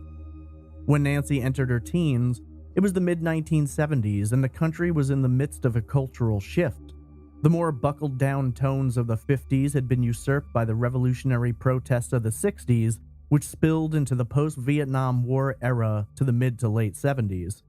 By 1975, the 15-year-old had grown into an attractive young woman who was drawing looks from men and certainly had her share of suitors. Her sister, Louise, would later state, quote, "You have a look and an attitude, I think, when you're raised in Brooklyn. She was tall, she was pretty, she took good care of herself." End quote. While most who knew Nancy at the time described her as beautiful, both inside and out, her interest appeared to lie elsewhere. It was at the age of 15 that Nancy began working in a dentist's office and began looking towards a career as a dental assistant. Following her graduation from high school, Nancy would go on to attend Brooklyn Community College, where she'd follow her career path, registering in several courses that could help to further her plans. But a chance invitation from a close friend would forever change the course of her future and open the door to a world which Nancy had previously ignored but would find herself drawn into.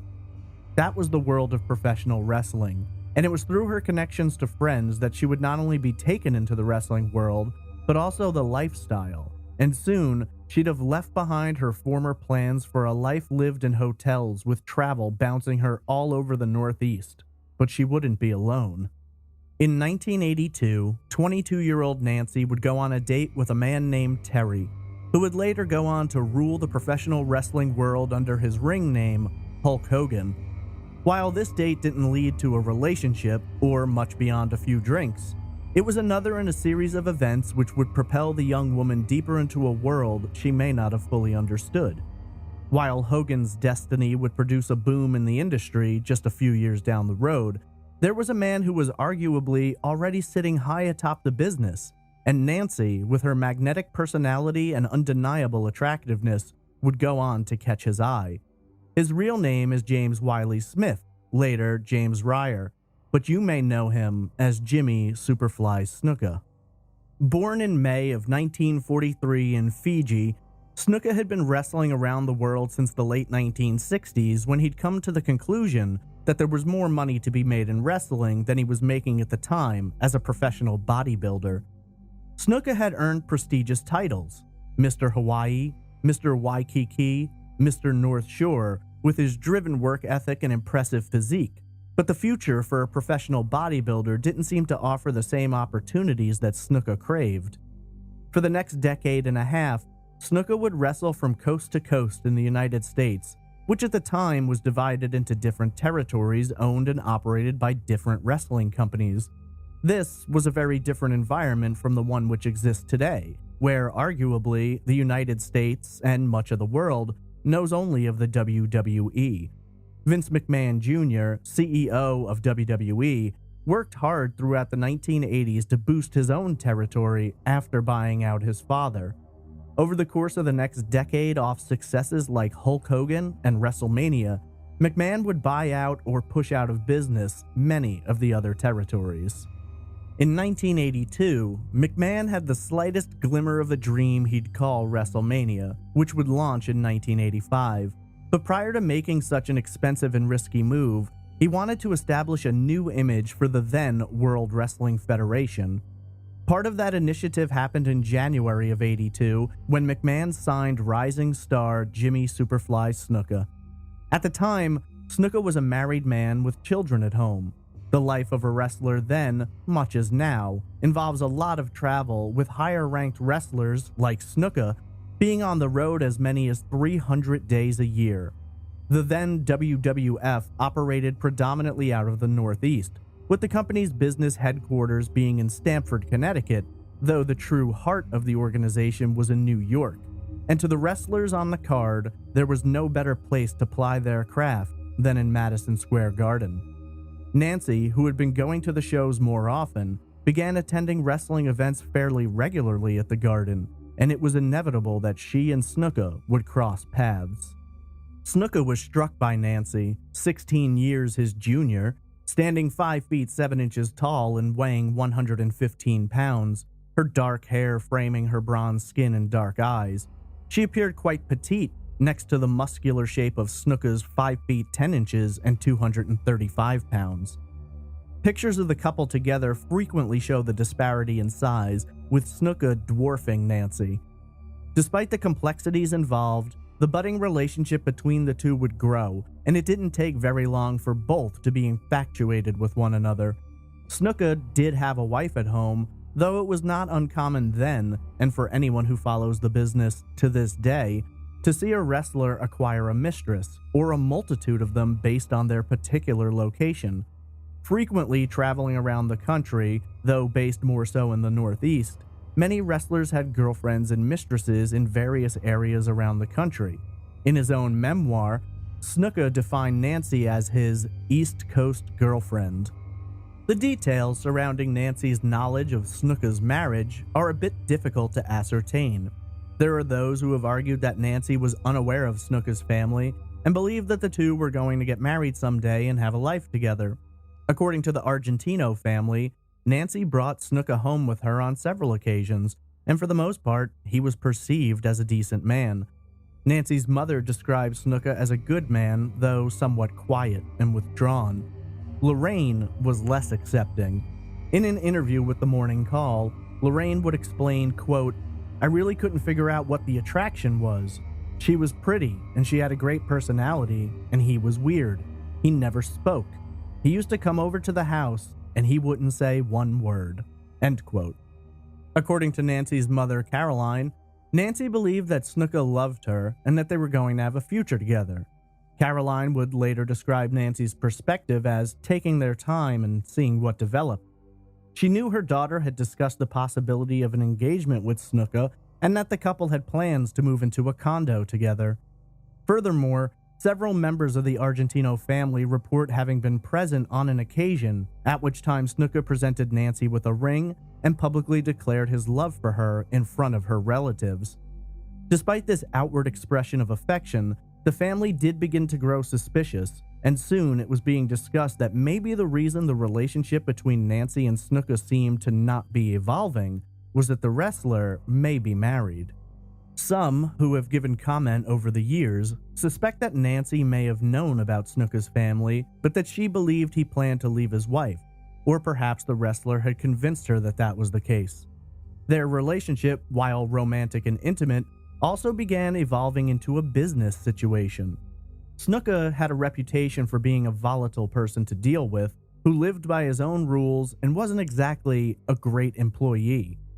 He was frequently angry, difficult to deal with, and was late to events more than he was on time. This may have been due in part to Snuka's overindulgence with alcohol and drugs, namely cocaine. Nancy stepped in as a sort of manager/assistant/secretary, taking on more of the business side of Snuka's life and making arrangements for hotels, travel, and whatever was necessary to keep Snuka on the ball, working, arriving on time, and overall, happy. The latter part may have been far more complicated than Nancy had imagined. As part of their business arrangement, and certainly in connection to their romantic relationship, Nancy began traveling with Snuka. Rather than being in New York and driving or taking mass transportation to meet him in towns or at events, Nancy and Snuka became traveling companions, driving long distances between towns, staying in hotels and motels, eating together, working together, spending their nights together. It wasn't long before those close to Nancy began to notice that something had changed, and the previously caring relationship between the two had grown more volatile, with Snuka's anger coming out more frequently, and Nancy herself being the victim of first verbal assaults and later physical abuse. Snuka would later deny that he'd ever laid a violent hand on Nancy, let alone any woman, but evidence exists to the contrary. Snuka's first wife, Sharon, would later acknowledge that Snuka had been physically abusive with her for years. Buddy Rogers, a former pro wrestler who lived in Snuka's neighborhood, later told a reporter, quote, "Jimmy used to beat the shit out of that woman. She would show up at our house bruised and battered, but she couldn't leave him. He had her hooked on the same junk he was using." End quote. Snuka later claimed that he didn't get Sharon hooked, but that they had been using drugs together. Sharon was, however, at least once hospitalized due to injuries sustained from Snuka. The relationship between Sharon and Snuka would eventually deteriorate further, with them divorcing in 1999, though in the years that passed, Sharon refused to speak much about her former husband. She did, though, remain a part of his life, and towards the end of his life, they were reported to have been on good terms. Another example of the contradiction took place on January 18, 1983. The town of Salina, New York, sits in central Onondaga County.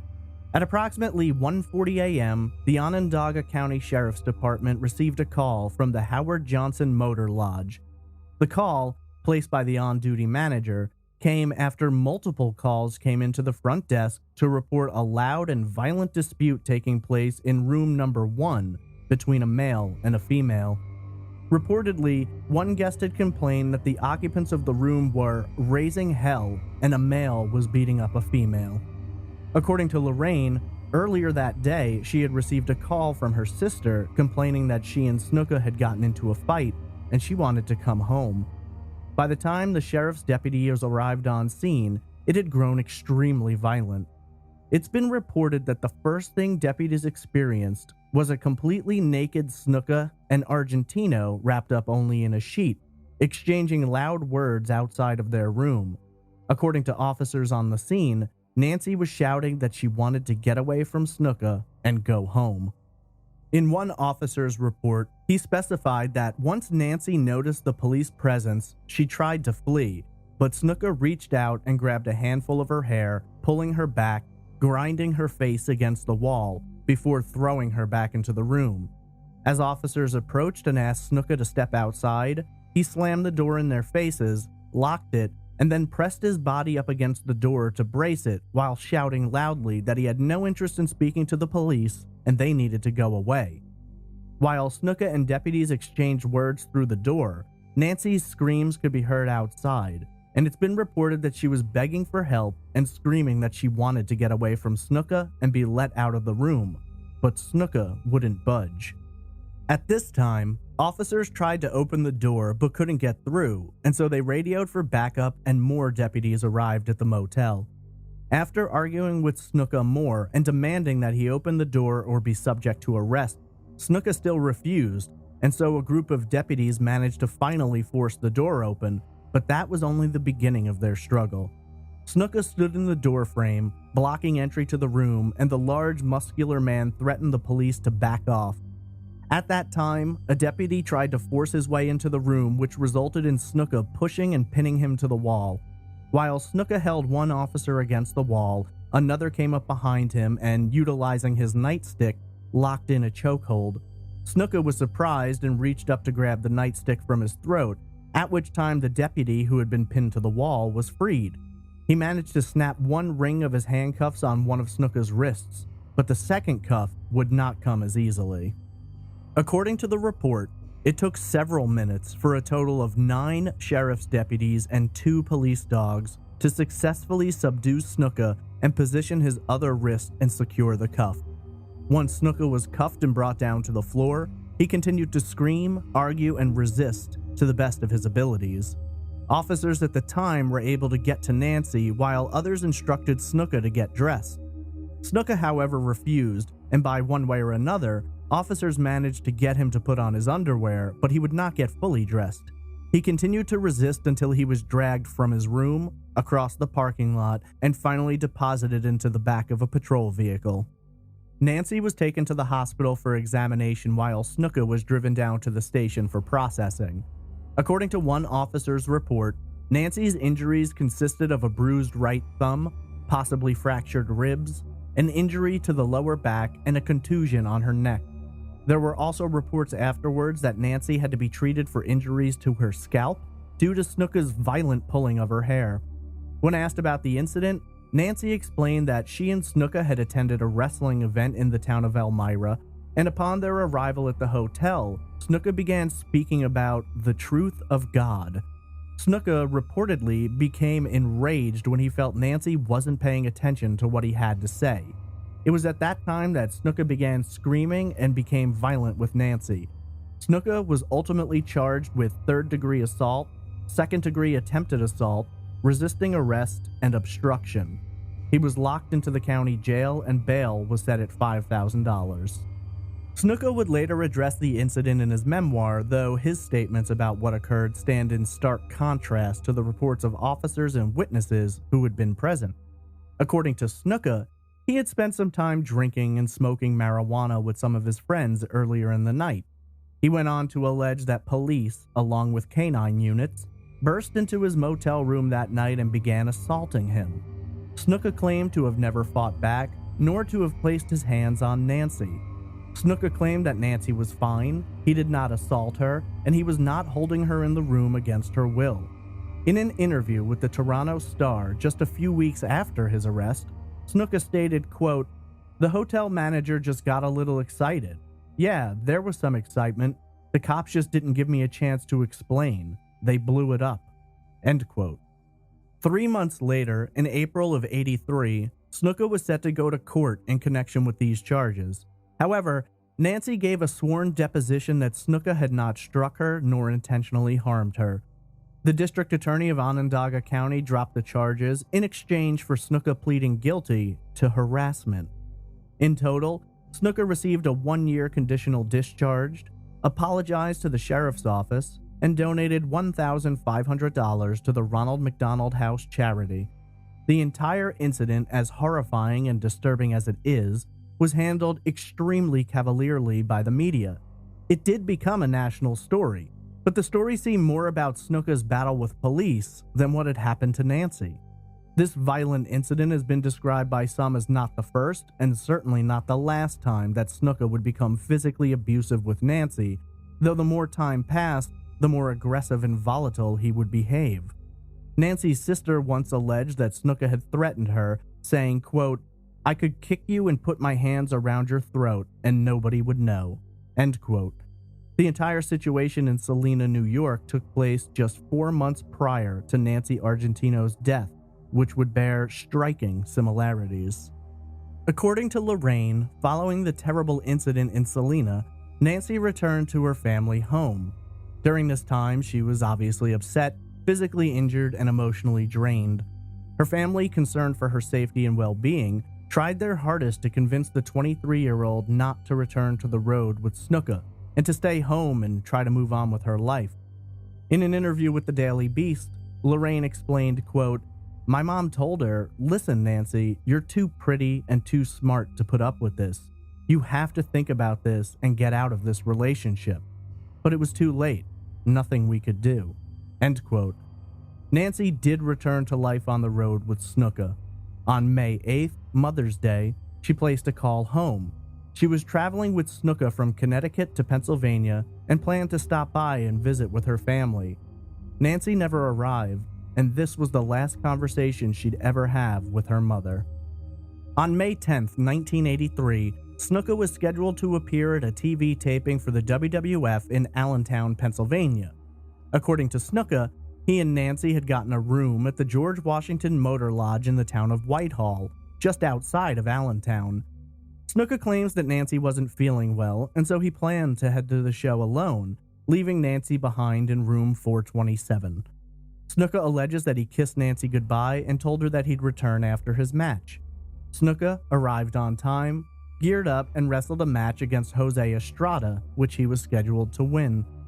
Reportedly, Snuka had plans after the match to return to the motel where he was going to sit down and share a few drinks with fellow wrestlers Don Morocco and Mr. Fuji. Fuji and Morocco would later tell authorities that, after a few drinks, Snuka told them he wanted to go back to his room and check on Nancy, who he described as not feeling well. When Snuka arrived, he claims to have found Nancy on the floor, barely breathing, with yellow mucus pouring from her nose and mouth.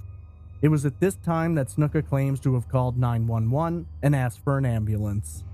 Paramedics arrived on the scene and found Nancy lying in bed, naked, with only a sheet covering her. Her breathing was weak, her pupils were dilated, but her heart was beating quickly. This is typically a sign indicating trauma to the head.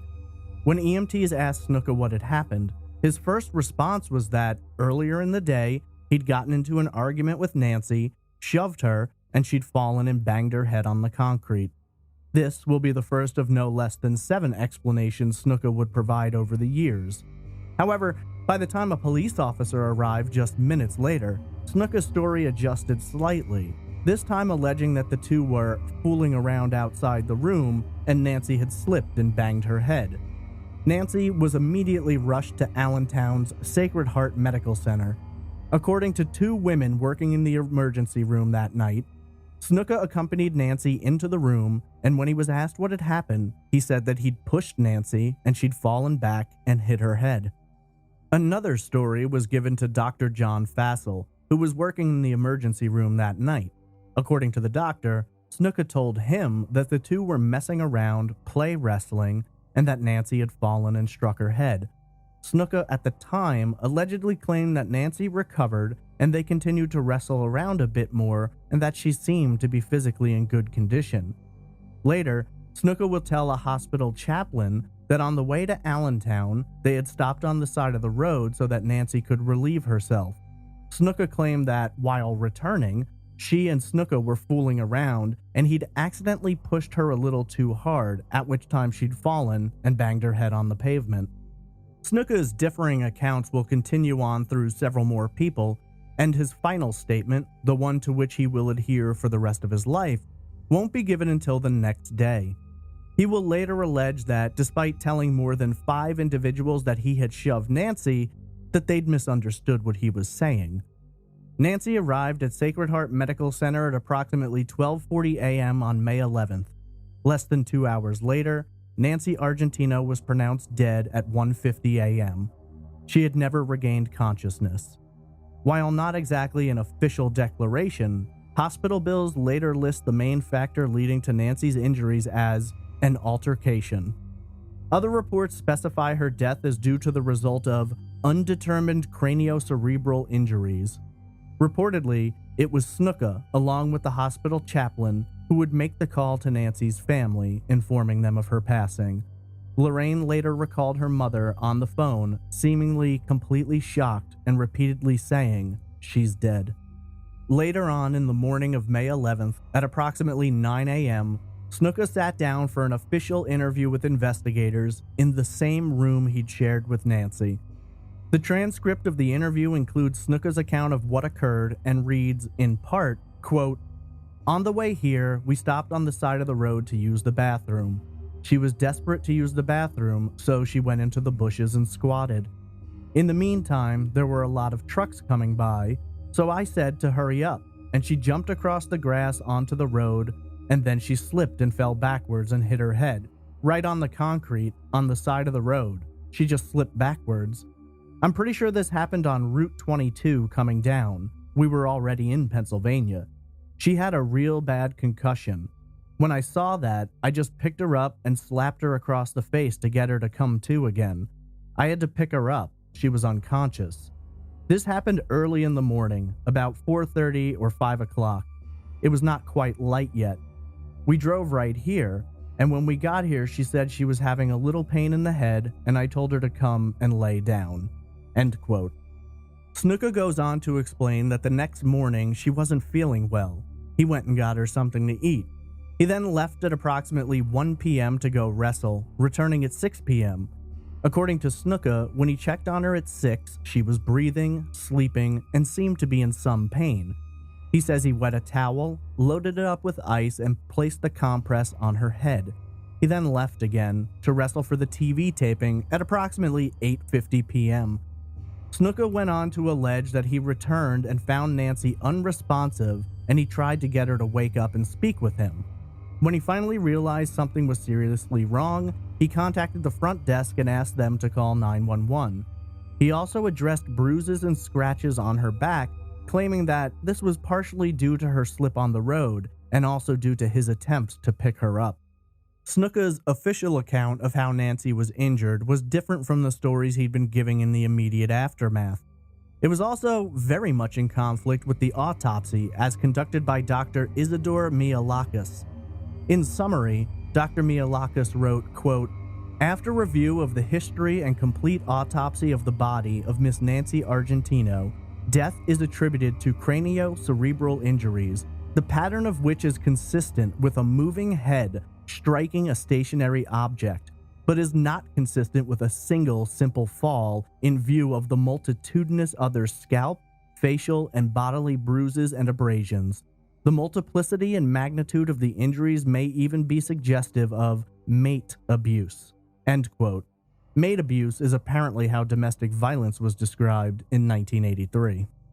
Dr. Mialakis went on to explain that he examined the clothing Nancy was wearing when Snuka alleged that she had fallen on the side of the road, and wrote that he could, quote, "find no evidence of dirt or tears of the fabric. They were subsequently submitted for criminalistic evaluation. The hair and scalp were also examined at the time of the autopsy, and no gravel or other similar dirt particles were noted." End quote. In terms of the hours leading up to Nancy's death, Dr. Mialakis, in conjunction with a neuropathologist, determined that Nancy had likely been unconscious for approximately 12 hours leading up to her death, and, quote, "the terminal aspirational bronchopneumonia is consistent with an unconscious state. In view of the autopsy findings and the discrepancies in the clinical history, I believe that the case should be investigated as a homicide until proven otherwise." End quote. Lehigh County Deputy Coroner Wayne Schneider later stated, quote, "Upon viewing the body and speaking to the pathologist, I immediately suspected foul play and so notified the district attorney." End quote. I should note, the autopsy report also addresses more than 24 cuts and bruises found on Nancy's body, including injuries to her head, ear, chin, arms, hands, back, buttocks, legs, and feet, which Mialakis also stated were consistent with mate abuse. Over the course of the rest of the month of May, detectives and the district attorney were quiet about the investigation, though the Whitehall Township Police Department did list Snuka as a person of interest. On May 27th, District Attorney William Platt spoke publicly for the first time since Nancy's death and explained that the investigation was nearly complete and they were now waiting to bring everyone together, attorneys and investigators, to finalize the details. Just 5 days later, on June 1st, the case would officially go cold, following a second interview with Snuka, though this time it was not just a few officers and Jimmy Snuka. Attending this interview was District Attorney Platt, Assistant District Attorney Robert Steinberg, Dr. Mialakis, Whitehall Police Department detectives Jerry Procanen, Al Fitzinger, and Vincent Geiger. Snuka arrived, but he didn't come alone either. Vince McMahon, the CEO of the WWF, also attended, with a briefcase in hand. There is no record or transcript of what was said that day, though Assistant District Attorney Steinberg later commented that Snuka was fairly quiet, while McMahon did most of the talking. Snuka himself later claimed to not remember much about the meeting. McMahon's presence that day, over the years, has become a major source of speculation, with some, even Snuka himself, later insinuating that money may have changed hands. The WWF later issued a statement about this, calling it, quote, "absurd, categorically false, and insulting to all parties." End quote. Given all of the information available, one of the questions that has lingered since June 1st, 1983, is why was Jimmy Snuka not charged in connection with Nancy's death? The answer to that question, as frustrating as it may be, is different depending on who you ask. Overall, the common response is that there simply wasn't enough evidence. District Attorney Platt is alleged to have felt that if he brought the case before a jury, he would lose due to there being holes in the evidence. Dr. Mialakis would later say, quote, "The clear-cut forensics weren't there, but the suspicion was there. I did not have a clear-cut case. It was a very worrisome case. Obviously, there was enough there to arouse my suspicion, but not enough to take it to trial." End quote. District Attorney Platt would go on to become a judge, and when asked about why charges were not filed and his overall thoughts of the case, He responded by saying, quote, "I am prohibited by the Code of Judicial Ethics from discussing cases publicly," end quote. Perhaps as a sign of the times and how domestic violence was treated in 1983, one investigator was quoted as saying that just because Snuka had beaten Nancy in the past did not mean that he had beaten her to death.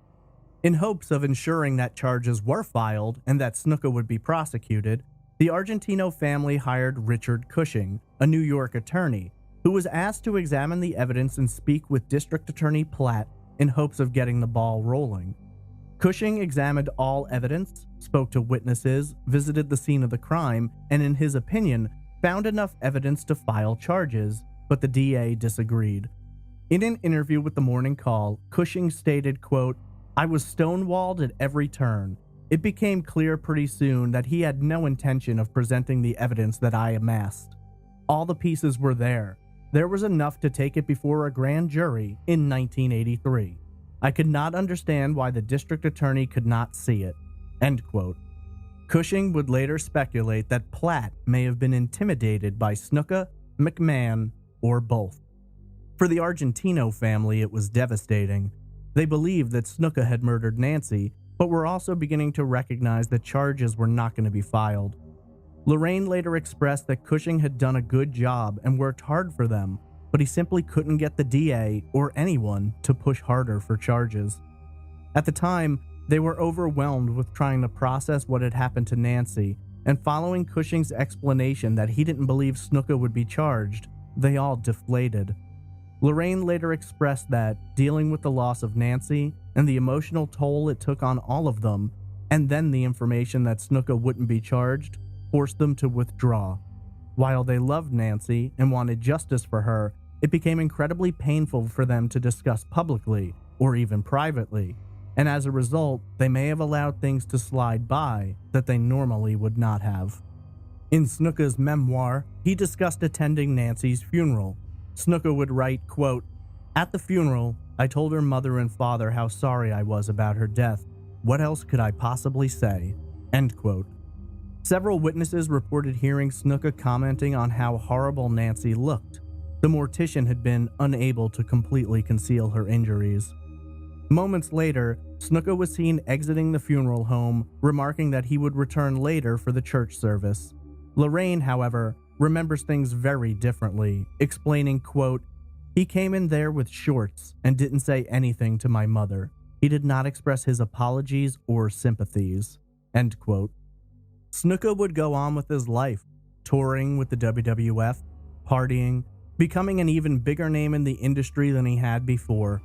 For the most part, any discussion of Snuka's possible involvement in Nancy's death was that of backstage whispers or speculation amongst groups of wrestling fans. In an effort to try and gain some level of retribution against Snuka, the Argentino family filed a civil suit against him in 1985. The suit accused Snuka of intentional and reckless and negligent and careless behavior, which may have included pushing or shoving Nancy either on Route 22 or at the George Washington Motor Lodge, effectively causing the injuries that led to her death. Snuka responded with an affidavit in which he claimed to be broke, alleging that he owed $75,000 in back taxes, and Snuka's attorneys even dropped him as a client due to his inability to pay them. Snuka also included in the affidavit, quote, "I know the Argentinos feel grief for their loss, and I know they want to be comforted. They were my friends, and I hope they will find a way to show mercy on me and not take advantage of my present situation and my inability to defend their lawsuit." End quote. The Argentino family was granted a judgment in the amount of $500,000, though they would never receive a single penny of that money from Snuka.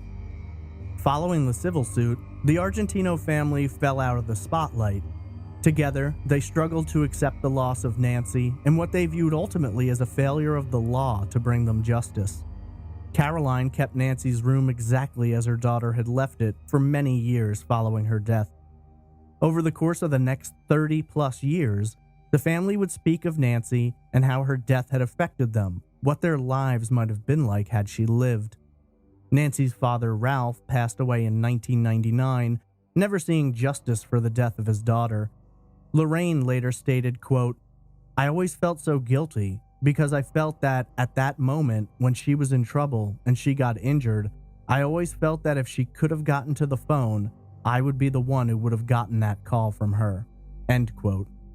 There would be no news in regard to Nancy's case until June of 2013, some 30 years after her death. Lehigh District Attorney Jim Martin announced that his office was going to take a fresh look at the case to decide if it would be possible to convene a grand jury.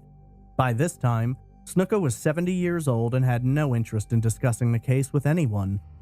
Martin said that he had received letters from Nancy's sisters, and that, in combination with speaking to one of the sisters, made him decide to take a closer look at the previous investigation. 6 months would pass, but in January of 2014, Martin spoke publicly and announced that the case had been presented to a grand jury. The grand jury was able to review documents connected to the case, including interview transcripts, the medical examiner's report, and even Snuka's own autobiography. I should note that while transcripts are available, a recording of an interview with Snuka went missing over the years, and even the autopsy report was lost for a period of time. The autopsy report was eventually rediscovered, though the tape was not. Snuka also appeared before the grand jury, though he pled the fifth multiple times. His lawyer would argue that this was not to avoid incrimination, but due to the fact that Snuka genuinely couldn't remember, as he was suffering from memory and cognitive issues likely related to the many head injuries he suffered throughout his wrestling career. On September 1st, 2015, 32 years after the death of Nancy Argentino, Jimmy Snuka was officially arrested and charged with third-degree murder and involuntary manslaughter. The official report from the grand jury noted that Snuka had provided more than 6 different accounts of Nancy's injuries, ranging from physically shoving Nancy to Nancy falling accidentally without his involvement. In a statement from the grand jury, they wrote that Snuka's, quote, "assaultive acts and his failure to obtain medical attention resulted in her death," end quote. When reached for comment, Nancy's sister Louise responded, quote, "I think that it's been a long road. They did the right thing in the face of all the evidence," end quote. Snuka was arraigned on September 1st and was sent to Lehigh County Jail, where his bail was set at $100,000. At the time that he was sent to jail, Snuka was in a wheelchair and attached to a feeding tube after having a large portion of his stomach removed due to cancer. Snuka's ex-wife, Sharon, ultimately paid his bail. Snuka's attorney, William Moore, made multiple statements in regard to the physical and mental state of his client. Moore would later explain, quote, "His faculties are so compromised you wouldn't know what he's saying. He doesn't understand a simple conversation. You put him up against a sharp prosecutor asking, 'Remember 30 years ago when you said this?' He has no recollection," end quote. WWE later spoke to the media, having inducted Snuka into their Hall of Fame class of 1996, and at the time of his arrest in 2015, they had him signed to a Legends contract. Following his arrest, WWE acknowledged that they were suspending Snuka's contract and removing all references to him from their website pending the outcome of the trial. Robert J. Kerwin II, an attorney speaking on behalf of Snuka, told the press that Snuka was not in good health but did look forward to defending himself, as he would, quote, "like to leave this world knowing he's an innocent man, not with everyone thinking he's guilty," end quote. On Monday, November 2nd, 2015, Snuka went before Judge Kelly Bannock to plead not guilty. At this time, Snuka addressed Judge Bannock expressing that he never went to school, could not read or write English, and was unsure of where he was or what day it was. This resulted in a hearing scheduled to take place in May of 2016, during which time it would be determined whether or not Snuka was mentally competent to stand trial. Snuka's attorneys argued that Snuka was mentally deteriorating and utilized the statements of a forensic psychologist, Frank DiTillo, who found Snuka incompetent, describing him as a shell of a man who is experiencing dementia, as well as his brain shrinking, which is causing major memory loss. The prosecution, however, provided video of Snuka wrestling the previous year in May of 2015. In the match, Snuka dropped 2 opponents before climbing to the top rope and performing his signature splash. Prosecutors argued that Snuka never complained of memory loss or head injuries until after he learned he was under investigation. Records indicated that Snuka scheduled an appointment with a doctor who specialized in concussions on January 29, 2014, 1 week after DA Martin announced that they were re-examining the case. This may not have had the effect the prosecution had wanted, as the video of Snuka's match showed him as a frail old man who looked as though he was struggling just to walk. Even Judge Bannock called Snuka's behavior in the video pathetic. On June 1, 2016, 33 years to the day that Snuka and Vince McMahon sat down with detectives in Whitehall, Judge Bannock ruled that Snuka was not mentally competent to stand trial for murder and that a new hearing would be held 6 months later to reevaluate his competency. Snuka's attorney argued that they could reevaluate him as many times as they wanted, but that his mental state was continually deteriorating, and within 6 months, he would likely be far worse than he was already. Judge Bannock added that she did not believe Snuka was faking, nor did she deem him intellectually or mentally capable of pulling off a hoax mental health issue. Snuka, though, would not make it to his next mental competency hearing. In December of 2016, the family announced that the aging wrestler had been placed in hospice care. On January 3, 2017, Judge Bannock dismissed all charges against Snuka, stating, quote, "The court is satisfied that the defendant remains incompetent, and the court is satisfied that the defendant will not regain competence, and it would be unjust to resume prosecution." End quote. Less than 2 weeks later, on January 15th, some 6 months after his initial competency hearing, Snuka died at the age of 73 as the result of terminal neurological issues. For the Argentino family, they viewed it as yet another time that Snuka was able to dodge justice, saying that they felt absolutely no closure following his death. They did, however, express that they were able to take some comfort in Snuka having to go to court in his last years. Lorraine later added, quote, "We made his life miserable his last few years. His life was affected by going to court." End quote. Snuka's death seemingly ended the possibility of pursuing any kind of official charges or ruling in the death of Nancy Argentino. The bright, friendly, and beautiful 23-year-old who died as a result of head injuries may never receive justice, and to this day, the role that Jimmy Snuka played in Nancy's death is highly debated amongst wrestling fans, as well as those who were investigating the case. The common belief is that Snuka caused the injuries that resulted in Nancy's death, but there are those who argue that Nancy may have hit her head accidentally and died later, and that if Snuka was involved in any way, it was his failure to get her medical assistance which resulted in her death. In a case like this, the aforementioned debates are really the only 2 theories to examine. So the first theory suggests that Nancy Argentino's death, while tragic and possibly due to Snuka's failure to get her help when needed, could have been due entirely to an accident rather than physical abuse. The second, and by far more popular theory, is that Jimmy Snuka, a man with a history of violence against women, including his own wife and Nancy herself, assaulted Nancy either on the way to Allentown or once they'd arrived at the George Washington Motor Lodge, causing her fatal injuries, which he then ignored by going to work, and eventually returned to find her unconscious and barely breathing some 12 to 24 hours after the fatal blows had been delivered. Nancy Argentino was 23 years old when she died in the company of 39-year-old Jimmy Snuka. A bright young woman with plans for the future, a caring family, and a large circle of friends, her life was cut short in a moment of brutal madness. Pulled into a world she didn't fully understand, with a man who may have been capable of things she never imagined, the young woman found herself in love with someone whom she either could not, would not, or was afraid to leave. Her death dramatically changed the lives of her family, who, to this day, are heartbroken at her loss and frustrated and angry at the failure of the legal system to act swiftly.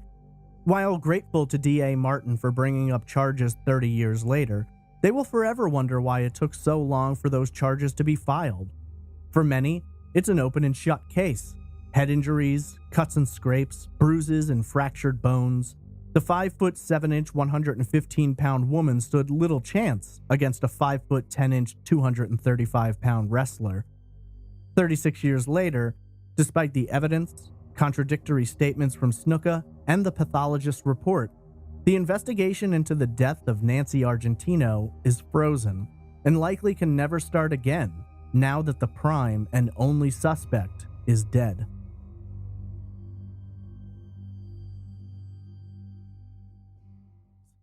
This is episode 84, The Murder of Tracy Lynn Kirkpatrick.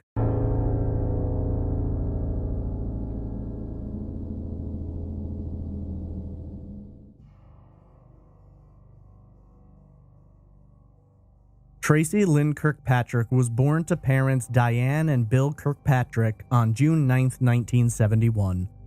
Tracy would be one of 4 children the family would eventually have, with her having 2 sisters and a brother. Tracy's official location of birth is listed as East Liverpool, Ohio, though she would be raised in the state of Maryland, in the unincorporated community of Point of Rocks. Located in Frederick County, Point of Rocks is a small town with a population of just over 1,000, seated in the west of the state on the border with Virginia.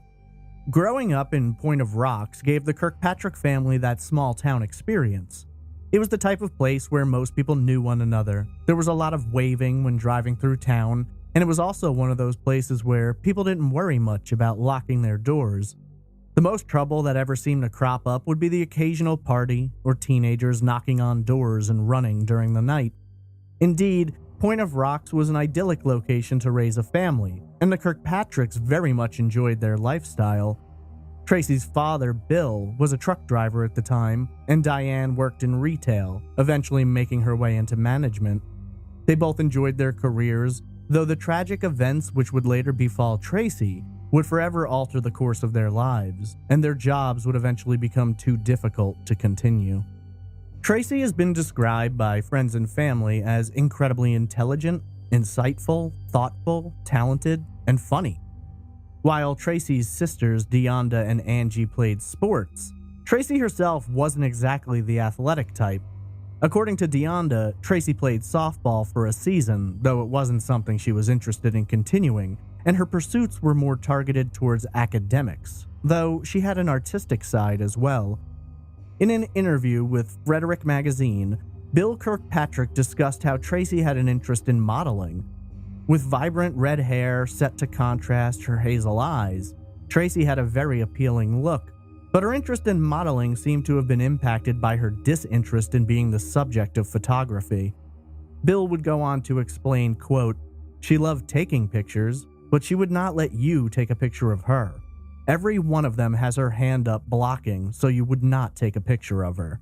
End quote.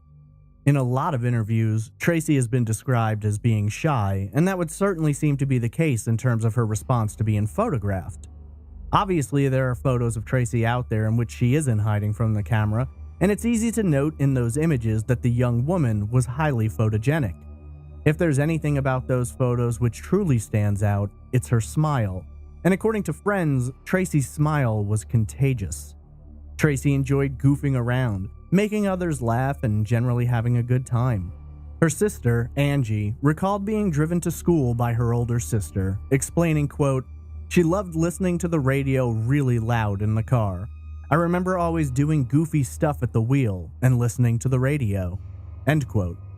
Tracy was also extremely intelligent, an honors student who maintained a GPA that always fell between 3.75 and 4.0 while attending Brunswick High School in nearby Brunswick, Maryland.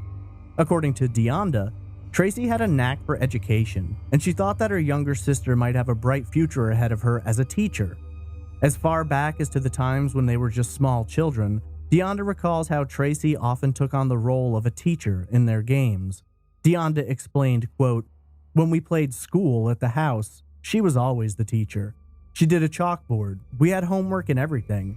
I think she would have been an excellent teacher if she had wanted to go into teaching." End quote. According to Deonda, Tracy often expressed that she'd wish she was popular and outgoing like her older sister. But Deonda herself admitted that she'd much rather have possessed her younger sister's intelligence. Tracy's appreciation for academics was undeniable, and as she grew older, she found herself drawn into literature, especially poetry. As Tracy read and studied poetry more, she began to try her own hand at the art form. She'd fill notebook pages with poems, short and long, and while penmanship has been described as not her strongest suit, she had a great feel for poetry and was able to construct meaningful, deep, and powerful pieces. In fact, in 1988, when she was just 16 years old, she submitted some poetry for publication. Later that year, one of Tracy's poems appeared in the New American Poetry Anthology. According to Diane, her daughter wrote a lot of sad poems and seemed to find comfort in them, explaining, quote, "She expressed her feelings through her writing. She wrote a lot of lonely poems." End quote. It's interesting to examine the artistic aspects of Tracy's life, as oftentimes someone will lean more towards the arts or logic and precision-based courses. Yet for the young woman, as she came closer to completing high school, her college plans involved studying accounting and eventually making her way towards law. It was clear to those around Tracy that there was little she couldn't accomplish if she simply put her mind to it. By 1989, Tracy was 17 years old and coming towards the end of her high school career. Perhaps as the result of her intelligence or just because she was always the type to harbor responsibility, the young woman found herself working 2 part-time jobs in addition to her academic life. She had previously saved up money and purchased a used car, a Pontiac Grand Prix, wanting to do things herself without having to turn to her parents for assistance. This applied to her future as well, and while her parents told Tracy that she didn't need to worry about covering her college tuition, she wanted to chip in rather than just hand her parents a bill.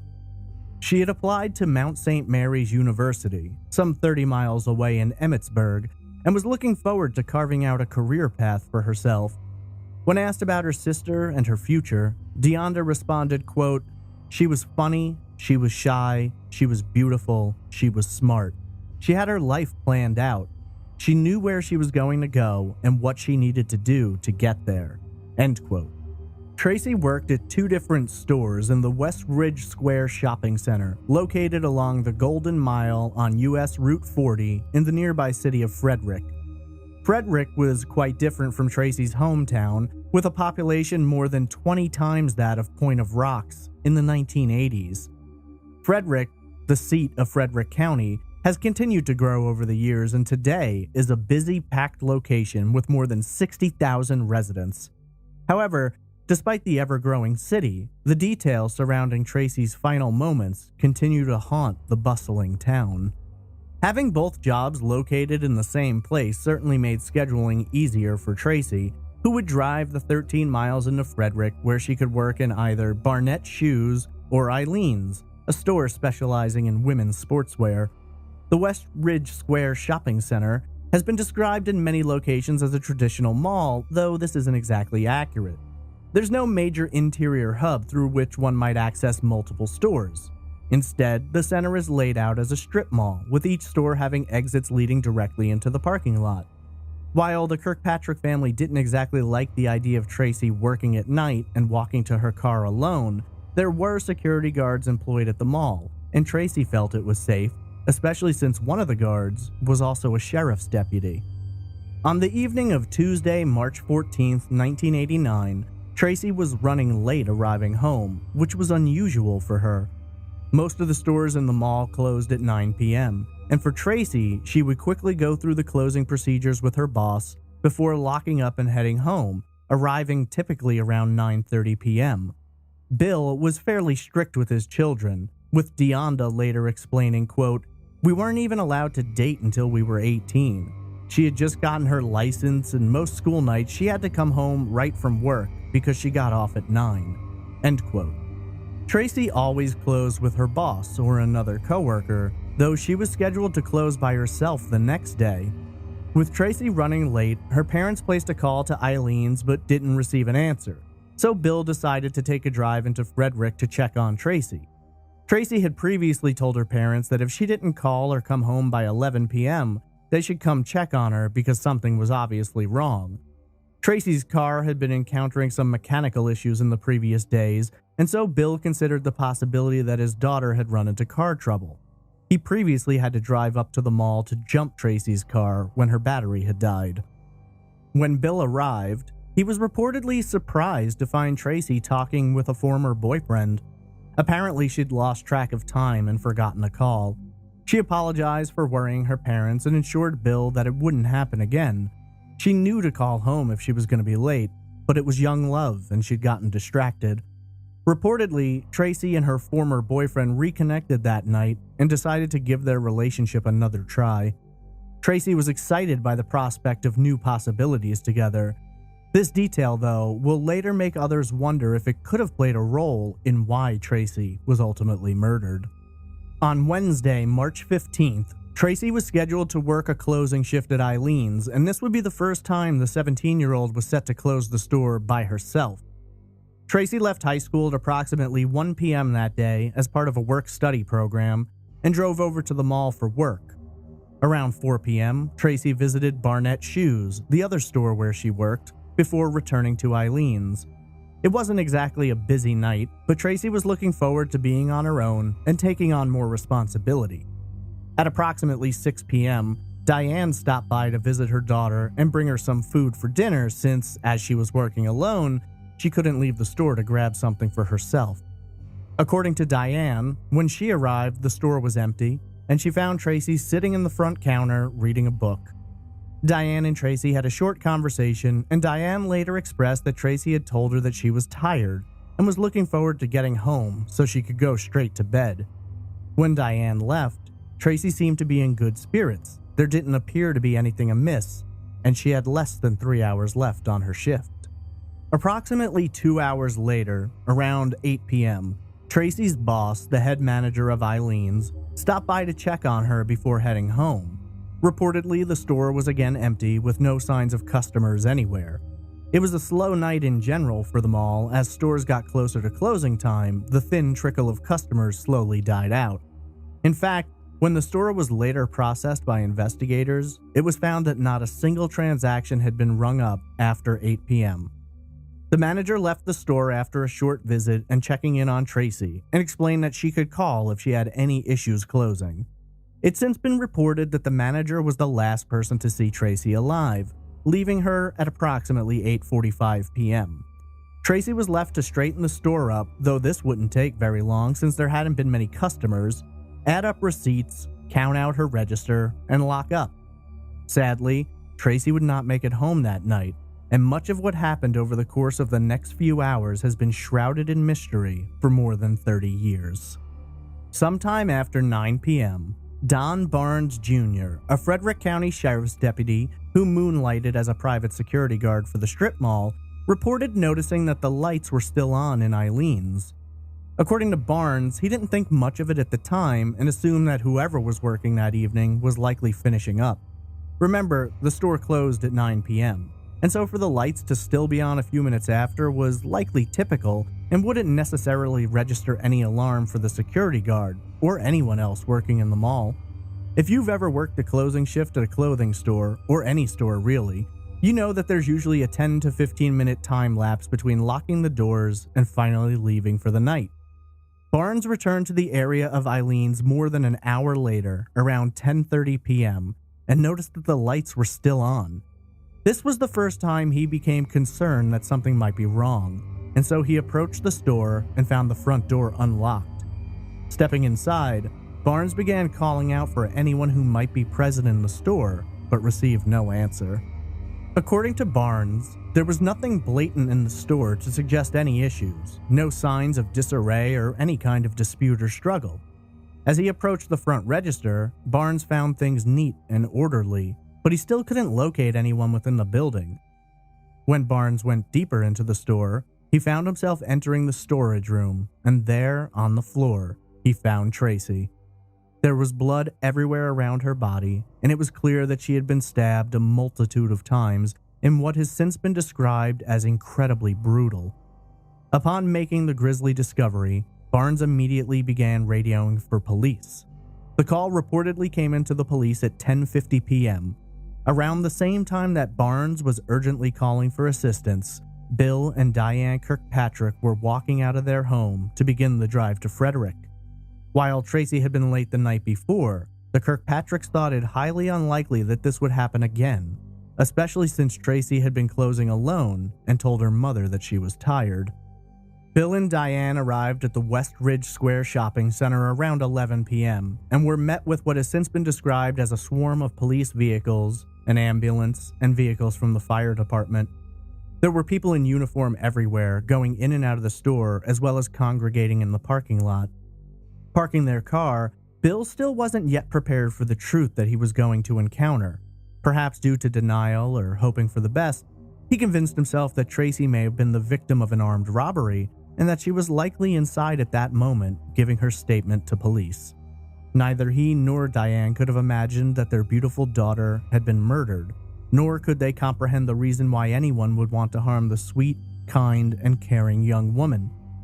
As they approached the store, a line of police officers denied them entry. Bill argued with the police, explaining who he was, but at the time, investigators weren't sure of the victim's identity, and therefore didn't have any reason to admit Bill and Diane. It was an absolutely chaotic scene, and when things were slowly worked out, Bill and Diane were given the terrible news. Reportedly, when Bill addressed an investigator and asked if Tracy was all right, he was met only with the silent response of the officer, who solemnly shook his head no. Diane almost immediately broke down and went into shock. She was quickly subjected to emergency medical treatment and was taken to the local hospital, the horror of the truth being too much for her to bear. Numb and lost, Bill accompanied his wife to the hospital, and it was from this location that several phone calls were made to family and friends. Family members began arriving at the hospital, and this became a gathering point for those who knew and loved Tracy. With Diane temporarily incapacitated, the family was completely shocked by the news. Everyone wanted to know what had happened, who had committed the crime, and when investigators were going to arrest the killer, but those answers were not going to come along quickly, and some of them have yet to come along. Investigators on the scene made note of several details which they felt might play a role in helping to identify a possible suspect. Firstly, there had been no forced entry to the store, as the front door was unlocked and the back door reportedly had no signs that it had been tampered with. While Tracy had been brutally stabbed, there was no indication of a fight or a struggle in the storage room, nor did investigators initially note anything resembling defensive wounds. The cash register was still closed and there was $60 found inside. Tracy herself was fully clothed and there was no indication of an attempted sexual assault or anything other than the stabbing itself. I have read in several locations that Tracy's purse was missing from the scene of the crime, though I've been unable to independently verify that detail. According to authorities, they had a victim with no motive that they could discern. Judging from the money in the register, police didn't think this was a robbery gone bad, and since Tracy didn't appear to have engaged in a fight with her attacker, police began working with a theory that she had known her attacker and likely trusted this person enough to allow them into the storeroom. Tracy's sister Deonda, though, has speculated since that maybe Tracy didn't know her killer, but was caught off guard and didn't have a chance to fight back. Investigators did capture several latent fingerprints which they believe may have been left by the killer, but I've also seen reports that they believe the killer may have either worn latex gloves or nylon on their fingers to obscure fingerprints from being fully detected.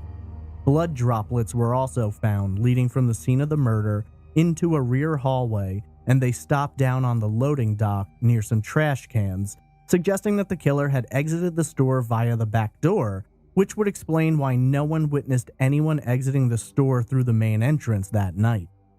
An autopsy was conducted on Tracy in the days following her murder. The pathologist's report detailed the disturbingly brutal manner of her death, explaining that Tracy had been stabbed no less than 22 times, sustaining wounds to her head, neck, arms, chest, and back. 3 stab wounds located on Tracy's head caused multiple skull fractures, while 2 other stabs punctured vital organs, including one of her lungs. The final cause of death was determined to have been due to massive internal bleeding and trauma related to injuries to her internal organs and head. In terms of the weapon, the official report notes that the killer had likely used a single-edged blade, though the murder weapon itself was not found at the scene, nor has it ever been recovered. The pathologist confirmed the absence of defensive wounds and believed that Tracy had either known her assailant or had been taken by surprise. The violence and brutality associated with the murder further fueled beliefs by investigators that the crime was personal and that whoever committed it was extremely angry with Tracy. Whether or not the crime was premeditated was unknown, though there has been discussion amongst investigators that it may have been a spur-of-the-moment, so-called crime of passion. With the knowledge that Tracy had been speaking with a former boyfriend, there are those who believe that this may have led someone with interest in Tracy to lash out with jealousy and anger. In the weeks following the murder, police had little to go on. The Kirkpatrick family was devastated by the loss of Tracy and was emotionally expressive in interviews with local media. The murder shocked Frederick, and to this day the murder of Tracy Kirkpatrick is one of only 13 cases listed as open investigations in the entire county. The lack of suspects was disturbing, to say the least. Police canvassed the area and spoke to multiple people who had been at the mall that night as both patrons and employees, but no one noticed anyone exiting Eileen's after 8:45. In fact, one man who had been sitting in a car in the parking lot waiting on his girlfriend was parked not far from the store, and he didn't see anyone enter or exit Eileen's. I should note, there's been a lot of discussion about the way the crime scene itself was handled. There have been accusations that investigators may have contaminated some evidence at the scene, and even investigators who worked the case have acknowledged, years later, that it may not have been properly handled. Other members of law enforcement have noted that the mall was located nearby to a busy interstate, and that for reasons unknown, local police did not reach out to state police for assistance, as the killer could easily have fled via the interstate. Years later, when asked about the investigation, retired Frederick Police Department Detective Corporal Bob Servichek cryptically responded, quote, "What derailed the process was politics and personal agendas. Certain individuals did not do their jobs and derailed the case." End quote. Ultimately, without any information and with hope for justice growing thin, the Kirkpatrick family had Tracy buried in Oak Grove Cemetery in Pennsylvania. It became a matter of waiting for answers and hoping for police to uncover the truth, but that wait would take a hard toll on the family, especially Bill and Diane. The loss of Tracy impacted them dramatically, with Diane growing more and more isolated over the years. She began to feel as though she couldn't leave her own home without the company of her husband or one of her children. She would eventually leave her job in retail management, expressing that it was just too difficult. Every time she saw a young woman working the register at night, she'd think of Tracy, and the pain would come flooding back in. For Bill, his job as a truck driver afforded him far too much time to think. Those long stretches of road let his mind wander, and it would always wander to Tracy. Eventually, Bill would also leave his job, and together, he and Diane would struggle to keep their lives together. 3 long months would pass before there would be even a hint of movement on Tracy's case. While the Frederick Police Department acknowledged that it was an ongoing investigation, it was clear that there wasn't much for them to work with. Without even so much as a motive, it was difficult to try and narrow down a potential list of suspects, let alone persons of interest. Then, authorities would receive a tip from a completely unexpected source. At the time, there was a hotline operating out of Las Vegas, Nevada. It was, for lack of better terms, a confession line. Basically, people could dial into the line anonymously and leave a voicemail confessing something they'd been keeping secret. Many of these calls revolved around unfaithful spouses and petty crimes. Once the messages were reviewed, they'd be made available on the hotline so that others could call in simply to listen to the anonymous confessions. There's apps out there that do a very similar thing today, though the confessions are typically in text nowadays. 6 investigators were assigned to Tracy's case from the outset, though it would be Corporal Barry Honer who would take on the mantle of lead investigator. Corporal Honer was eventually contacted by an officer working for the Las Vegas Police Department. According to the Vegas police, they had received audio from the hotline and they were contacting the Frederick Police Department to see if it matched up with any unsolved homicides. The call was a confession, which referenced a murder that had taken place in Frederick, where the caller alleged to have stabbed a young woman to death in a women's clothing store. Honer was immediately intrigued and requested a copy of the audio, which was provided for him. In the call, a man who refers to himself as Don admits to murdering Tracy with a knife in the storage room of the clothing store. I will now play a clip of this call. Hello, my name is Don, and I'm calling from Frederick, Maryland. I know this is going to sound surprising, but 3 months ago, I stabbed a girl to death. And you might think that in making this tape, I'm setting myself up to be caught, but there are a lot of guys named Don in Frederick. The girl I killed was working in a ladies' sportswear store. I often came by and talked to her when she was working alone. And one night when she was in the storeroom and we were talking, our conversation turned into an argument. And so I took out a knife that I have with me at all times and I killed her. And a few days later I realized that I had created a lot of sadness. And I thought about turning myself into the police. But whatever they do to me, that won't bring Tracy back. So I've decided that I better keep free because we have the death penalty in Maryland. Thanks for listening. I'm sorry about what I did, but nothing can change it. Bye.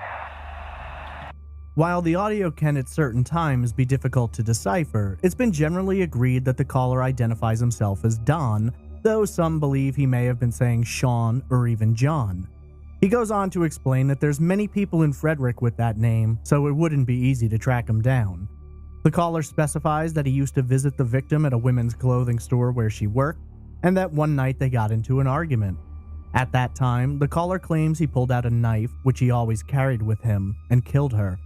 Later in the call, he says the name Tracy, and also says that while he considered turning himself in, that won't bring Tracy back, and since Maryland has the death penalty, he won't be turning himself in. He then apologizes for what he has done and concludes the call. Shocked by the context of the call, Corporal Honer listened several times before bringing it to Frederick Police Chief Richard Ashton. Ashton agreed that the call sounded legitimate, and in an interview on Unsolved Mysteries, Corporal Honer explained, quote, "The sincerity that I heard in that voice, and the knowledge that the person was displaying, talking about what he had done, at that point convinced me that I was probably listening to the killer." End quote. Police were able to trace the call, and surprisingly, it led to a payphone at a Safeway supermarket located just 8 miles outside of Frederick in Walkersville. In hopes of gathering more information, and hopefully to identify the suspect, Chief Ashton released the call's full audio to 4 local radio stations, who all agreed to air it at 9:15 a.m., so that anyone listening to any of their stations at that time would hear it. Corporal Honer then penned a letter addressed to the so-called Don, where he urged him to come forward and speak with authorities. The letter, written in October of 1989, was then published to the front page of the Frederick News Post. The letter, in part, read, quote, "I am personally willing to work with you to resolve this tragic situation, and I pray you now will come forward to relieve the hurt which Tracy's family and friends have suffered, as well as the pain which has consumed your life since that night." End quote. Honer acknowledged initially that he was concerned they would be flooded with tips and find themselves caught up in a lot of wild goose chases, but to his surprise, only 8 tips were phoned in. Of those 8, 7 were eliminated through investigation, but 1 remained a possibility. In a bizarre turn of events, the one tip originated from the state of Massachusetts and was called in by a woman who claimed she could positively identify the voice on the call. Martha Woodworth was operating as a psychic/astrologer when she received a call from a man named Sean. According to Woodworth, Sean expressed to her his interest in trying to put together information about the murder of a young woman named Tracy, with whom he alleged to have been friends. Interested in seeing what she could do, Woodworth provided Sean with an address and requested that he mail her newspaper clippings about the case so she could examine them. When Woodworth received the clippings, she immediately felt that something was wrong. In her own words, quote, "I sensed immediately that he was very likely the killer. All of his A's and O's had a line slashed through them, for one thing. There were other indications as well, from the point of view of handwriting analysts." End quote. Concerned, Woodworth took it upon herself to contact the Frederick Police Department. At that time, Woodworth was asked to continue corresponding with Sean so she might see what else he had to say. Woodworth agreed, and eventually, after several back-and-forth conversations, the Frederick Police Department decided to speak with the so-called Sean. The address the writer had been using was in Walkersville, Maryland, approximately 7 miles outside of Frederick and not very far from the Safeway from which the Las Vegas hotline call had been made. When authorities approached the home of the writer, who they would later confirm was neither named Sean or Don, they were given the cold shoulder. The man refused to speak with authorities or grant them access to his home. As a result of this, Frederick police were able to obtain a search warrant and return to the man's home the next day at approximately 1 a.m. Reportedly, police took several items from the man's home, including newspaper clippings about Tracy's case, as well as information in regard to Martha Woodworth. In addition to items taken from the home, a hair sample was also taken from the man. According to multiple articles written about this bizarre situation, the man, when questioned about Tracy's murder, pled the fifth multiple times and refused to answer any questions at all. It's since been stated by the Frederick Police Department that the man who wrote the letters as well as the man who made the call to the Las Vegas hotline were one and the same. Despite this, in the years since, this man has been listed as cleared by the Frederick Police Department, and they do not believe he was involved in the murder. Frankly, the situation involving this man's really complicated, and there's so many different angles to it, it's difficult to know for certain what exactly went on. When asked about this situation later, it was explained that there was not enough evidence to tie this man to the crime, and Chief Ashton stated, quote, "Realistically, even if he did make the call, it doesn't mean he killed Tracy Kirkpatrick. It's important to keep that in perspective." End quote. For what it's worth, Martha Woodworth has stood by her belief that the letter writer was involved, and Corporal Honer has confirmed that the man who wrote the letters was someone they had looked at as possibly having murdered Tracy in the past. There was, however, another potential person of interest. This person is a highly controversial figure when it comes to this case, and depending on who you ask, he was either a very likely suspect or has been needlessly subjected to rumor and speculation. His name is Don Barnes Jr., and you may remember that he was the sheriff's deputy and mall security guard who initially discovered Tracy's body. The first detail, which made investigators somewhat suspicious of Barnes' story, was in regard to his whereabouts between the hours of 9 p.m., when he says he noticed the lights still on in Eileen's, and 10:50 p.m., when he contacted the Frederick police to report his discovery. Several people have reported that the Westridge Square shopping center is not exactly a large one, and my research has shown there to be 26 stores located in the strip. Of course, that's a current number. I'm unsure how many stores were there in 1989, but probably fewer. This led many to wonder how it was possible that Barnes could have noted the lights on at 9 p.m., but not returned to the area of Eileen's until nearly 2 hours later. Where could he have been during that time? Barnes himself was reportedly never able to explain exactly where he had been during this time, or at least, he hadn't been able to do so in a way in which investigators believed. Reportedly, he was doing his rounds, though investigators don't believe those rounds would have kept him away from the area of Eileen's for as long as they supposedly did. If you'll recall earlier, I quoted Corporal Bob Servichek, who explained years later that the case had remained unsolved due to politics and personal agendas, and many believe this may have been referring to Barnes, though that can't be confirmed. Some, though, do believe that this was referring to Barnes, as at the time of the murder, he was 25 years old and the son of the former sheriff of Frederick County, Don Barnes Sr. Sr. had worked for the Maryland State Police from 1963 to 1969. He then worked for the State Fire Marshal's office until he ran for and was elected to the position of sheriff in 1974, becoming the county's youngest ever sheriff. I do want to address one detail here. I've seen multiple accounts that, at the time of the murder, Sr. was still sheriff. But according to his obituary, he left office in 1982 and entered the private sector. I have tried to verify this through the websites for Frederick County as well as the official sheriff's office website, but both pages, which provide links to a list of all sheriffs that have ever worked in the county, have led to 404 errors and missing pages. I should note that Sr. was also involved in music, and many have referred to him as a powerful individual in the community throughout his life. There's a pretty solid dividing line when it comes to this. There are those who believe that Barnes Jr. committed this crime and was ultimately protected due to his father's status. There are others who argue that Barnes Jr. was never anything other than a good man and that his father would never have used his connections to protect his son from possible involvement in a homicide.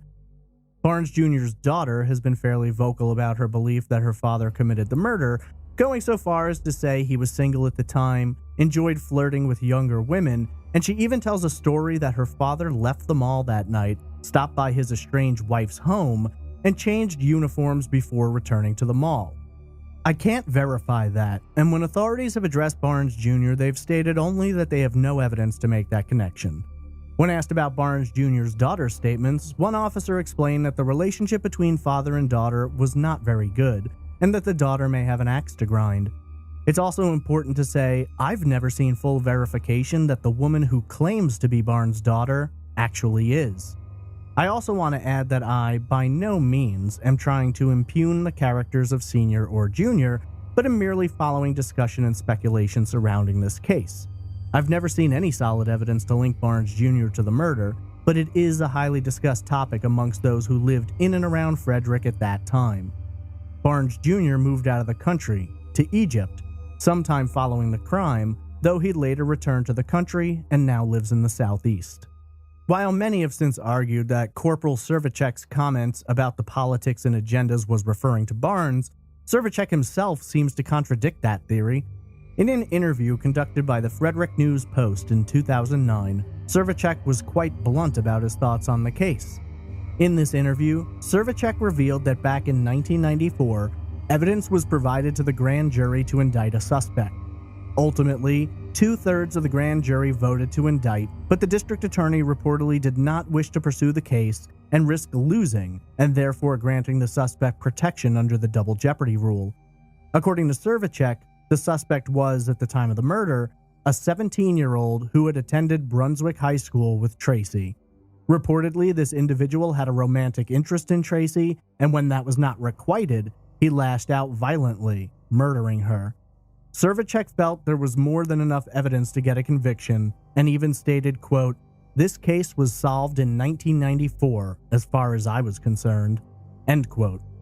I wish there was more information about this potential suspect, but a name has never been revealed, and outside of Servichek's statements about the grand jury, little has ever been publicized about this angle of the case. In terms of developments in the past 30 years, there have been few. Sometime in the mid-2000s, Tracy's case was presented to Vidocq Society, which is made up of investigators who evaluate cold cases. Reportedly, this group described the case as solvable and gave a list of suggestions to an investigating officer to follow up on.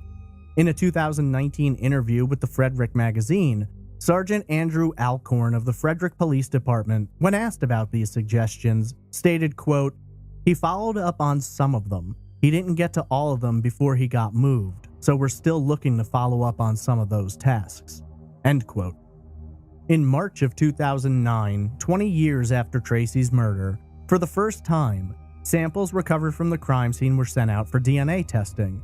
There have been subsequent DNA tests that have been conducted in the years since, though no news has ever been released in regard to any potential matches, and it's noted that the Frederick Police Department is in possession of DNA samples from at least 2 individuals that they consider persons of interest. Earlier this month, Sergeant Alcorn spoke with a local news channel regarding Tracy's case. Alcorn explained that, for the first time in more than 10 years, rather than assigning the case to a single investigator, they were, instead, putting 4 to 5 experienced detectives in charge of reinvestigating. The most recent update explained that they were interviewing suspects and looking for new ways to examine evidence collected over the years. For more than 30 years, the Kirkpatrick family has sought the truth of who murdered Tracy. In multiple interviews, their pain and sorrow is clear to see, and their frustration with the system is also evident. In the absence of evidence, three main theories have developed over the years as to who may have been responsible for Tracy's murder and what the motive may have been. The first theory puts forth the possibility that Tracy's murder may have occurred randomly, and that while investigators initially believe she could have known her attacker, it's entirely possible that the assailant entered the store, snuck up on Tracy, and committed this brutal and heinous crime. The second theory argues that Don Barnes Jr., the security guard working the mall that night, and the man who discovered Tracy's body, may have been involved in her murder and could possess information that he has never revealed. This is an incredibly controversial theory and has nearly as many detractors as it does supporters. The third and final theory purports that the man known as Sean, who contacted Martha Woodworth, allegedly made the call to the Las Vegas hotline and claimed to have known Tracy, may have committed this murder, but was allowed to walk free when evidence could not be built up to secure an indictment. Some also believe that this man may in fact be the same high school student that Corporal Servichek believes murdered Tracy Kirkpatrick. Tracy Lynn Kirkpatrick was a brilliant young woman with a bright future ahead of her. She worked 2 jobs, maintained a high GPA, dreamed of going into law, and was actively applying to colleges during her senior year of 1989. She touched the lives of everyone around her, and to this day, the memories of Tracy are cherished. Her life was taken in a brutal fashion on March 15, 1989, when someone stabbed her to death in the storage room of the clothing store she was working in. For more than 30 years, her family has had to grieve for her loss without ever being granted the closure of seeing someone brought to justice for it. Brunswick High School planted a tree in Tracy's honor, and the family have held candlelight vigils there over the years. Every year, on March 15th, Bill Kirkpatrick, along with members of his family, gather at the West Ridge Square Shopping Center. They have now done this 30 times. And with each passing year, it becomes more difficult to hold on to hope. Tracy's older sister, Deonda, later stated, quote, "I didn't think I was going to be planning 30. Didn't think I was going to be planning 25. I don't know if I want to do 40.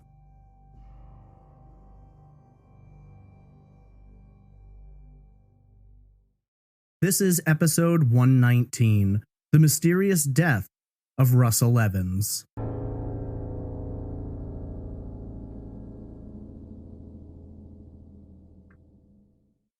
It had been an eventful night for 13-year-old Russell Evans, but now it was time to go home. It was just after midnight and Russell had a curfew set for that time. He was going to be late, but always being considerate, Russell picked up the phone and dialed his father, John. Speaking with him, Russell explained that he was going to be walking home from the house of his friend, Aaron Abramson. Abramson lived near the corner of 34th and Freya in the Lincoln Heights area of Spokane, Washington, approximately 2 miles south of Russell's home, which was located at 825 Thor Street in neighboring East Central. It was a trek Russell had made dozens of times in the past, and while 2 miles isn't exactly a short distance to travel, Russell had certain advantages which made it a shorter trip. He was in great shape, an avid basketball player who ran and jogged often. Beyond that, at the age of 13, he was already 6 feet 3 inches tall. By most analysis of the trip, it's been averaged that he would have covered a mile in approximately 15 minutes, making the whole trip in the neighborhood of 30 minutes total. However, on this particular night, Russell never makes it home. Approximately 1 hour after leaving his friend's house, Russell will be found clinging to life, lying in the northbound lane of South Thor Street along an incline referred to in the media as either Thor Ray Hill or South Hill. Just 8 hours later, Russell will pass away as a result of his injuries. What exactly happened that night remains a source of great debate today, and while investigators quickly made a ruling, Russell's parents, friends, and other locals strongly disagreed with the findings. The more details about Russell's evening which were uncovered, the more questions were asked, but the answers were in short supply. Russell Sigurd Evans was born on July 22, 1975, to parents Susan and John. Russell had been described as a smart, athletic, and caring teenager who worked hard towards his goals and had big-time dreams. According to his father, Russell, or Rusty as he sometimes called him, excelled at basketball and dreamed of becoming a professional playing for the NBA, while also having plans to pursue electrical engineering at his target school, UCLA. Russell played basketball for Libby, which at the time served as a middle school in the area. In the mid-90s, the school changed trajectories, becoming the Libby Center, which focuses on accelerated programs for gifted students. Outside of playing, Russell also worked closely with one of his teachers, assisting with various tasks and plans. Roger Lake, then vice principal of Libby Middle School, told the Spokesman Review, quote, "He was a real popular kid in school. He was just a pretty good kid all around." End quote. In the summer of 1988, 1 year before his death, Russell was invited to attend a National Basketball Association camp to show off his skills and learn to sharpen and hone them. By all accounts, Russell was thrilled at the experience, and it truly drove him harder to pursue his dreams. For a 13-year-old, already standing so tall and showing off so much skill, there was a lot of promise. And unlike others who sometimes slack on their work ethic, believing their physical attributes will make the difference, Russell poured his heart and soul into the game. Russell had a lot of friends and seemed to make them easily. His close friend Aaron Abramson, whose house he was leaving the night he died, told Unsolved Mysteries, quote, "He was very well liked. He had a good sense of humor. He got along with pretty much everybody. He had no problems." End quote. In a forum post attributed to Abramson, he recalls long afternoons playing basketball until it got dark, and a lot of fun evenings sitting in front of the television playing Nintendo with his best friend. Abramson and Russell were close, and Abramson has said multiple times that Russell was essentially a fixture at his home, coming over most days after school to hang out. Diana, Russell's youngest sister, who was 5 at the time of his death, told KXLY Spokane, quote, "He was very loving, he was a great big brother, and he protected me." End quote. Several articles about Russell go into detail explaining that he had a soft spot for the underdog and a tendency to stand up for those who couldn't stand up for themselves. Being as large as he was, Russell towered over his classmates and a lot of kids in grades higher than him, and when things had the possibility of turning violent, most people reconsidered once they laid their eyes on him. Actually, something very similar took place the very night that Russell was killed, and for many there are questions which still linger about who was involved and how they may have been involved in his death. On Saturday, June 3rd, 1989, Russell had plans to spend much of his day with friends. Few details are available about the earlier part of the day, though most comments about the day seem to suggest what would be expected: basketball, video games, just kids hanging out. The full event of the evening, which kicks off the timeline leading into Russell's death, begins at approximately 10 p.m. Russell, along with a handful of friends including Aaron Abramson, Brian Bushing, and Dawn Hepburn, and others, were all hanging out at Thornton Murphy Park, located off Ray Street at the corner of 27th Avenue, just a few blocks north of Abramson's home. At the time, Abramson and Hepburn were dating, and an incident developed between Russell's group of friends and 2 other teenagers, apparently revolving around Hepburn. According to reports of the time, the 2 teenagers were foster brothers, one being 15 and the other 17. Their names have never been released to the public, and they gave statements to newspapers under agreements of anonymity. In their account, granted to the Spokane Review, one of the brothers approached Hepburn and flirted with her, ultimately asking for her number. While there are no specifics related to how the situation got out of hand, a shoving match ensued between the brothers and Abramson and his friends. It isn't all that difficult to imagine how teenagers react to a situation involving someone hitting on someone else's girlfriend.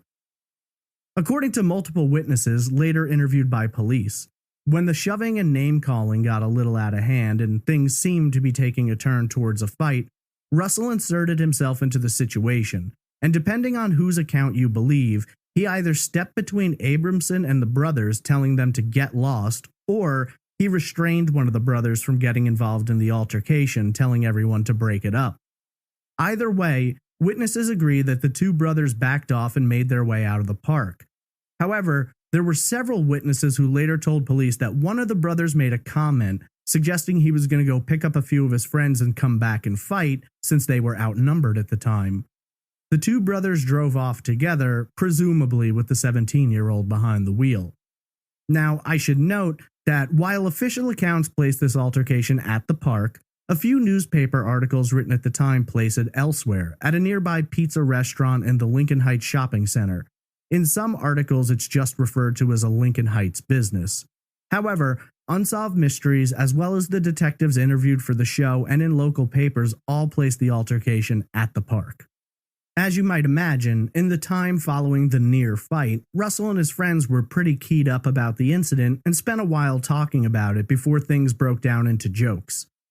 After hanging out in the park, Russell and 7 friends apparently headed further south, onto the campus of Ferris High School just off 37th Avenue.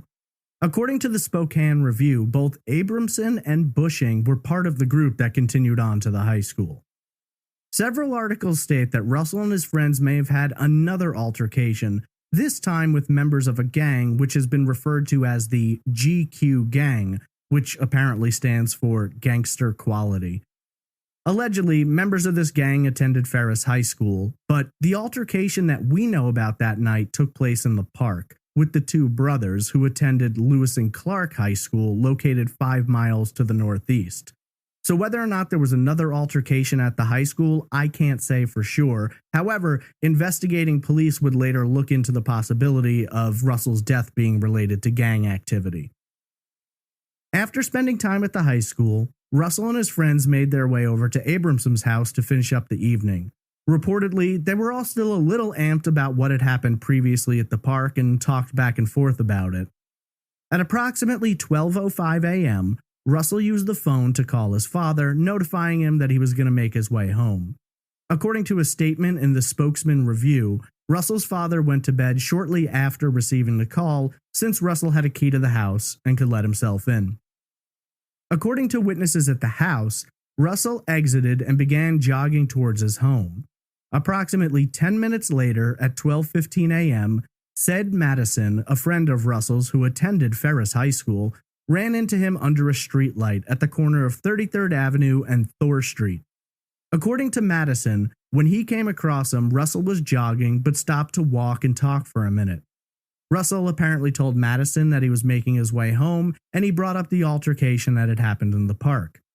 Madison told the Spokane Chronicle that Russell was, quote, all psyched up, end quote. Reportedly, Russell explained that it hadn't been a big deal, but if it had turned into a fight, he'd have jumped in to defend his friend. Russell must have mentioned something about one of the brothers saying he was going to bring some friends back, because Madison noted to reporters that he didn't appear to be worried or concerned about any kind of retribution. The two friends traveled along together for approximately 4 blocks before parting ways near 29th Avenue and Freya Street. According to Madison, the last time he saw Russell, he was jogging along Freya Street heading north. This puts Russell approximately 1 mile south of his home, which is located 21 blocks to the north on 8th Avenue, sometime between 12:20 and 12:25 a.m. In just over 30 minutes, though, the 8th grader will be found lying in the street, conscious but severely injured. No one knows for certain what transpired over the next 30 to 40 minutes, at least no one who has ever come forward to investigators. There's a lot of theories, a lot of rumors, and a lot of debate. What we do know is that 37-year-old Sandy Ferris lived in nearby Spokane Valley, just a few blocks to the east of Lincoln Heights, and was being driven home by a friend. The vehicle was moving north along Thor Street, heading downhill, when the car's headlights came upon Russell, who was lying in the northbound lane near to a thin concrete median no wider than a curb. The way the roads are laid out, traveling northbound, South Thor Street intersects South Ray Street on a hill. A grassy hill juts out in a triangle shape where both roads meet, and there's a concrete island with a stop sign. Northbound traffic on Thor Street can turn left here, heading south on Ray, or continue onward beyond the island where the roads merge. Today, Bethel Christian Preschool and Daycare sits right next to the locations where the roads actually merge. According to Ferris, Her friend stopped the car and she immediately jumped out, running towards the 13-year-old as another passerby drove off to call 911. In her own words, Ferris said that it was a bizarre scene. Russell was lying on his back when she reached him. Reaching down, she cradled his head in her lap. She noted that the teenager wasn't wearing shoes or socks, but further down the hill in the direction Russell lived, she could see both of his shoes and one sock beside what she described to the Spokane Chronicle as pools of blood. Ferris told reporters that upon reaching Russell, he was loudly calling out, screaming, "Brian, help me." Ferris later told Unsolved Mysteries that it felt to her like Russell thought this Brian was nearby and was screaming out to him for help as if he expected him to be able to hear him. Ferris tried to calm Russell down and began asking basic questions: what his name was, where he went to school, and Russell was able to answer all of those questions. However, when she began asking what happened, Russell started losing consciousness. Ferris told the Spokane Chronicle, quote, "I asked him what happened, and he just looked up at me and didn't say anything." End quote. Paramedics and police quickly arrived on the scene and began treating Russell and preparing to transfer him to Sacred Heart Medical Center, just 3 miles to the west. Ferris, though, was a little put off by the police at the scene, who she noted didn't try to speak to Russell or ask him any questions. It was during the initial moments of their arrival, when they took over caring for Russell, that she finally glanced around and noticed a young man watching from the nearby hillside. According to Ferris, the young man was dressed in white shorts and a white shirt, making him stand out against the darkness. Just about the time she noticed him, the boy started running up the hill. When Ferris attempted to draw the officer's attention to the boy who was running, she was ignored, later telling Unsolved Mysteries, quote, "I tried to tell the policeman a couple of times and he kept telling me to get on the sidewalk." End quote. Ferris, however, was not the only person who noticed the boy. One of the EMTs working the scene also saw this person dressed in white running up the hill. When the EMT later gave a physical description to police, Ferris herself was never actually questioned about what she had seen. There were a lot of bizarre details about the crime scene itself and questions about the way investigators processed it, but we'll get to those a little later. When Russell's mother arrived at the hospital, she thought her son had been in a bad fight, judging from the bruising on his face, arms, and hands. Reportedly, there were finger bruises on his nose, face, and upper arms, as well as bruising on his knuckles, which some pathologists believe could be signs of offensive strikes from Russell, possibly trying to fend off an attacker or multiple attackers. Russell had sustained massive injuries, including head injuries, bruised and bleeding kidneys, and he was suffering from internal bleeding. Despite clinging to life for nearly 8 hours, Russell Evans passed away at 9:10 a.m. on Sunday, June 4th.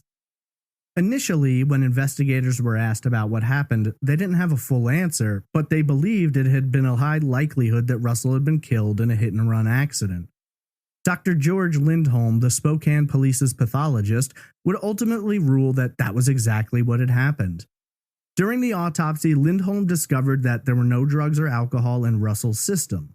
In terms of injuries, in addition to head trauma, kidney lacerations, and other internal injuries, Brian's spine had been broken. The ultimate cause of death was related to a lacerated kidney due to, quote, "blunt impact injury to the back," end quote. He later referred to the incident as a classic hit-and-run scenario, at which time the case was transferred to the Spokane Police Department's traffic unit. While the Evans believed this at first, they soon began to have doubts about the ruling. Russell's mother was a registered nurse, and his father had been a cardiopulmonary technologist. Both had medical experience, and in their opinions, the bruising and damage they saw to their son's body simply didn't line up with a hit-and-run. Sue and John told Unsolved Mysteries that there was not a single consistent bruise across Russell's back to signify being hit by a bumper, but instead, quote, "the bruising along his back is not even. It's demarcated, showing an irregular pattern. Rather than coming from one object, we believe it came from repeated blows, probably from a baseball bat or 2x4, end quote. There was also bruising on Russell's legs. Dr. Lindholm disagreed, and so the Evans family hired an independent pathologist to examine the case. Dr. William Eckert was a renowned pathologist who had consulted on several high-profile cases in the past, and he agreed to consult on Russell's. Examining the bruising on Russell's hands, Eckert agreed that they showed signs of offensive strike. Eckert, though, didn't completely disagree with the findings of Lindholm. Instead, he suggested that while Russell may have ultimately been hit by a vehicle, he believed there had likely been a brutal physical altercation which had taken place before that happened, and that Russell had likely been beaten before being struck by a vehicle. The major area of damage was to Russell's back, approximately 46 inches off the ground, which would suggest that if those injuries were caused by a vehicle, it was likely some kind of a truck with oversized tires. Dr. Graham McConnell, the county coroner, later told the Spokane Chronicle that he had his own questions about the results of the autopsy, but would keep them to himself until after he consulted with prosecutors. Russell's funeral took place on June 7th, his mother's 42nd birthday. The family was stunned by what had happened, first losing their son, and then questioning the direction of the investigation. Soon, little details began getting back to the Evanses, which made them question things even more. Said Matheson's mother, Sue, was a bus driver for Libby Middle School and told reporters and police that she'd had a conversation with Dawn Hepburn, Abramson's girlfriend, the day after Russell's death. In her account, Hepburn explained that the day before he was killed, Russell was given a note which bore the warning, "You'd better watch your back." In Madison's mind, nothing about the hit and run made sense, and it seemed there might be more to the story. While Russell's parents went through his possessions, they were never able to locate that note. However, if it did exist, it would raise other possibilities about someone wanting to harm Russell. While police stood by their belief that this had been a hit and run, they were clear that it was still a criminal act and they would work to track down the driver. In the process of their investigation, the Spokane police took a lot of reports from friends of Russell's who were present in the park the night he died. Following up on their information, they tracked down the two brothers who had been involved in the altercation and questioned them. Both brothers outright denied any involvement in Russell's death. At the time, there were a lot of rumors circulating about their involvement, so each brother volunteered to take a polygraph test. According to the brothers as well as the Spokane police, they passed their tests and were subsequently ruled out as potential persons of interest. In addition to the two brothers, 5 other individuals were tracked down and questioned. Who these people were has never been made public, and police specified that they would not reveal their names. According to the Spokane Chronicle, of the 5 who were polygraphed, 4 passed the examination, with a 5th whose results were inconclusive. Reportedly, one of the vehicles belonging to those who were questioned was examined, but no evidence was found which would connect it to having been involved in Russell's death. Detective Nick Stanley told the Chronicle that, after the examination, the car in question was taken to a junkyard for elimination. When asked about leads and developments in the case, Detective Stanley replied, quote, "A lot of it was sheer rumor, no hard evidence," end quote. Spokane police did make several public pleas for anyone with information to come forward, but no one did. Russell's parents, though, continued to push the issue, and as a result, for a period of time, Police Chief Terry Magnan had Russell's case shifted back to the Major Crimes Unit, retrieving it from the Traffic Unit who had been given it earlier. While investigators continued to look for potential suspects, John Evans began conducting his own investigation, and he started with Russell's friend, Brian Bushing, who had been present at the park the night Russell died. It was believed by Evans that this may in fact have been the Brian his son was calling out to the night he died, and maybe he could have been the boy seen running up the hill in the aftermath. During the Unsolved Mysteries segment, John Evans quite clearly stated that he went and spoke with Brian. According to him, Brian admitted that he had been with Russell earlier that night. When asked what he had been wearing, Brian allegedly told Evans that he had been wearing white shorts and a white shirt, clearly matching the description given by both Sandy Ferris and one of the EMTs who had been working on Russell. However, when police later spoke with Brian, according to Evans, he denied owning any such outfit and claimed he had not been anywhere near the spot where Russell had ultimately been killed. Detective Stanley told the Chronicle that despite their sincerest attempts, they had never been able to positively identify the person seen in white that evening. They later stated that it was their belief that the person in white was not connected to the case and more than likely had heard all the commotion and sirens and came down to see what had happened. However, there was another bizarre detail which pointed towards someone named Brian. According to Russell's mother, Sue, when she arrived at the hospital before she got to see her son, she was informed that they had received a call asking about the status of Russell's condition. According to Sue, the caller gave his name as Brian. This raises a few questions, but most predominantly, considering the time the accident happened and that Russell's own parents had only just been notified, how did this Brian who was calling know that Russell was in the hospital or that anything had happened in the first place? This is a question which has never been answered, but over the years, Brian Bushing has received a lot of criticism and forums are flooded with people calling on him to come forward with what he may or may not know. The Evans family felt that the police had not done a thorough investigation into their son's death and requested an independent review of the case. In May of 1990, the City Council conducted a review of the evidence and investigation and ultimately ruled that the police had done their best and it was a good enough job in trying to determine what may have happened. As part of their own investigation, the family filed a lawsuit against the Spokane police to force them to release their files for review. At the same time, Unsolved Mysteries began work on their episode which would feature Russell's case. During the pre-production phase, producers requested access to film at the site where Russell had been hit, but were denied a permit to shut down that roadway for filming. As a result, in the episode itself, a different stretch of road is used. Nearly 2 years passed when finally, in February of 1992, the Evanses won their court case and the police were ordered to hand over all files related to the death of their son. These files, in addition to discussion with Sandy Ferris and police themselves, resulted in the family solidifying their belief that this had not been a random hit and run. There were multiple issues noted with the investigation, particularly the way in which the scene had been handled.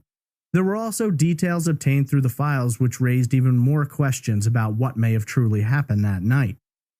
The list of issues with the crime scene itself isn't exactly a short one.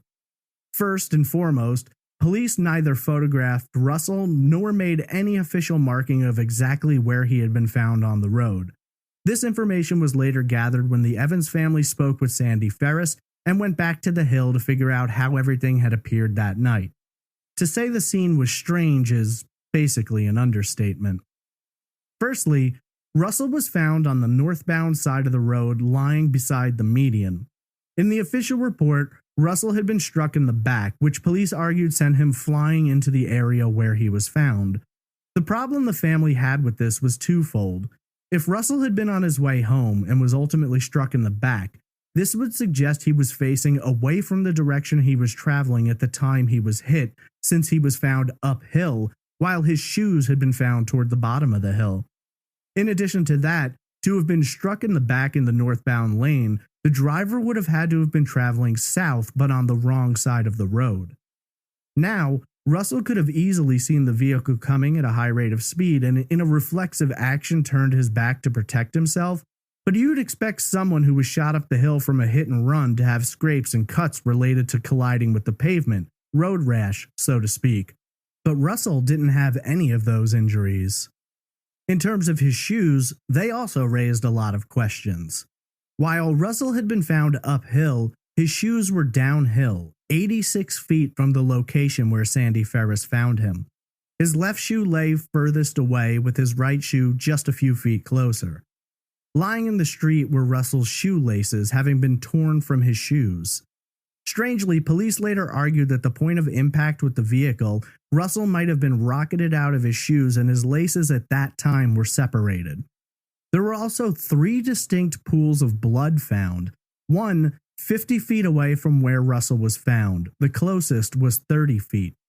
With Russell lying almost on the median, the pools of blood were down the hill between him and his shoes, though one distinct pool of blood was found off to the side of the road near the edge of it. One of Russell's shoelaces had blood on it, and one of Russell's socks was lying beside a pool of blood. When the Evans family asked to see Russell's socks, they'd mysteriously vanished. Police suggested the possibility that hospital employees may have discarded them at the time he was rushed into surgery, though the family considers this unlikely, and there's never been any public statement from hospital staff about what may have happened to them. It seems unlikely that the EMTs ran down the road, picked his socks up, and brought them in the ambulance with them. It's the Evans family's belief that Russell's socks may have had blood on them, suggesting that a physical assault may have taken place. If the scene wasn't strange enough already, it was later shown that police had not taken samples of the blood they found in the road and instead had washed the pools away. Police reports also confirmed that investigators never conducted follow-up interviews with Sandy Ferris, who had found Russell that night, or Ced Madison, the last person to see him alive before the incident. When asked about the way the scene was processed, Detective Stanley told the Spokesman Review he would have, quote, done a few things differently, end quote. According to Russell's sister, Diana, in an interview from February of this year, there was also DNA evidence found at the scene which, to this day, has never been processed. Met with this evidence, and after consulting with several medical experts and a private investigator, the Evans family constructed their own theory of what may have happened. They theorized that while Russell was making his way home, a vehicle approached at a high rate of speed, at which time one of the passengers may have swung a blunt object, either a bat or a 2x4, striking Russell in the lower back.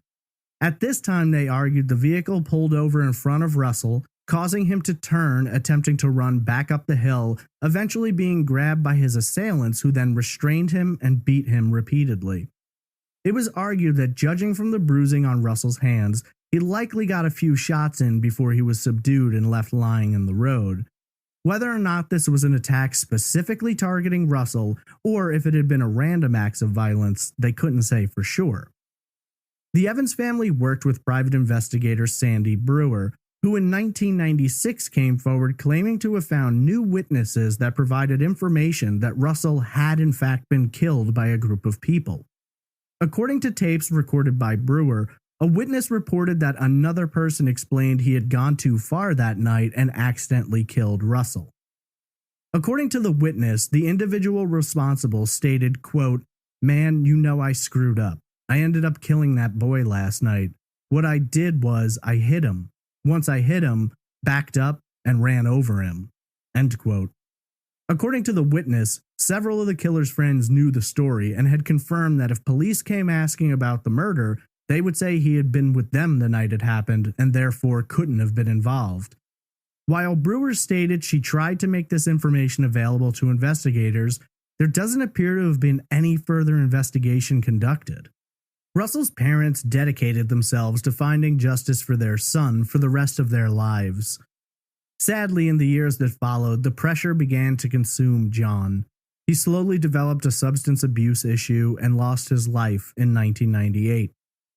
13 years later, in 2011, Russell's mother Sue passed away at the age of 64. She never accepted what happened to Russell. She never accepted that his killer had never been captured. Sue was buried in Holy Cross Cemetery beside her son. With both of his parents gone, Russell's sister Diana has since taken up their cause and continues to fight for justice for her brother. 5 years after Sue passed away, a bizarre post was put up on the Spokane area Craigslist page, which not only referenced Russell's death, but went so far as to name a potential suspect. I'm going to read you the post in its entirety, but it's important to note that this is a Craigslist posting, and in the 4 years that have passed since, there has never been any information out of the Spokane Police Department about potential legal action or follow-up investigations. The post reads as follows, quote, "In 1989, Russell Evans was killed by ex-Ferris High School students. One of them told me he did it, and he graduated from Ferris in 1988. This is how I was told for what happened, which killed Russell Evans. A 4-door car full of 4 18 to 20-year-old young adults. Sitting in the backseat of that car was a Darrell, not Darnell, and the killer, Thomas J. Grah. Thomas J. Grah, TJ, told me they were driving down the hill and they saw a tall kid walking on the side of the road, and Thomas J. Graw said they wanted to scare the kid. The car pulled up next to Russell Evans like the Dukes of Hazzard and grabbed a hold of Russell Evans and took off down the hill, holding Russell Evans alongside the car. When the car took off down the hill holding on to Russell Evans, Russell's long legs went back and under the rear wheel of the car while Russell Evans was being held by Thomas J. Graw through the back window of the car, and Russell Evans' feet were ran over by the rear wheel.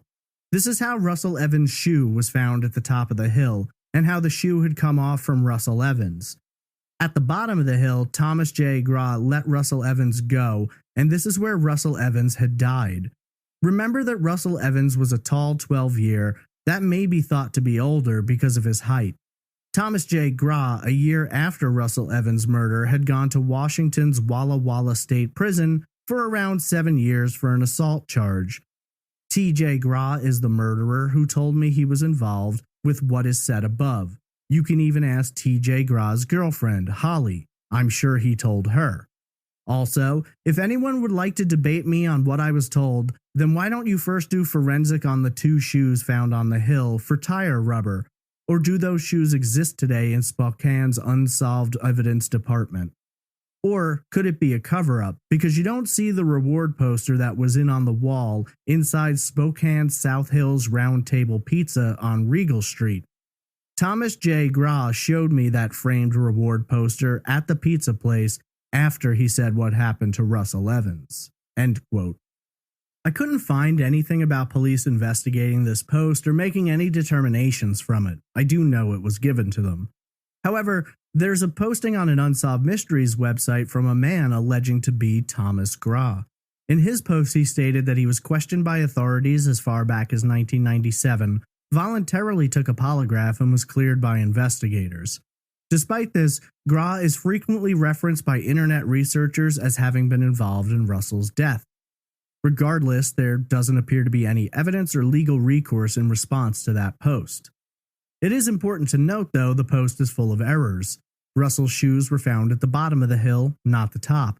Russell was found towards the top, not the bottom. Russell didn't appear to have injuries to his lower legs, only his upper legs, which would be inconsistent with his feet and lower legs being pulled beneath the tires.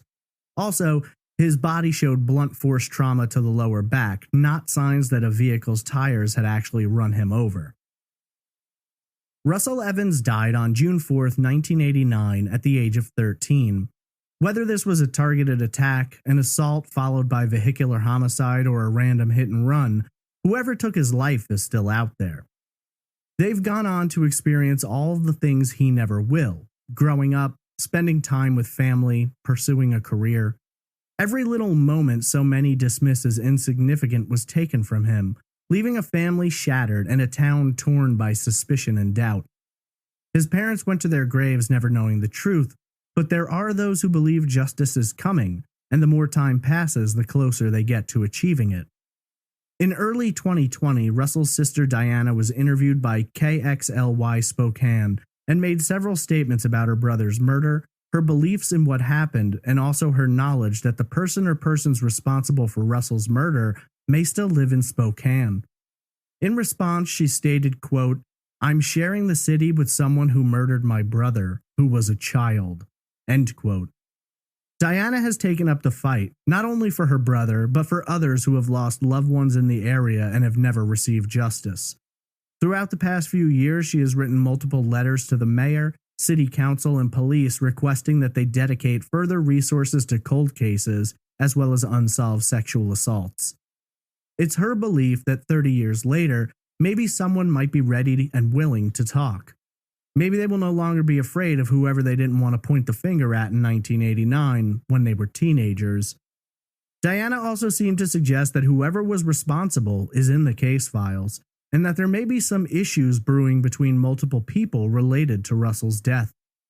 When asked if she had anything to say to the person or persons who killed her brother, she replied, quote, "You know who you are. You know who you were with that night. It's clear from the evidence I've read, you don't trust each other very much. If you are the last to come to the table, your options will be very limited. This isn't over."